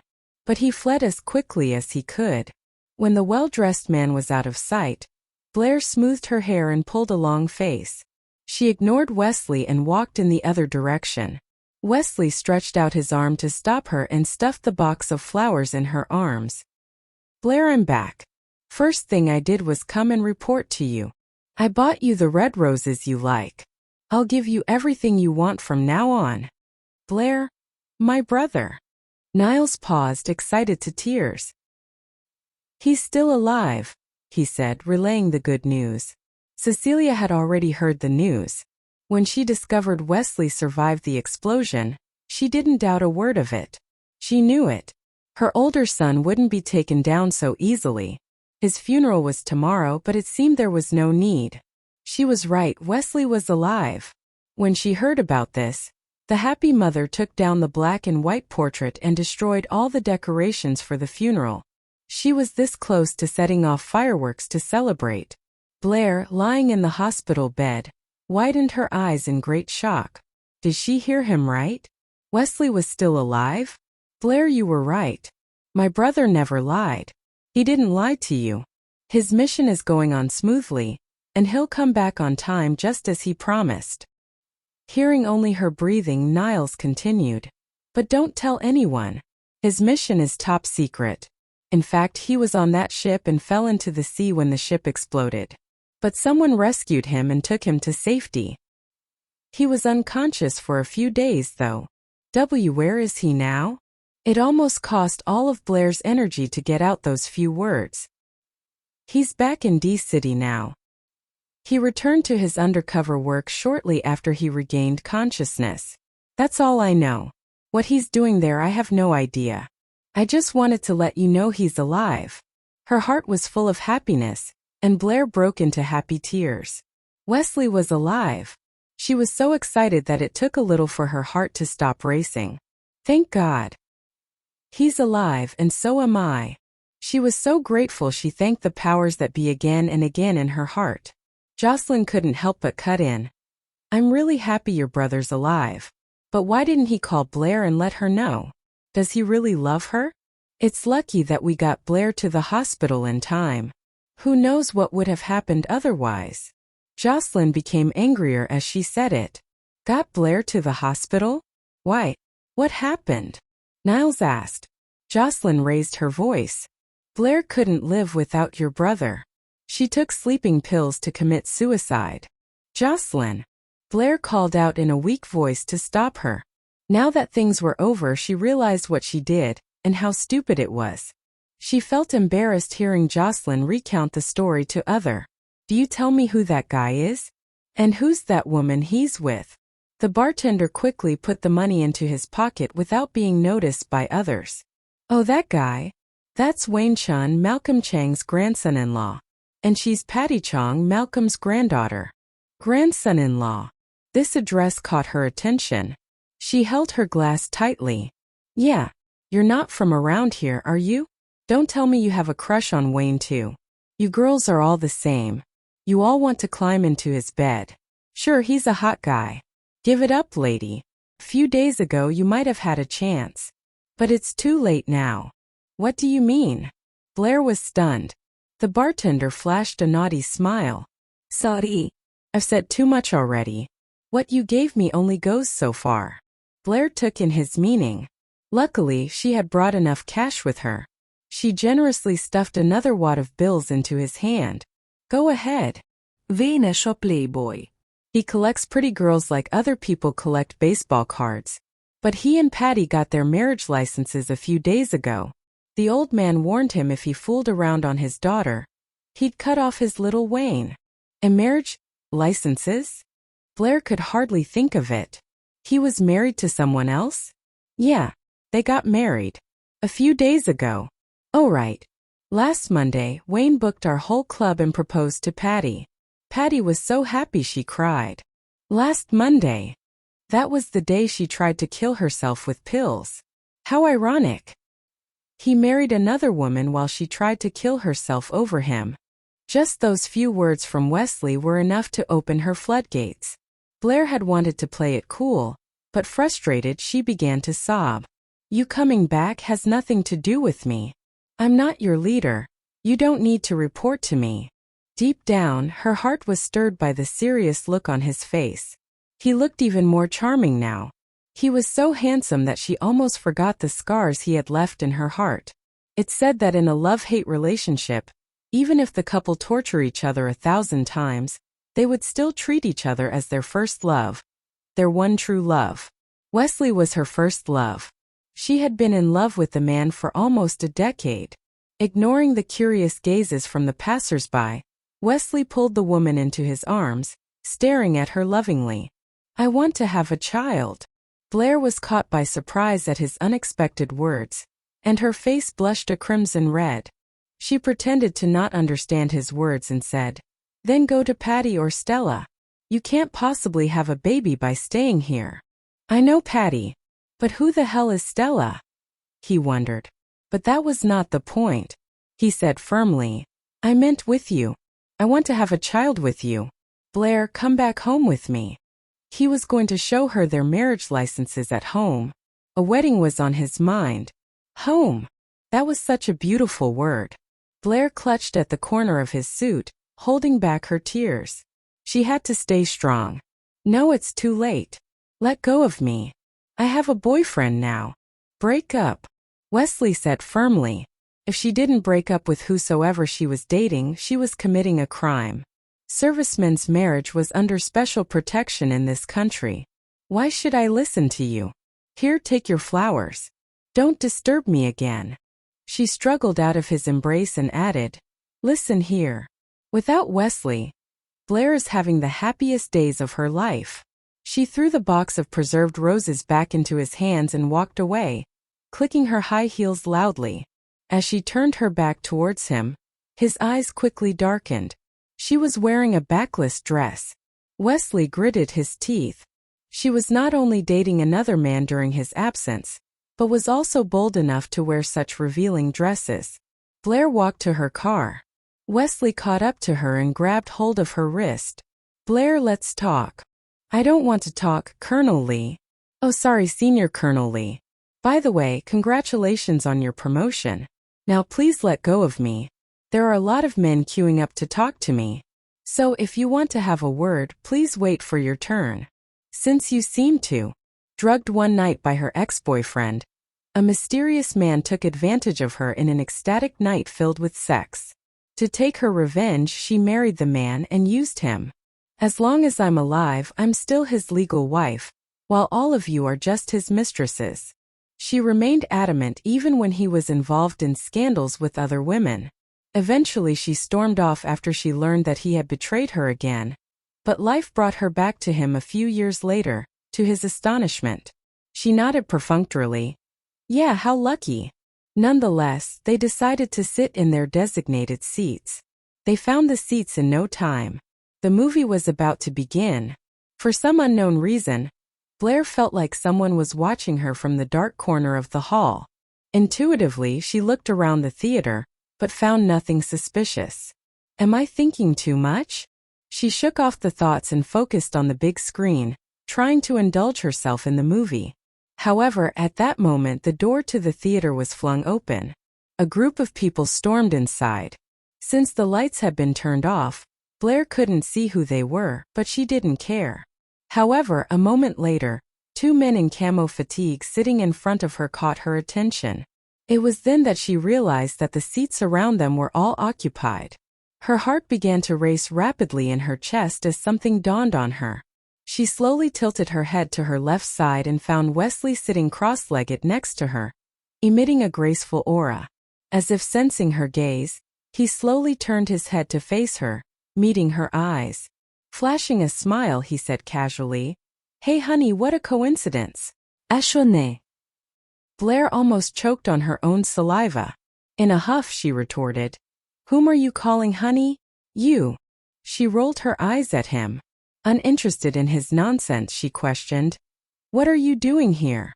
"Seeing a movie." Blair's colleague heard them talking, but he couldn't hear what they were saying, so he interjected curiously, "Blair, do you know him?" "No." Blair denied without hesitation. The two soldiers sitting in front of them suddenly turned around and smiled at Blair. Blair. What a coincidence. Two men in green camo fatigues sat beside Blair's date and leaned their bodies close to her. Blair. Been a long time.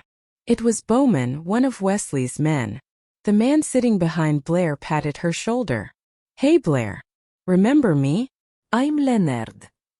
Blair remembered him, of course. But why were they all here? And why now? She took a deep breath and turned to Wesley, who kept his head forward, eyes on the screen. It was like he was there just to watch the movie. What's going on, Wesley? Wesley turned to her and answered. It's movie night. We're here to watch the movie. You're not. How can I enjoy the movie with you guys talking to me? Blair rolled her eyes. Bowman and his companions kept talking to Blair's date, distracting both of them. Bowman even told him, Man, let's get out of here and light up. I'm having a nick fit. Blair's date could feel something was up, but he wasn't sure what was going on. He followed the two of them out of the theater. The moment the three were out of sight, the rest of the soldiers except Wesley stood and stretched. Now that they mention it, I really want a smoke too. Me too. Let's go. Chief, we're taking off. Enjoy. Wesley nodded indifferently. Blair was dumbfounded. Why does it look like Wesley and I are on a date? Blair's date followed Bowman and Leonard outside the theater and around the corner, lighter in hand. But suddenly the two soldiers stopped and cornered the guy.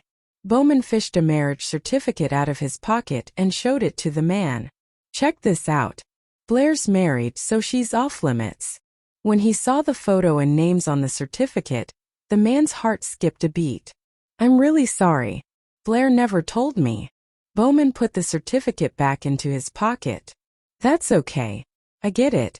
You couldn't have known. Blair's, mercurial.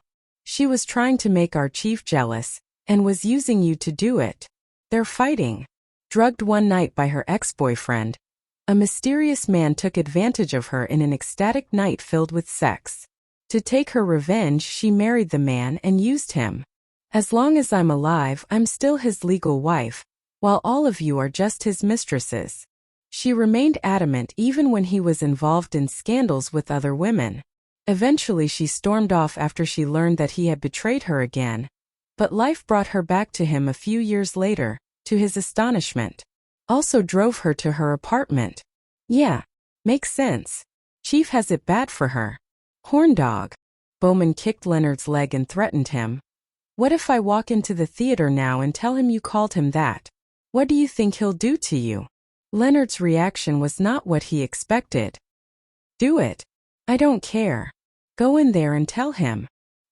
He was sure his fellow soldier wouldn't go in there and interrupt their chief. And he was right. Bowman just snorted and said, Fine. I did have a girl in mind. She's good girlfriend material and I was going to introduce you. But just for that, I'll set her up with Rodney instead. Rodney, who was walking behind him, immediately approached. Really? Thanks, Blowman. Bowman kicked him in the leg. Call me Blowman again and You'll what? Beat my ass? Everyone calls you that. You plan to take everyone on? Live with it. Blowman, Rodney said with a silly grin. Get lost. The group left the Cineplex talking and laughing. Inside the theater, Blair and Wesley were left alone. She stared at the screen pretending he didn't exist. However, Wesley was not here to watch the movie. Before long, he began to do what they left him alone for. He grabbed Blair's hand. She struggled hard, but he refused to let go. Now that she couldn't watch the movie, Blair scolded Wesley like a naughty kid. Just sit there and watch the movie. If you don't want to watch it, just leave. Quit bugging me. Just relax and watch the movie, Wesley said casually. How can I do that when you're stroking my hand non-stop? She thought to herself. When she'd finally had enough, Blair stood up and said coldly, Out of my way. Wesley sat on her left, blocking her way out. Where are you going? To save the world, she said impatiently. Yeah, right. Wesley looked her up and down with a smirk. A slip of a girl like that couldn't even save herself. Yeah, what? Don't think I can. She spat. No, it's nothing. Wesley immediately shook his head. How could he look down on her? Get away. Wesley reached out his hand and pulled her towards him. As a result, Blair lost her balance. She sat down on his lap hard. They were so close to each other that her heart began to race wildly in her chest. Wesley held her slender waist and whispered in her ear. You're so thin. You need to gain some weight. If she were a bit heavier, she'd be more cuddly and feel better in his arms. Blair's face was red as a tomato. How could he say that? I know I'm not as sexy as the other girls you see. They all look like models, huh? You'll never fall for a twiggy woman like me, that's for sure. You're cute when you're mad, he simply said. I don't care if you want me or not. There are a ton of men lining up waiting to date me. Let me go. I'm on a date. Wesley grabbed her chin and forced her to look at him, but she was too embarrassed to look him in the eye. This was so awkward. He was trying to put the moves on her, and all she wanted was to leave. Wesley played with her long curly hair and said, This isn't you. We'll go to a hair salon to get a better do. And I'll buy you some clothes, preferably with more cloth. He wasn't happy with what she was wearing. She wore a backless top and a mini skirt. If she raised her arms, you could see her B, making himself look more like a playboy. After some thought, he stated, You're a Cancer and I'm a Scorpio. According to the zodiac, we're a perfect match. A lot of girls believe in astrology. Wesley thought Blair did too. Seriously? He's talking about the zodiac? How cheesy. Blair snorted. In a calm voice, she said, According to the zodiac, Scorpios are very romantic, which is exactly what Cancers want. I thought you didn't have a romantic bone in your body. But now I get it. You can be romantic around other women. She always thought that Wesley just didn't know what romance was. But now she knew she was wrong. She just didn't deserve his affection. Wesley felt like a jerk. Wei-Chen was a playboy. I had to flirt with those women. It was part of the mission. But I know I was wrong. It's all my fault. Madam Jing, please give me a chance to make it up to you. I'm not your Madam Jing, and it's too late. Her reply was firm. Wesley wiped her tears gently. I can't date Garnet. We're part of the same branch of the military. We can't marry our colleagues. Besides, I don't want her. You know what? According to the zodiac, when a Scorpio and a Cancer fall in love with each other, they won't break up till the world ends. We're so right for each other. You know it and I know it. Wesley vowed he would never let her go as long as he lived. Maybe. But you forget that there are a lot of Scorpios out there. I have my pick. Blair sneered and looked at Wesley. She wanted to know how he would react. Wesley had a hard time with that one. Everything he wanted to say was caught in his throat. After some thought, he said, But there's only one Wesley Lee. You going to dump me? Yeah. She looked determined. All right. He dropped his hand from her chin and nodded his head. So is he going to give up just like that? Blair mused. Just sit here and enjoy. I'll get you a new blouse. He tried to give her his shirt again. Blair took a deep breath and refused him. No thanks. I'll call Jocelyn and have her bring me one. Okay. Wesley agreed again. What else could he do? This gave Blair butterflies in her stomach. He's being awfully agreeable. She fished her phone out of her purse and called Jocelyn, looking distracted. Jocelyn. You busy now? Nope. Just playing with my baby. I've got a problem. You have a blouse I can borrow. Blair stammered. She found it rather embarrassing. A blouse? What's wrong? Did you lose yours? Jocelyn was kind of worried about her friend, but she couldn't help being flippant. It was an odd request. Blair cast a casual glance at Wesley, who was sitting in the front row. A stray dog ran up and tore the hell out of my top. My date shooed him away, but I'm a mess. Huh, that's weird. You're okay though, right? He didn't bite you. Ahem. No, he didn't get me. Just my top. It was an expensive one too, damn it. I'm at the Cineplex right now. Théâtre 4, Neuza. So if you have something I could borrow. Yeah, I think I have just the one. Remember that blue one you like so much? Jocelyn said. I'll give it to the nanny and she can take it to you. After that, they said their goodbyes and hung up. Blair put her phone away and tried not to look at Wesley. He was glaring at the screen but could hardly bring himself to watch the movie. He seemed to have a fit of the sulks. And why not? There were worse things than being called a dog, but he didn't like it regardless. Neither of them said a word. Countless questions flooded Blair's mind. Why isn't drugged one night by her ex-boyfriend? A mysterious man took advantage of her in an ecstatic night filled with sex. To take her revenge, she married the man and used him. As long as I'm alive, I'm still his legal wife, while all of you are just his mistresses. She remained adamant even when he was involved in scandals with other women. Eventually she stormed off after she learned that he had betrayed her again. But life brought her back to him a few years later, to his astonishment. Me in the first place. Jocelyn really didn't know why he did this. Blair loves you so much. If you proposed to her, she would have jumped at the chance. Why did you go behind her back? Wesley watched a couple minutes of the movie, not knowing what to say. Finally he answered, I wanted to surprise her. But I gave her the envelope containing the licenses at the wrong time. She just threw the envelope away and refused to look at it. So I figured it was better that she did not know. Although she would eventually find out, Wesley was hoping to find the right time to tell her. Jocelyn said nothing. She didn't know what to say. On the one hand, she was happy for her friend. On the other hand, she didn't know what to do. She didn't want Blair to keep suffering. Give me one good reason why I shouldn't tell her right now, she said. Please don't. When she forgives me, I'll tell her in person, Wesley said earnestly. Jocelyn calmed down a little, and somehow she found Wesley a little bit pitiful. I'll see if I can convince Blair to give you another chance. God knows why. Since Wesley hadn't slept with other women, Jocelyn thought that Blair might forgive him. After all, he was just doing his job. Wesley, you really need to fix this. I don't even know if you can. She's waited for you for years. You didn't even call her, but she still waited. She even lied and told other guys she was married. It turns out that wasn't a lie, though. I feel you, but Blair's having a really hard time of it. When you were by her side, she was happy. But things were different when you left. You focused on your job, and you weren't there when she needed you. But she didn't hate you for it. She just told me she missed you a lot. And Blair was in a really bad way after hearing you were dead. I really hate to remember those days. She used to be so strong. She hadn't contemplated suicide once, not even after her parents died.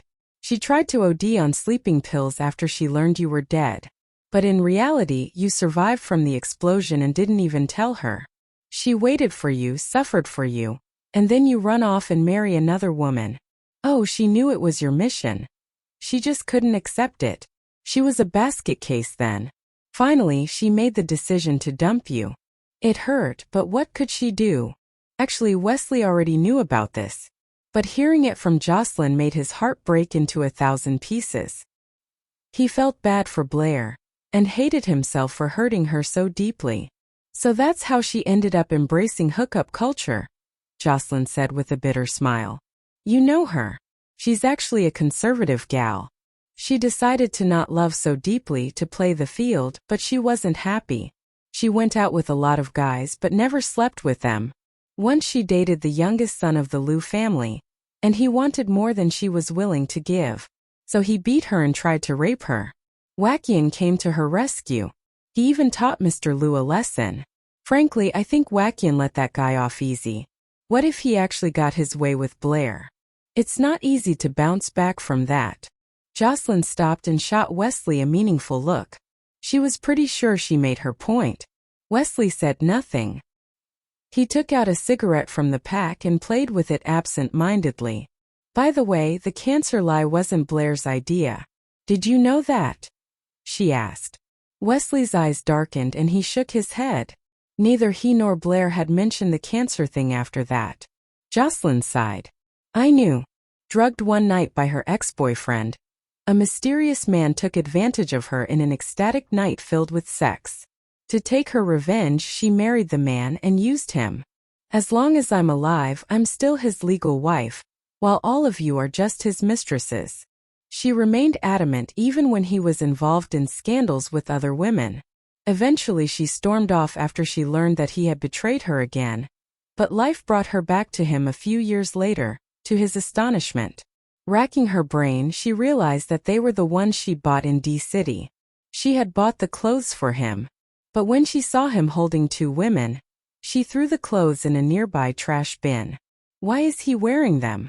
Did he fish them out of the trash can? No matter.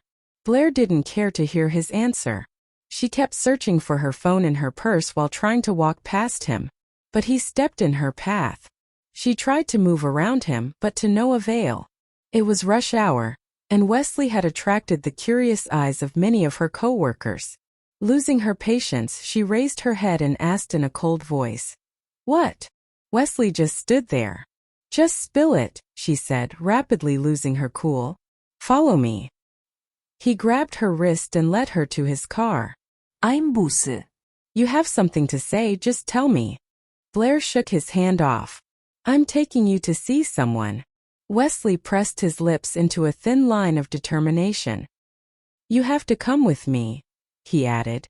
"What if I don't?" Blair asked in return. "Then I'll take you there anyway." Blair was shocked into silence. Again? Does he know what boundaries are? She thought angrily. "If you do that, I'll never forgive you," she threatened.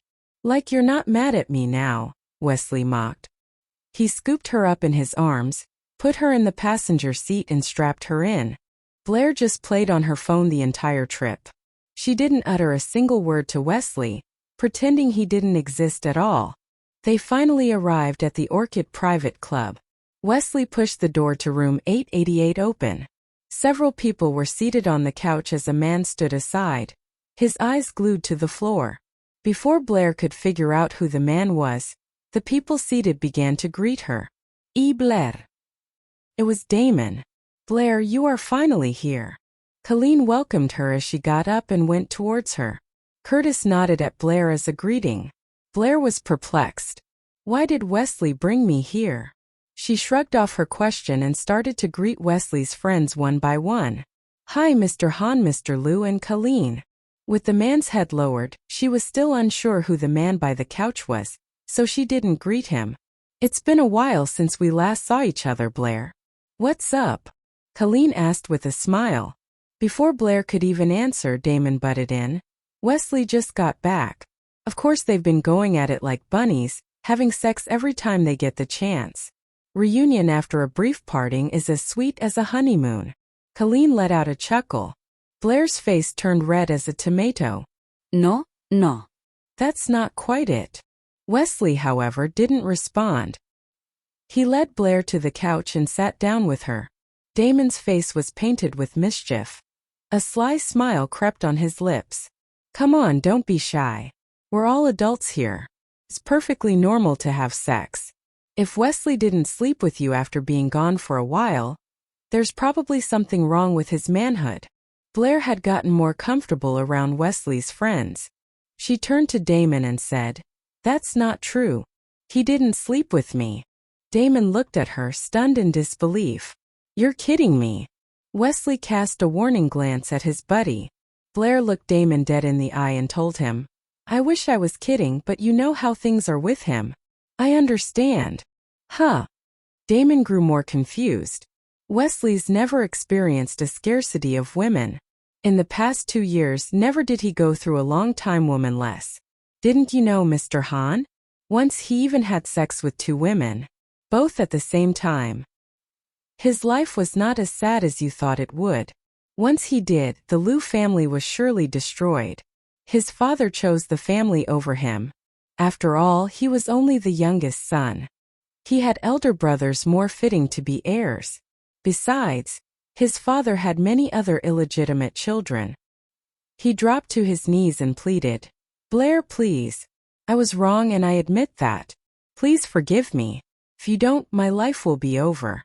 Blair, I swear if you forgive me, I'll be nice to you in the future." No, no. "I'll do whatever you ask me to do. I promise." Blair was startled by his sudden movements and moved closer to Wesley by instinct. What did Wesley do to him? He looked so frightened. Damon and Curtis exchanged scornful smiles at the sight of Mr. Liu. Blair's the wife of the youngest senior colonel. Normally you'd want to get on her good side.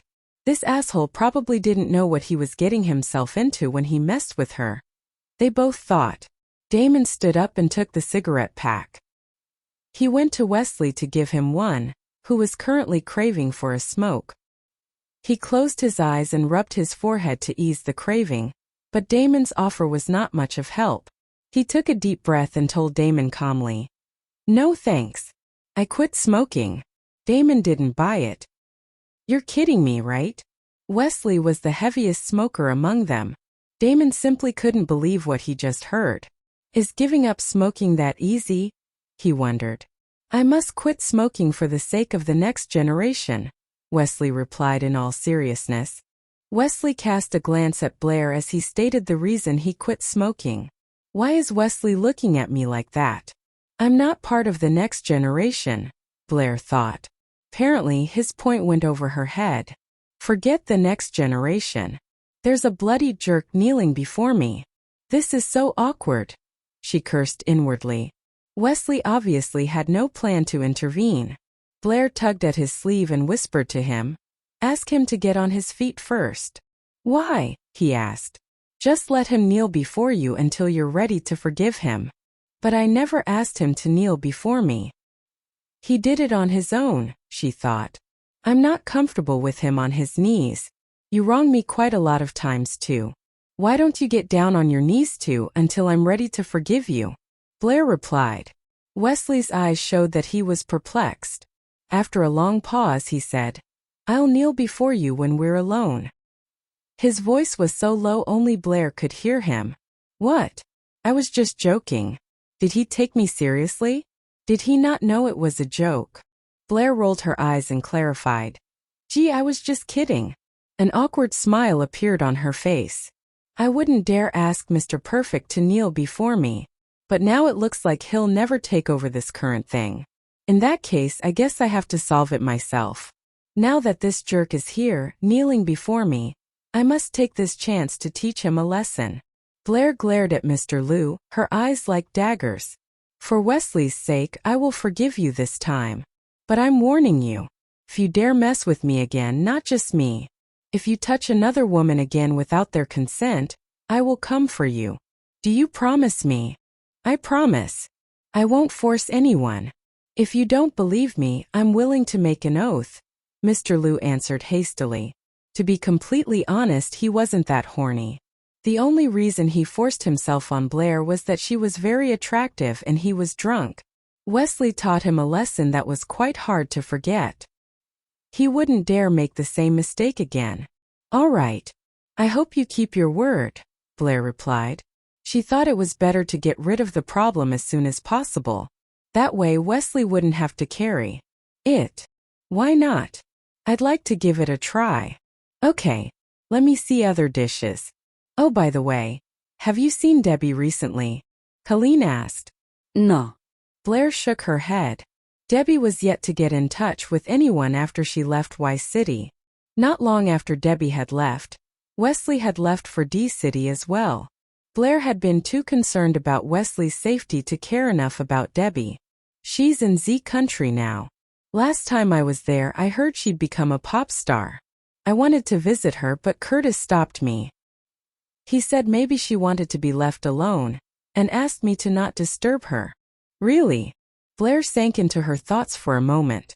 Maybe Mr. Huo's death has something to do with it. I can imagine how traumatizing a loved one's death could be. 2 years had passed, but Blair still couldn't believe Debbie betrayed Carlos. Blair thought she and Debbie were the same. Even if Wesley left for 10 years, she would still love him and remain faithful to him. That was when Colleen decided to tell Blair the truth. After all, Blair was not an outsider. "Didn't Wesley tell you? Carlos is still alive." "What?" Blair was frozen in awe. She never knew it was possible. "Yeah, we just heard." Wesley found out even later. Wesley, Damon, and Curtis believe there's something wrong with James. They suspect he's hiding something. They're going to talk about it later. Blair blinked in disbelief. "Then where's Mr. Huo?" Why hasn't he contacted Debbie? Carlos has been in a coma all these years. He has not been conscious ever since the accident, Colleen told Blair. James is as cunning as Megan. He had tried to ruin Debbie and Carlos' relationship even before the car accident. And since Curtis is Debbie's uncle, the old man kept throwing mud at him. It's a good thing that we all know his true colors and won't fall for his trap too easily. James? Isn't he Mr. Huo's father? Blair asked in confusion. Yes, he is. Oh, don't tell anyone about what I just told you. We don't know James' true intentions yet, so the guys are trying to maintain a good relationship with him on the surface. Huh. Blair's head went blank for a moment. Fine. I really don't understand these rich people. I thought all these fights over family money happened only in TV dramas. The two women chatted happily, and they even sat next to each other during dinner. Colleen put some food onto Blair's plate and asked for her opinion on the dishes. Wesley was frustrated. Colleen was stripping him of his right to serve his lady. Colleen, you should go and take care of your man, he said grumpily. What? Colleen raised her head to look at Wesley in confusion. Curtis smirked. Senior Colonel Lee is getting jealous. Babe, come here. Jealous? Why? Colleen was even more confused now. He wanted to serve Blair, but you stole his spotlight, Curtis explained. Colleen's eyes widened and a wide smile spread across her face. Oops. I'm sorry, Wesley. I'll leave it up to you then. Wesley rolled his eyes and picked up his chopsticks. He removed the food from Blair's plate and put it onto his. She doesn't like this dish, he told Colleen. Oh, said Colleen with an amused look as she stared between the couple. In order to not embarrass Colleen, Blair hurriedly said, "Don't listen to him." She didn't think of herself as a picky eater. Even though she disliked some food, she could still take a bite or two. I know what you like and don't. Let me serve you, Wesley offered. Damon rolled his eyes and complained, "Come on, Dee." Anger door of his car.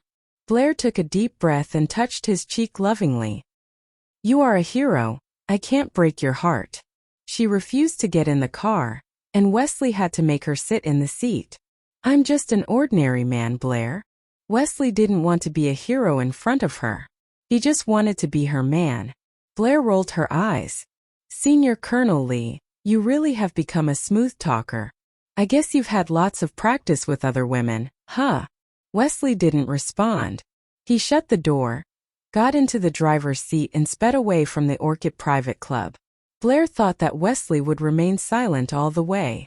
To her surprise, he said in a serious tone, I admit that I hugged those women in D-City, but I assure you that I never betrayed you, mentally or physically. On the wedding night, it was not me, but one of Patty's men who had sex with her. Blair looked out the window, clutching her purse tighter. I almost died in the explosion had it not been. He paused. Blair's heart skipped a beat. Malcolm had set up a trap to find out who had betrayed him. He was the kind of person who would gladly kill innocent people to meet his goals. He had placed bombs in that ship, though there were several hundred people on it. Malcolm had told Wesley not to go, but he had his own reason to be there. So, he created a false identity to go aboard the ship.